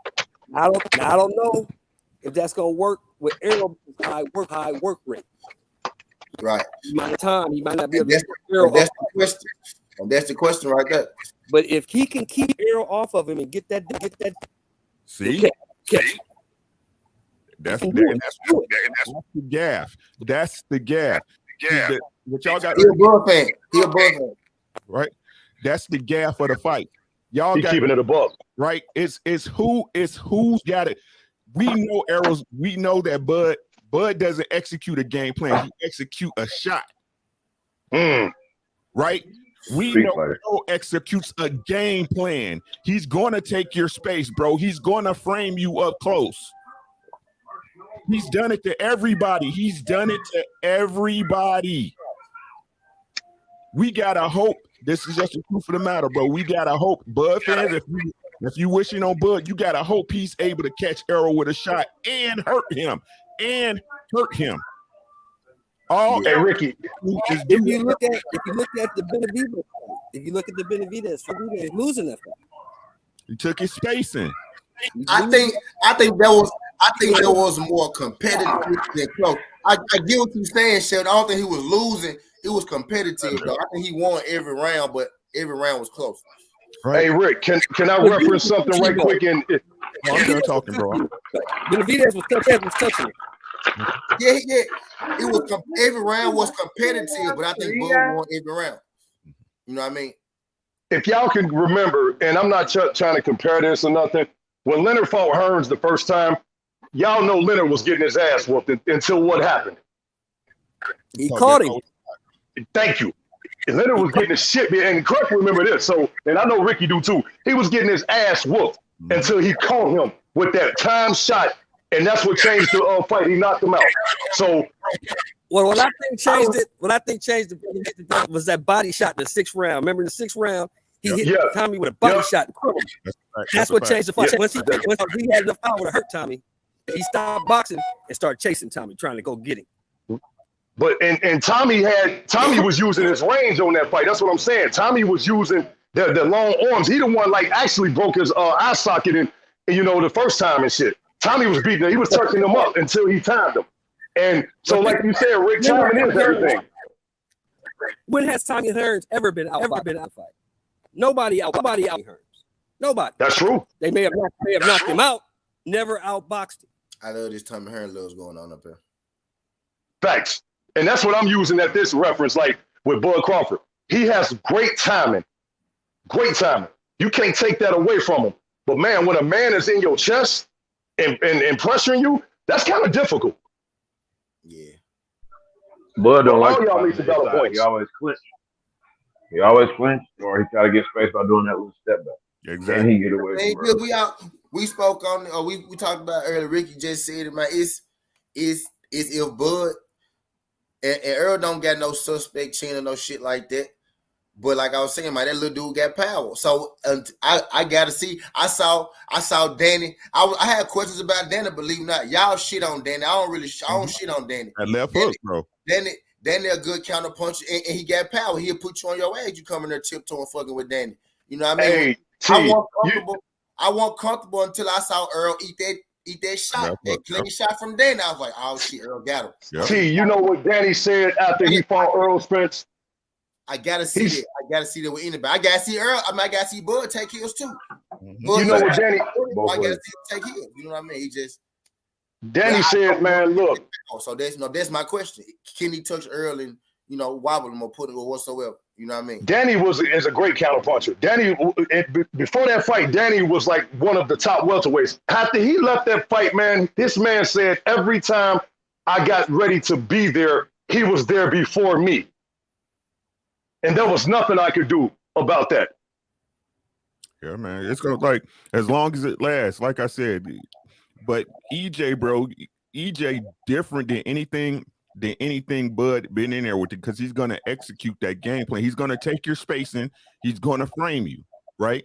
The thing is if Bud able to catch him with a shot that'll keep EJ off for him during an exchange, so that's when it's gonna happen, because EJ's his work rate is too goddamn high. Ain't nobody got a work rate like EJ at welterweight, bro.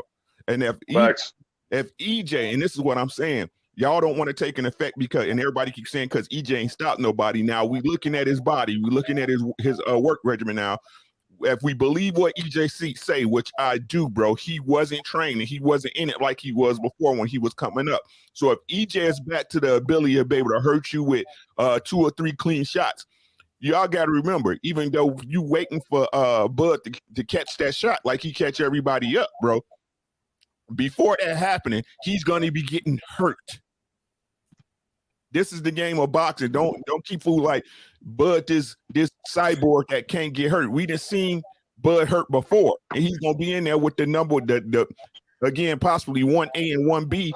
They're 1A and 1B in the welterweight. Errol is gonna hurt you. Everybody that been there with Errol, whether he knocked him out or not, said he's the strongest I've been in there with, and his shots are thudding. Ooh, boy. Mm-hmm. This is why we want to see the fight. The way I look at it, like I said, I take Errol because I understand that Errol's going to be able to take that man's space. He's going to crowd him, and Errol's going to be able to get off on the inside. I've seen Bud plenty of times, and whenever he gets on the inside, he gets to grappling, he gets to holding because his arms are too goddamn long to hurt you on the inside. Mm-hmm. He's got to have his space, and everybody keeps saying he's doing this and that and this. He does the same thing until he catches you. That's basically what it is, bro. That like he was doing in the game, though. Those are people who stand the game. People hear people saying great inside fighter. Bud is the best at 147, but he's not a great inside fighter. He's a great wrestler on the inside. He'll grab you, tie you up, sling you around. But Frank Ricky's right on today. If he get that time, you in trouble. You haven't watched Errol Spence fight in the inside then. Now he said Bud not a great inside fighter. I said Bud is not a great fighter. He can grab you and tie you up.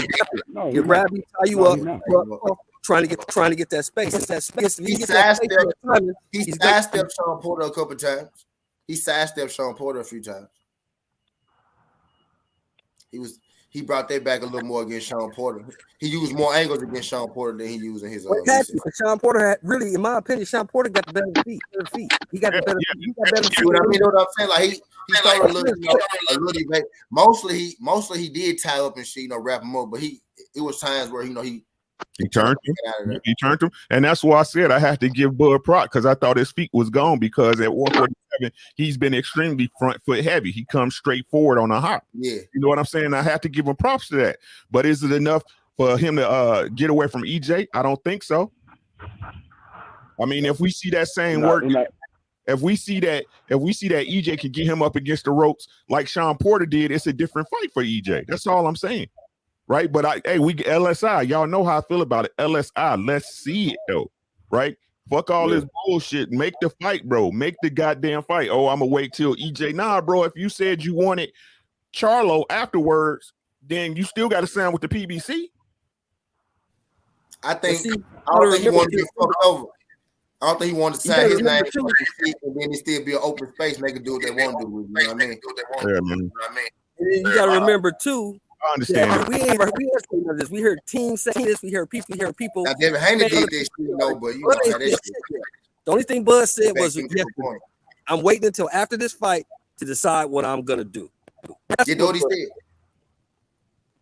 Which is where I've been. That's what I wanted from the jump. Like, bro, like I don't fight no fucking. It makes no sense.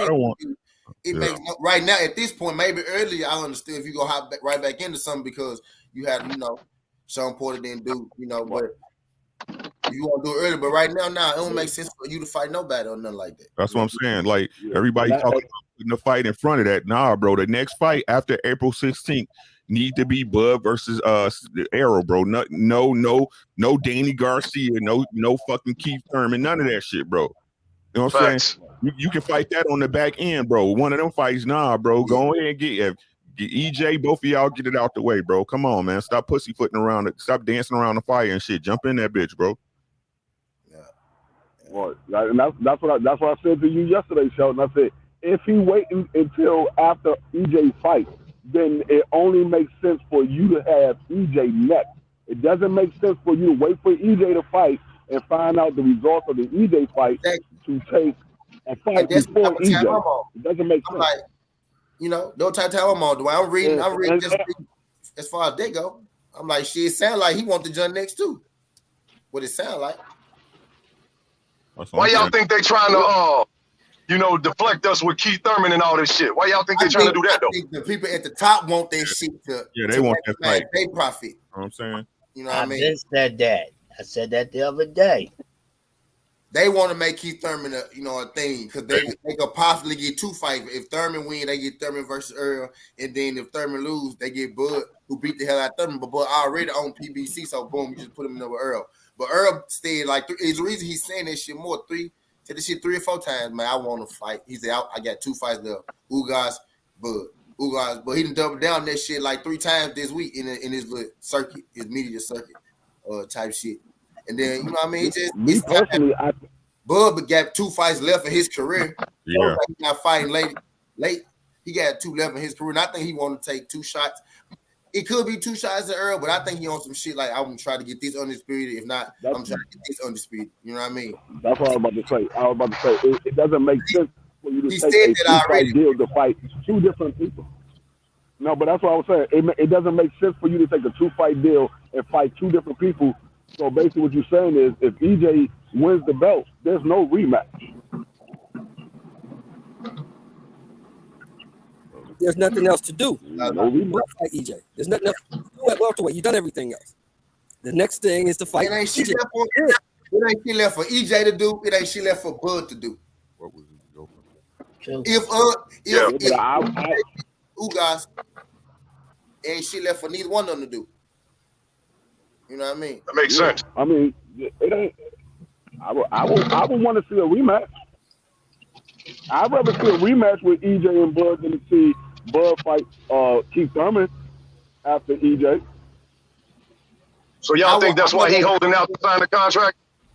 I'd much rather see. I agree. I'd much rather see a rematch than see him fight Keith Thurman after the fight.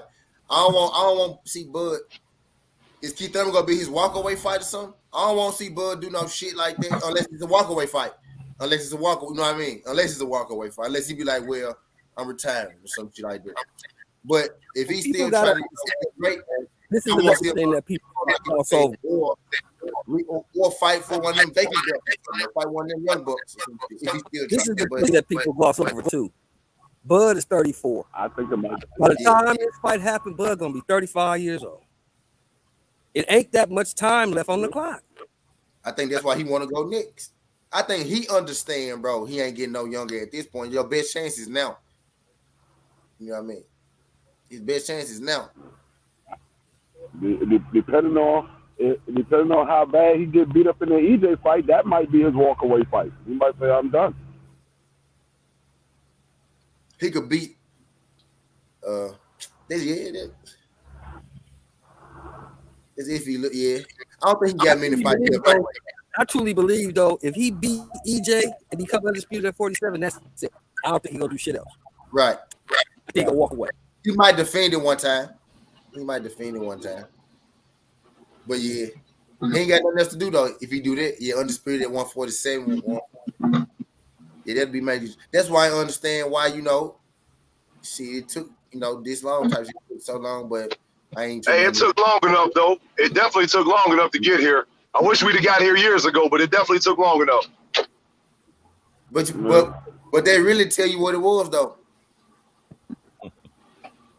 And that's Bud fault too, I guess, because he re-signed back though. But they tell you what it was.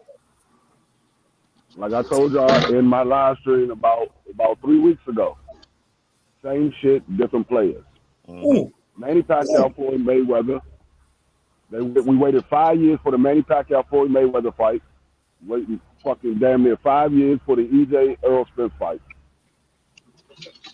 Hey, did y'all hear what EJ said recently about Ugas? Mm-mm. He came out and said, I would knock him out early if he trade. This is what EJ said recently. Spence said he'll kill Ugas. I heard him say that shit yesterday. Yeah. My man is not coming to play no games. I don't care what y'all I said it was going to be a late round stoppage. I said, even Errol round now. I told y'all how I feel about Errol versus Ugas. I know Ugas good. He could box and all this shit. He Olympian. Errol finna smoke this man ass, bro. And then that's cool. Dynamics. Ugas has got 31 fights, 12 knockouts. If he get beat up, even if you can hit Errol, he ain't knocking shit out. The boy gonna get hurt. He gonna get beat up. This dude went life and death with Sean Porter. Well, I guess he did kind of knock Sean Porter down, didn't he? Well, so I can't even say that. My bad, Ugas, because he did have a little questionable, in there, didn't he? Sean, I thought he beat Sean. I thought he every time I thought Sean beat Sean. I thought Sean won 7-5. It was close. I see. It was close. I think he the reason Sean went ahead and fought Earl, though. I'm gonna forever say that. If Sean Porter had never ran into Ugas, he would have still been lollipopping around and shit. Because people forget Sean had that belt first, and he didn't want no smoke with Earl. And a dude named Kell Brook, who he thought he was gonna beat, and Kell Brook beat him. And then Kell Brook was looking for smoke. He fucked around and went and fought Triple G and lost. And he came back down looking for some more smoke. And then he was like, I fight this Errol Spence nigga, don't nobody want to fight. And he ended up fighting Earl. And that's how we got here. You know what I mean? But a lot of people forget Sean Porter didn't want to fight Earl at first either. Type shit. No, we've been to that. We've been to that because Floyd Mayweather put that daggone offer up there. Floyd Mayweather told Sean Porter and Keith Thurman, if you want to fight me, fight Errol. Neither one of them wanted to fight Errol at that time. Errol's calling them folks' ass out in interview. That nigga was leaning. He was like, "Hey man, I want to fight. Why you don't want to fight me next? I want to fight you next. You know I want to fight." Everybody was running away from Errol when he was coming up. If you're gonna be honest about it. You know, I'm gonna tell you. Fact right there. Stage for the fighters. Stage for the fighters. Them folks got quiet as hell. I'm gonna tell you how I see this daggone Errol Spence and Ugas fight going. It's going to remind me of the same fight that Errol Spence had with Chris Algieri. Chris Algieri tried to box for a while, and Errol just walked him down, beat his body down, and caught him. That's exactly how I see this fight going. I can't see that because Chris Algieri ain't that good. He was never that good. Neither is Ugas. Ugas ain't that good. Right. I don't know where everybody's seeing this in Ugas, bro. Like he's some killer, bro. He ain't Ugas never been is not that good.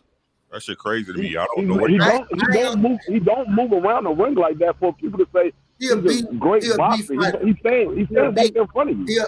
He a B fighter, and I don't mean that with disrespect. You know what I mean?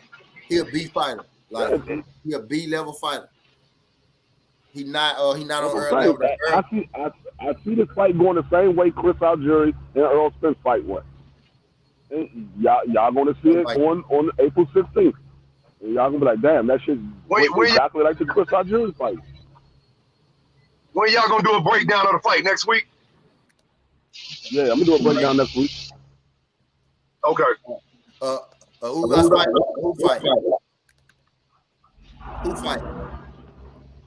The Ugas and Spence fight. Y'all breakdowns like the tail of the tape. Pretty much. Fight week, yeah, fight week. Okay. Might just be fight week Monday morning. Fight week Monday morning. What's good? What's good, panel? What's good, DP? What's good, Durant? What's good, T? Yo, what it do, dog? What it do? Yeah, Ugas ain't no killer, but he ain't no damn Algieri. Yeah, them facts. He says it's gonna look like Algieri. He didn't say he was Algieri. He says it's gonna look like, hey man, Algieri 2 defeated. No, I'm saying Ugas is a better fighter than Chris Algieri, but I'm saying this fight is gonna look like the Chris Algieri fight. When Errol beat Algieri, he was just coming up in that division. He was coming off a championship. You know, he was 2 division champion. You gotta stop playing Algieri. I don't care what you say, T. Algieri was never that. That dude was never that good. He was a nice boxer. He had no power at all. He had no power. Who are you talking about? He could box though. He could box. Yeah, Algieri. He could box though. He ain't got no power though, but he could box. At that time, we ain't know he ain't had no power. He was still in disguise and shit. When he fought Manny, I knew he ain't had no power, bro. Right. He fought Manny, I knew he ain't had no power.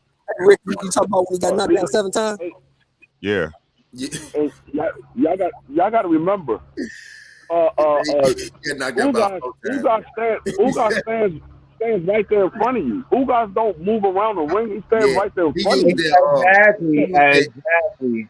He used that lean that he leaned forward and let you throw at where he used to be. He throw his counters. That's how he fight. He don't move his feet necessarily.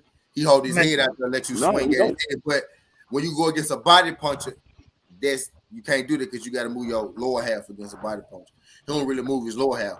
That's gonna get him in trouble against Errol because he got that. That's how he beat Pacquiao. He kind of stuck his head out there. Pacquiao jump in, swinging it. He took that big ass Mr. Clean head out there, and he didn't get hit that bad. That big old bald head of his. Yeah, hey, do y'all think Ugas is the typical Cuban style boxer though, or do y'all see that in him? No, he's not a typical Cuban boxer. No, I see a typical Cuban boxer. I don't. I mean, if you put it this way, look. He look. If you think about it, look. Don't he kind of fight like how Ortiz fights a little bit? You don't fight. Who? Like you see how not really how Ortiz fight. You know how you see how Ortiz move his head and shit like that. That's how I feel like that's how this guy moves his head. You feel me? Not body style, not laying, not his style and everything, but just his head movement. That's what Cuban style fighters they do. They don't have great footwork. They have decent footwork, but they don't use it. They stand right there in front of you. Most of the time, they're using their footwork It's when they coming towards you. It's not moving away from you. It's coming towards you, and they move their head a little bit. They don't have great head movement. They move their head a little bit. It's not no great head. They don't have the head movement like a Canelo. I haven't seen none of the Cuban style fighters have head movement like Canelo.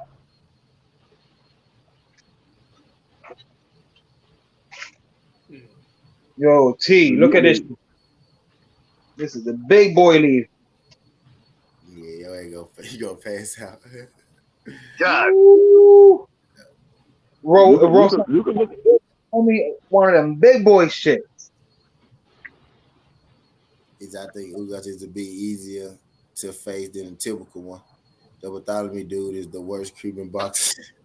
When I think of like Cuban boxing, I think of Erislan Rolanda. You know what I'm saying? I think of Laura. He has really great footwork, bro.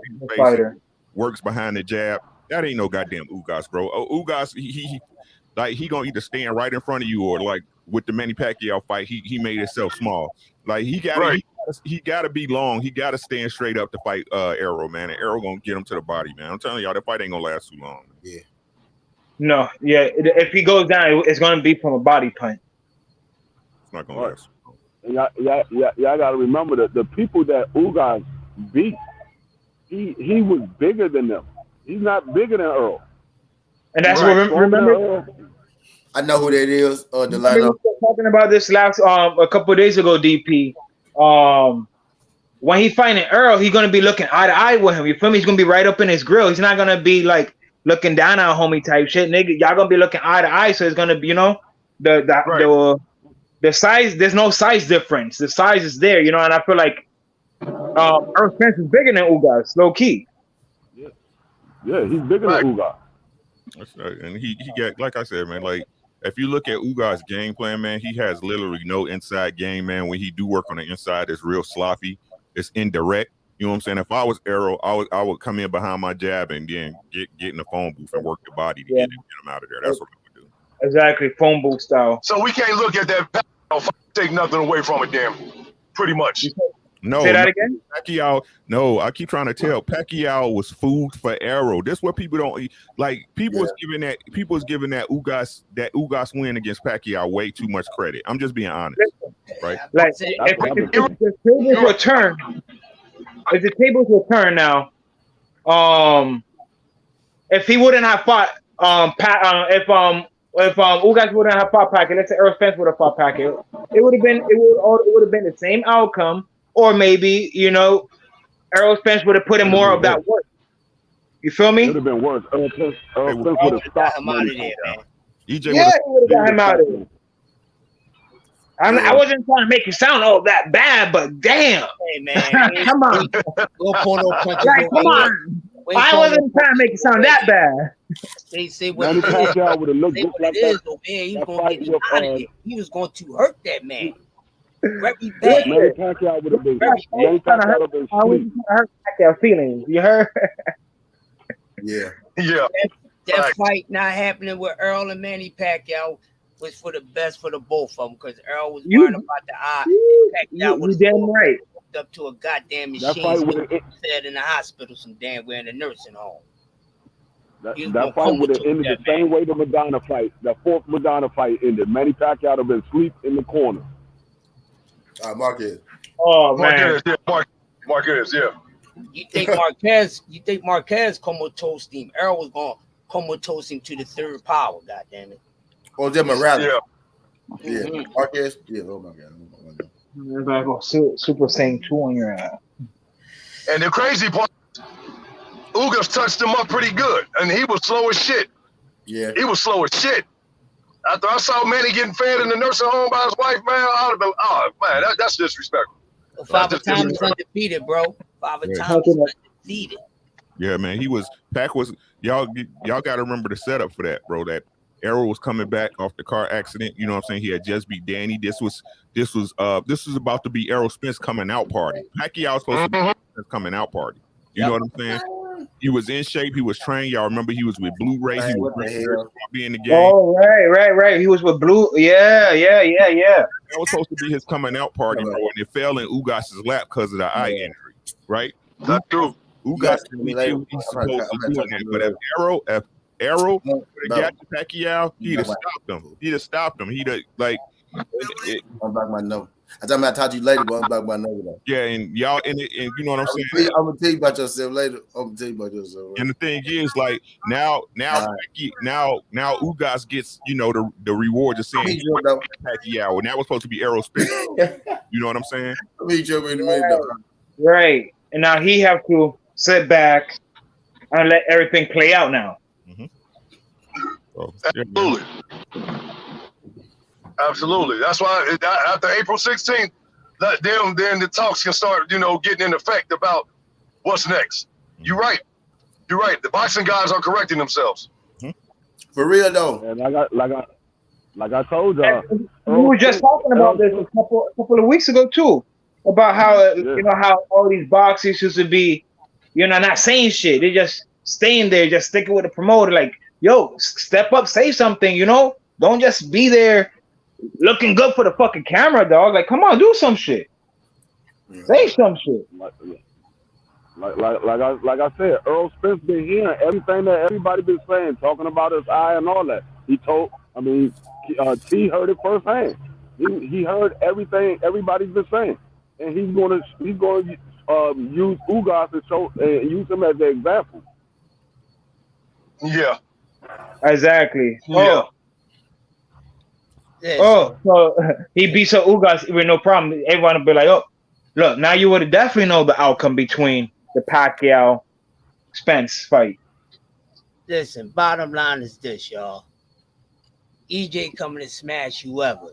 He gonna get it done. I don't care who it is. He been said it. I agree. He said it a few times. He ain't gotta say it no more. He ready to speak with his hands, like Terminator X. For those who don't know, that's a throwback for y'all. Facts. I'm tired of the talk. He don't even talk a lot, man. He's coming to smash these dudes. He been told Double Boy he was too small. He gonna smash him if it ever happens. So if it does have me getting smashed too, that man is on a mission, yo. The Shag is back. Watch yourself. Yeah. He said the Shag is back. Facts. Now I say EJ ain't smashing no Bud. I'm smashing Bud right now. So I know EJ can do it. Like I said, when you gonna get up here and then talk shit with us? I'm gonna keep telling you, bro. Like the time for talking is coming. The time for that talking to top is close at hand, bro. Like we gonna see. This is what I've been saying all the time. Yeah, everybody got their opinions. Let's see it. Make the fight, bro. Exactly. Just make the fucking fight. Everyone's gonna keep talking about it. What's gonna happen? Oh, I think this is going. Who's gonna win? He's gonna win. Nigga, fuck that shit. Show me the fucking fight, god damn it. Let me sip on some motherfucking Hennessy, Modelo, E&J, and let me have a fucking good time, god damn it. Let's get the fight. You know what I'm saying? That's right. Like before, if you're so sure, if it's a guaranteed gospel, if you know it's coming back like the rapture, bro, put your money up. Put that money up. April 17th, every Bud fan in the world that say he gonna stop Errol should be in these chats putting y'all money into an escrow account for Cash App with somebody that's trusted, so that when this fight happens, you know what I'm saying? Into this fucking quota. That's what I'm talking about. Like, come on, man. Y'all talking about it all this time. Like, no matter what y'all say, bro, we ain't nobody gonna know until we see the Who's the underdog in that fight? I don't know. It's gotta be Ugas. Shit. No, not Ugas. No, like if Errol, if they get Errol, Ugas the underdog. Hey, bro. I'm about to get paid, bro. If they got Errol as an underdog, I'm getting paid, bro. That's all I got to say. Hell yeah. I'm putting some money on that. They better not have Errol as the underdog. Who the underdog in that fight? It might be an even fight, though, to keep it honest with you, Skinny. Especially if he stopped Ugas, they gonna especially if they stop Ugas. It might be Palmwood. Damn, that's a good question. If he stopped, I don't think it's gonna be an even fight if he stopped Ugas. If he start Ugas, he gonna be the favorite. I mean, Vegas gonna let you know what's up. You know what I'm saying? Vegas gonna let everybody know what's up. I ain't looked at it. If he start Ugas, he gonna be the favorite. Mm-hmm. Ain't gonna be even if he start Ugas. I think I want to say the first time I looked, Errol might have been like plus 100 or some shit like that. I mean, we gonna see. That's what I'm saying. We finally at the point where we can actually see. That's what I'm excited about. Hell yeah, Rick. You definitely right about that, bro. It shouldn't be no excuses. Right, let's go, man. No excuses. They should dub that fight when they fight. No excuses. Man. That's it. Oh, let's G-O.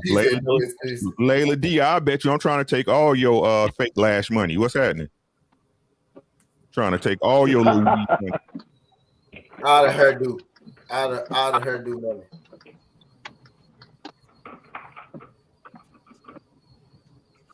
Yeah, man.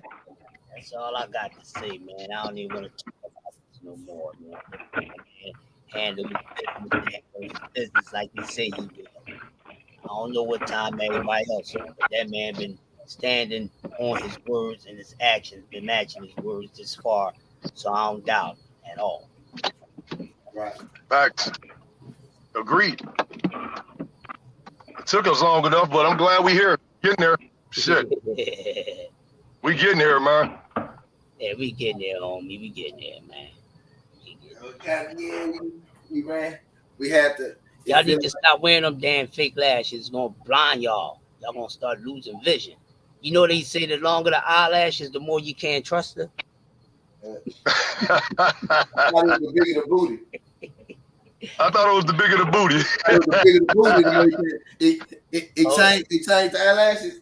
Yeah, it's a new one now. They say the longer the lashes, the more you can't trust them. Goddamn. I'm sticking to never trust a big butt and a smile. Fuck that. Yeah. I didn't want the biggest booty. What I thought. If she had the biggest. Hey, DP, you better watch them lashes too, bro. Oh yeah. Watch the lashes. Got big booty and lashes. Damn. Got to watch those lashes because all types of random lashes. You can't tell the real from the unreal. Watch them lashes, Jack. Lala, you wear fake lashes? I can't fuck with you. Shit, I can't fuck with you. Hey T, you got somebody backstage. Lala, I can't fuck with you. You wear fake lashes occasionally? Oh shit. She gonna get me in trouble. Shit. Teach funny side deferred to Destiny Crush. My bad. My shit. I dropped my shit. You good, bro? Niggas talk about the fucking long eyelashes and shit. Oh, fuck. Watch out. Yeah, man. Yeah. Good, I'm glad you were the one that you still look natural. I don't want you walking around looking like a tarantula. You know, they look like tarantulas. That's what they be looking like. Right. Yeah, the Transformers and shit. Tarantulas. That's on Decepticon. It's a deception. Woo. With the fake booty implants and shit. Oh man. Oh shit. Fake. You got the fake ones and the real ones with fake booties these days. Watch out now. They be having real. Nah, you got real fake booty these days for real. God damn. Hey, Crush, it always remind me of that scene on I'm Gonna Get You Sucker and shit. When she pulled out the butt. Yeah, she pulled everything. I remember that, John. She pulled everything. Nah, not just the butt, dog. She pulled her motherfucking legs off, her weave off.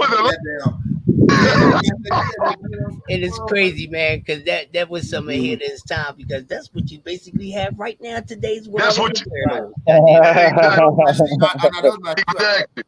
Hey, Lala, watch out now. I hope you ain't pulling them legs off, shit. Boy, everything. She like, I guess some. She like, I guess I got a secret. Yeah, Lala. Well, I'm glad you understand that, beautiful. You need to spread that word to the rest of the motherfucker. I was fucking this motherfucker up yesterday. She like, I got a secret too. Oh shit. She said, when she took off her wig. Oh hell no. Hey, bro, if you was cool with the wig, bro, like as a grown man thinking about it, if I was cool with the wig, ain't no way in hell I would have been cool with the legs. How you pump like legs on me, bro? That's the thing you gotta tell me on the first day. I ain't got no legs. That's what you gotta tell me on the first day, dog. Yeah, you gotta tell me that shit, man, because on the first day, you gotta let me deal with that shit first. Yeah. Expectations.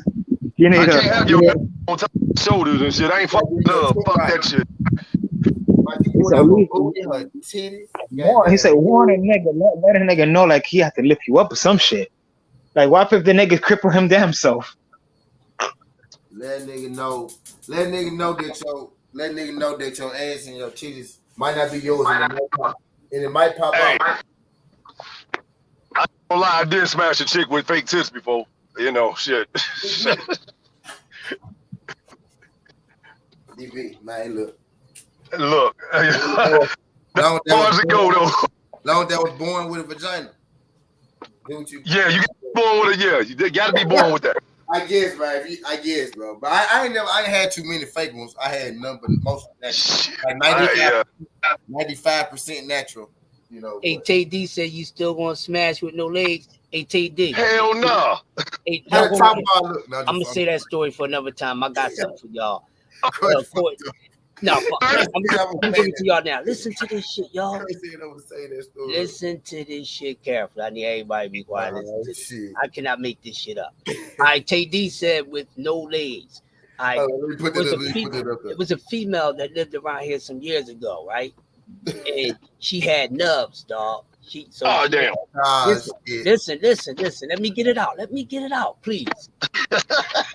This shit is crazy, right? I need another hit.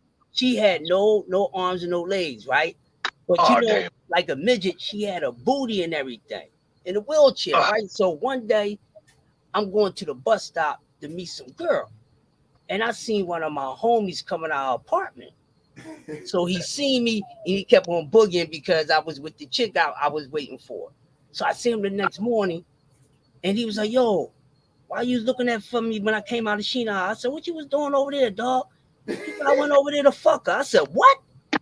He said, "Yeah." I said, "She ain't got no arms and no legs." He said, "Man, she a frisney. Everybody be going up in that joint." Dog, I found out, man, that everybody was running up in that motherfucker. And I'm like, y'all. And then we get to school, like hanging out in the neighborhood. They're like, you ain't never had none of that. I'm like, y'all niggas is weird, dog. Fuck y'all that. freaking something with no arms and no legs. She was like one of the biggest freaks in the hood. So they say handicapped people's sex drive be on some shit.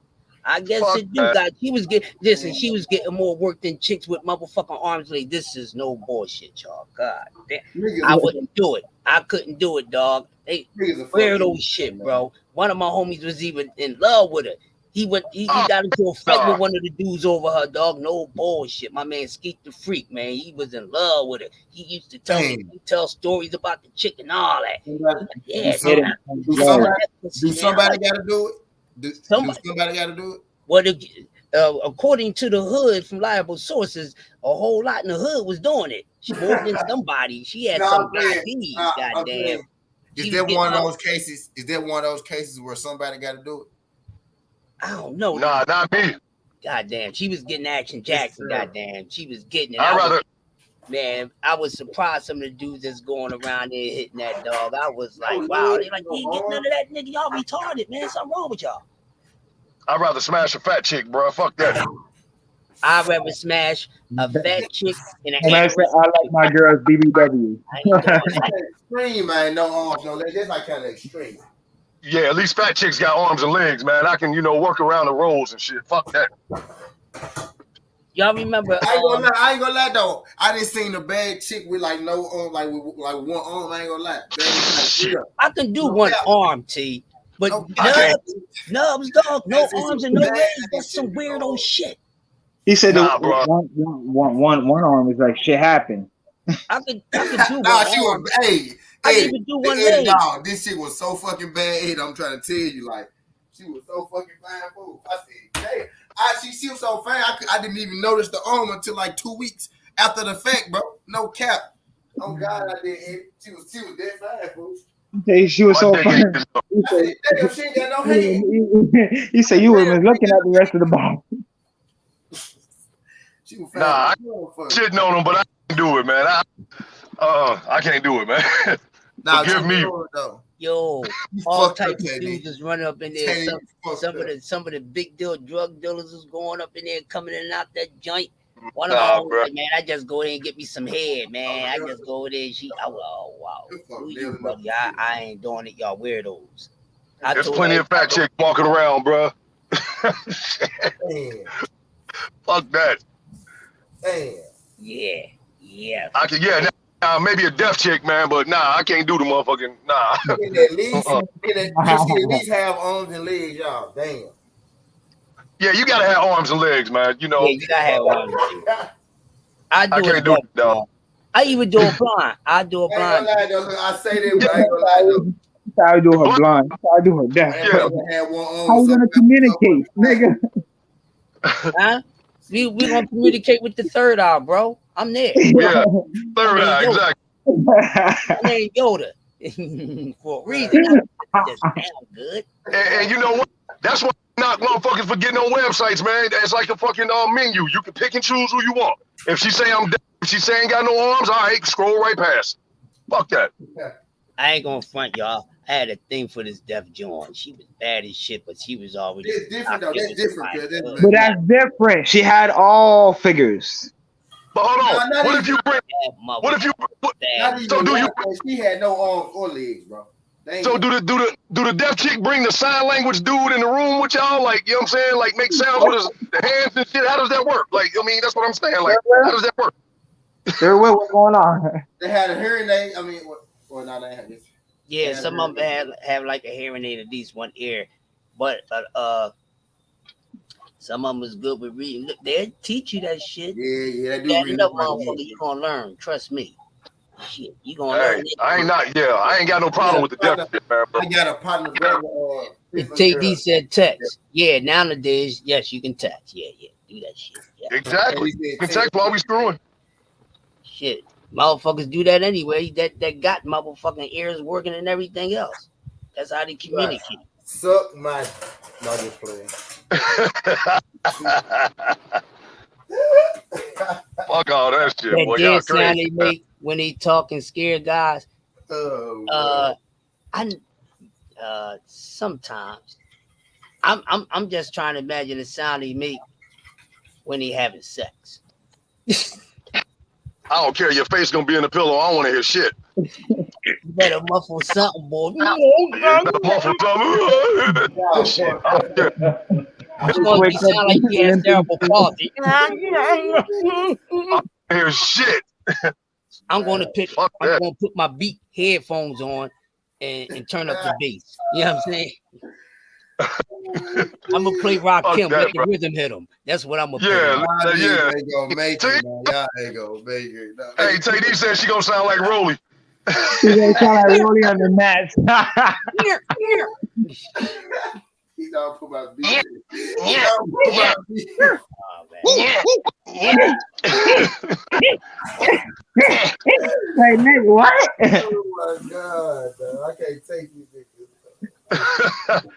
Y'all crazy, man.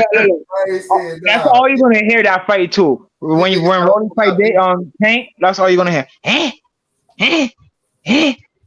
I'm telling y'all, man. Tank gonna be like, get the fuck off me. Rolly gonna bite Tank's ankles, man. Watch. I'm telling you, as soon as he get knocked down, he gonna bite that motherfucker right in the ankle and get disqualified. Wow. Oh, he about Tyson the bitch, huh? Yeah. Rolly crazy, man. He got that retarded strength, bro. You ever fight a retarded dude before?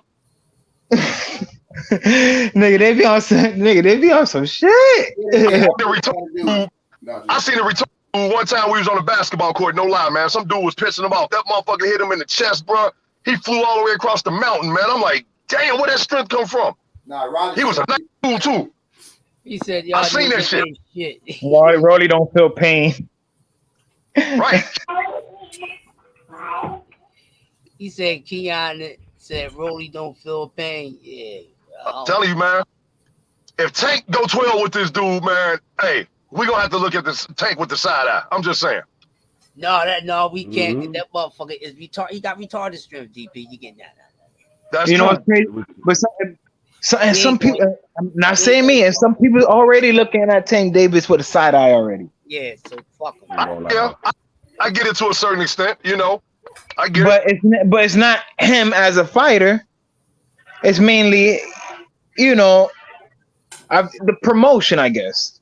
My man Tank don't have a problem with getting in there with anybody. So we gonna kill. That's what I'm saying. That's what I'm saying. As a fighter, he's a good fighter. It's just the promotion. We already know who the problem is, man. We ain't got. Yeah, exactly. We don't have to say it, but I mean, that's exactly. That's why he leaving. Sir knows the motherfucking goddamn. I don't know what to call him now. Goddamn. I'm even hearing people talking about people. I know he's free agent and Sir shit like funny weather. That's what I'm gonna call him. Funny Sir weather. knows and funny weather. God damn it. That's why Tank leaving, man. I ain't mad at Tank taking his career into his own hands. You're supposed to be able to do at that. some point. Didn't he do it? Yeah. Everybody else did it. Didn't homie did it? So come on. Right. People forget for the same shit. Yep. People forget that. Not only Floyd though. It's not only Floyd. Mad other people. You know, Canelo, him, right. Fucking. I feel like even Crawford is gonna end up fucking with his own shit in the field. Right. Absolutely. It's just a matter of time. A lot of these fighters is waking up and smelling the fucking coffee and realizing, yo, I'm better off by my damn self. I can make the fight happen if I wanted to. I get more of the if I want to. I'm in control of the bread. I do what I want. I fight. I'm a fight who the people want me to fight. You feel me? Well, one thing I can say though, man, by looking at that young man, I can say he ain't scared to fight nobody. I can't say that. I don't think Tank's scared to fight anybody. I think Tank wants the smoke from anybody. But when you got a motherfucker that's behind you calling the shots and you fight who I want you to fight, it's kind of hard to do that shit. You can bitch and gripe all you want, man, but like I was telling somebody the other day, you ain't going in a billionaire's office telling them what the fuck to do. Right. You're not doing that. So Lala said, does Tank energy about the Rolly fight make you guys nervous a bit? Yeah, it make me nervous because he might bite his ear. That's about it, Lala. I'm telling you. Retarded motherfuckers are on a different time. That's my live stream tomorrow. He gonna try to do some tomorrow. Shit. He gonna try to do some dirty shit. He gonna try to do some fuck shit, man. I'm telling you. Yeah. I feel it, man. This dude gonna try to do some fuck shit. He gonna try to get Tank thrown off his rocker and do some crazy shit. Next thing you know, man, he gonna come off the top rope, Jimmy Superfly snooker Tank, man, and they gonna count 1, 2, 3, and that's it. Man, I'm gonna tell you what's gonna happen. Tank is gonna knock Rolly out. Rolly's gonna go back and hang out with his two butt buddies. They're going Tio and Blair Flair. Blair. That's who he's gonna go hang out with. He's gonna go hang out with his two butt buddies, and they gonna don't forget little Uzi Burt. He in there too, shit. Little Burt. Don't forget them whack motherfuckers and shit. I'm just saying, man. Like, I ain't saying I think Tank gonna destroy Rolly. Personally, I just know Rolly on a different time, man. Like, anytime a motherfucker wear a dead fox to a press conference with some dirty ass Wrangler boots, they don't give a fuck. Those are Bearcat. That was a Bearcat. Well, yeah, and the motherfucker was still breathing. I don't know if y'all peeped that, but the Bearcat was on his back, was still talking Rolly. He was still talking Rolly. He was saying, like, man, we gonna fuck dude up, man. We gonna fuck Tank up. Listen, I'm gonna have to go rewatch. That was not a bobcat. That was a muskrat that he had on there. He got it from. He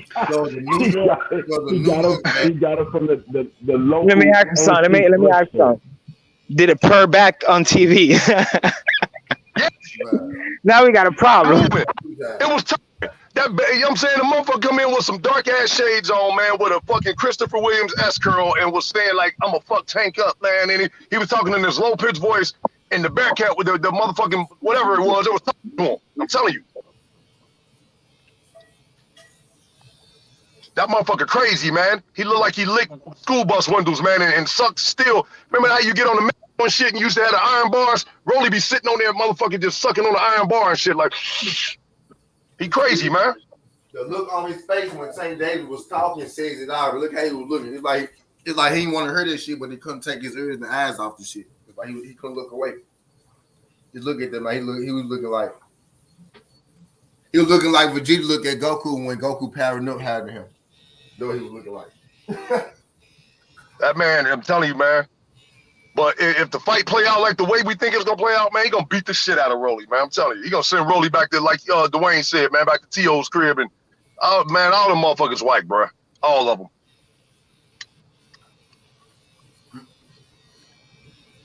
Personally, I would have liked to see Rolly versus Ryan Garcia, punk ass. That'd have been a good fight. I feel like Rolly would beat Garcia. Honestly, that would be a better fight to me. Ryan versus Rolly, that would be a better fight. Ryan is sparring. You fucking Ryan up. I'm just saying, hell yeah, Dwayne. That's what I'm saying. I would like to see that fight because you got one dude that's scared to fight and another motherfucker that don't give a fuck who he fight.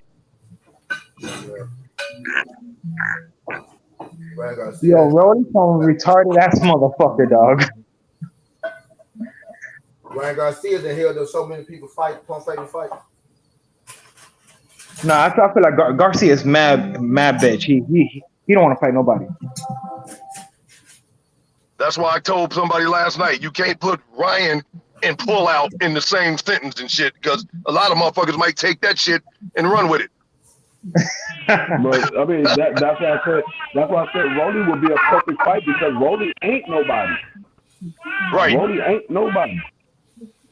Right. I don't think Ryan would be scared to fight Rolly. Rolly is a character, man. Like nowadays we see boxers going into the game. He's a character. I got Rolly in 4.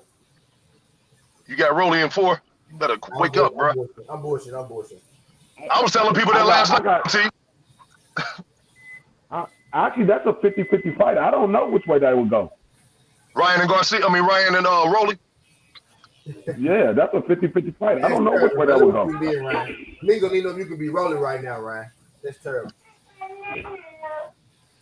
Me gonna need you could be rolling right now, Ryan. They just said Ryan and Roller. And that's bad. And you supposed to be a boxer. That's bad when you didn't get to the point where you and Roller a 50-50 fight. That's bad. Because Ryan don't want to fight nobody. He want to sit on Instagram all day and shit and collect this 10 million followers and shit.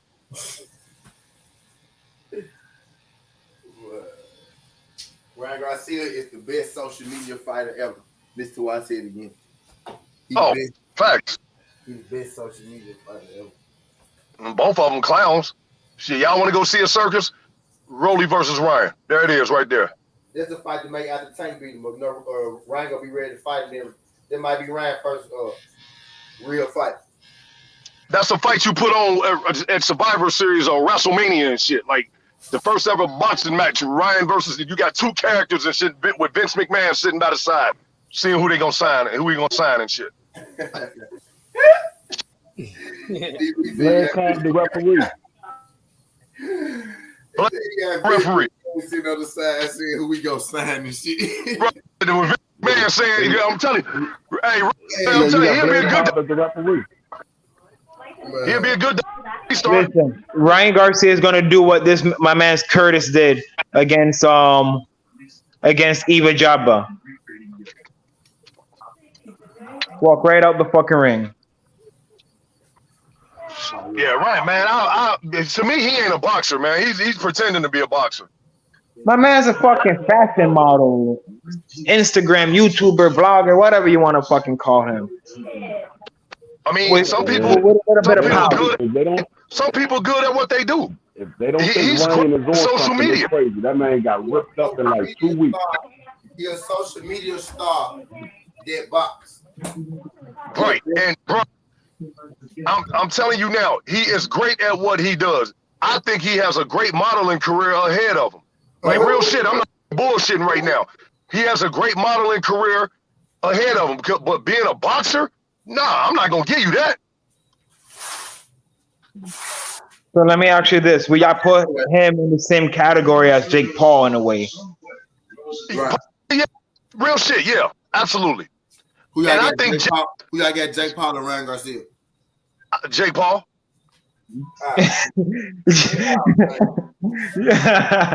Listen, Jake Paul's one of those motherfuckers. He really don't give a fuck neither. So you put him against Garcia. You have to put more on Paul. If Chin, man, that motherfucker going down. Hey, Jake Paul, he knocked that motherfucker out into the doggy style position. I'm telling you. Bam.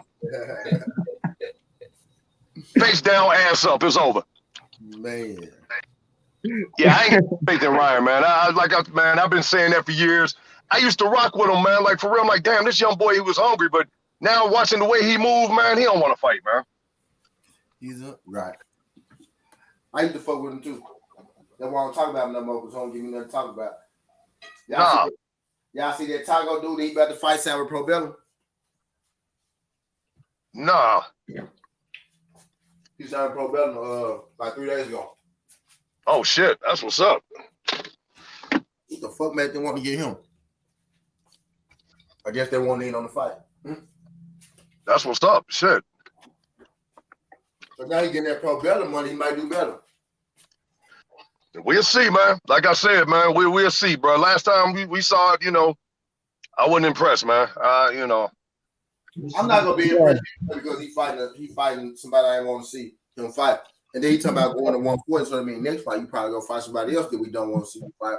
For him to have such a big name, man. I mean, believe it, like him or hate him, the dude got a platform. You ain't fighting nobody though. How many times you go keep fighting bums, man? And I think when he did get knocked down by Luke Campbell, that shit done something to him. Nah, I know. DP, say it again. It done something to him. I mean, he came back and won the fight, but man, for him to get locked down against Luke Campbell, bro, I'm like, man, that shit shook him, man. I told y'all that. I said that after the fight. I said when he made that fight with Tank, he was just doing that for publicity. He knew when he got knocked down by Luke Campbell, he was like, hold up, I got knocked down by Luke Campbell. I'm not be able to fight none of these top guys. Y'all know what his mental illness was? Y'all know his mental illness was? That knockdown. Tank Davis being the fight he act like he wanted. He had to fight Tank or David Hayden. He was like, oh shit. I got mental Hold illness. up. He was like, I don't feel good. I'm sick. I'm depressed. That's what happened, bro. And he snuck. You knew something was wrong when he made up a fight with Manny Pacquiao. Manny Pacquiao was like, ain't nobody sending me no daggone fight for Ryan Garcia. Manny Pacquiao said not it. He said not it. The man said, well, I won that fight, Manny Pacquiao. The whole time, nigga, you might even fight no Manny Pacquiao. This shit didn't make sense. No, that motherfucker didn't want to fight, man. Manny Pacquiao at 47, you at 35. It's clout chasing, man. I'm telling you. That fucking clout chasing shit is whack. That clout chasing shit is bullshit. The man woke up and said, I want to fight Manny Pacquiao. I ain't fighting Tank. And told the world, you, man, like he had a fight. And I thought my pullout game was tight. Shit.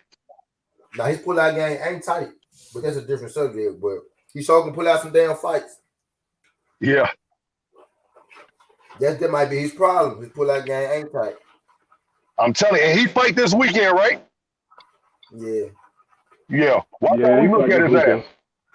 Yeah, I'm telling you, man. Y'all gonna be able to see this weekend. Him and Luba, we ain't that far away. We got what?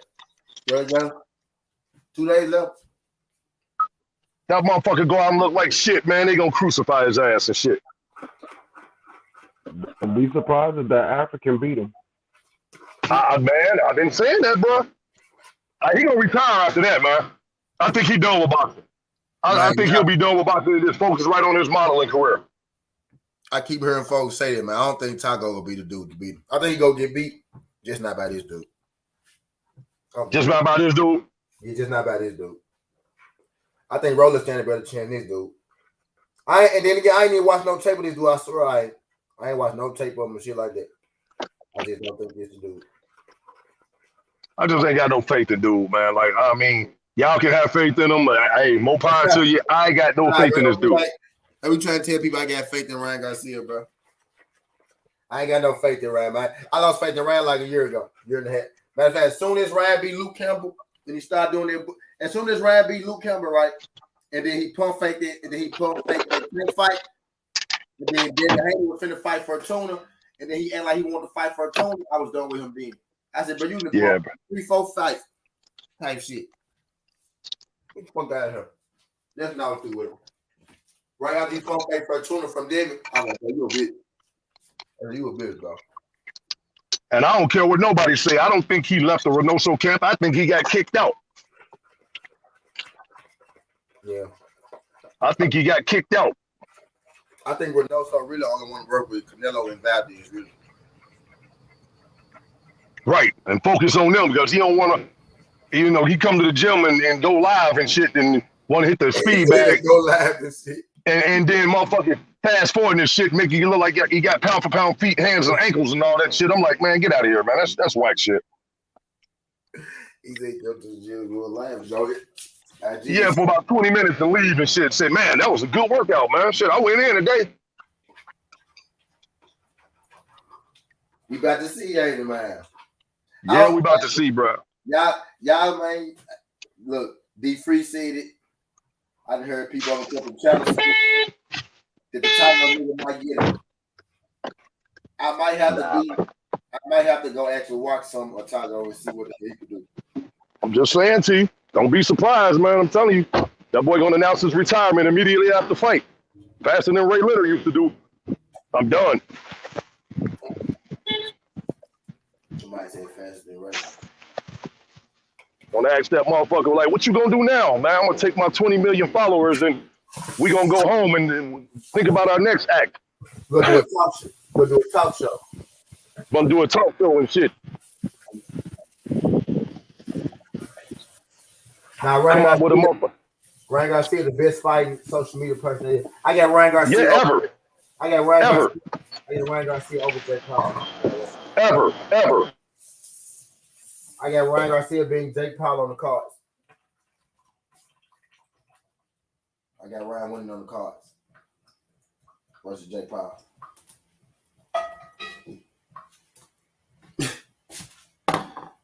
He is. I don't think Ryan knows he's Jake Paul though. I think he's pretty close. I think Ryan knows he's pretty close to Jake Paul. I think he knows it's like all the other YouTubers, right? And then him. As far as you know, like. I know he up there though. I do know he up there for a fact.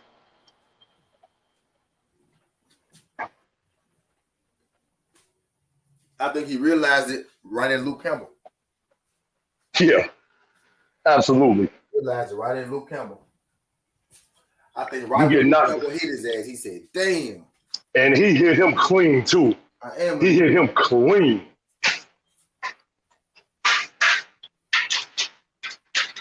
Really when it was, it might not even be when Luke Campbell hit him. Really when it was when he went on hot box with Mike Tyson. Yeah. And he told Mike Tyson that I want to fight Tank Davis. And Mike said, I got his number, let me call him. And then he called him. And then he started talking that shit and had to make a fight and pulled out. Then he realized, oh shit. If Luke Campbell sparked my ass, I know Tank gonna spark my ass. And then I don't know if you peeped right after the fight, he was making excuses. Well, Muhammad Ali got knocked down. I think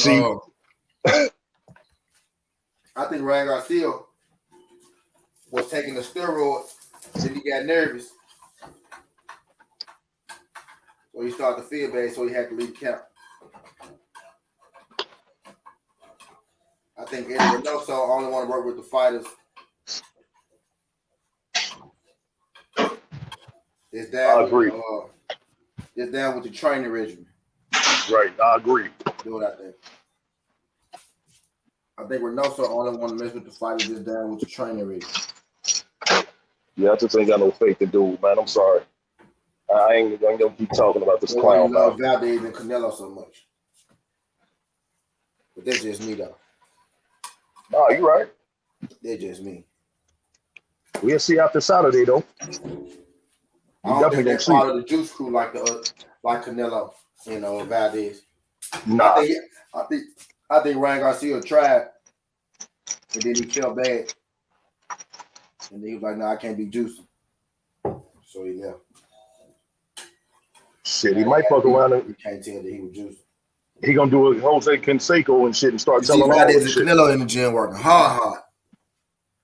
Right. So right there, blowing that damn whistle, ain't doing shit but blowing the whistle.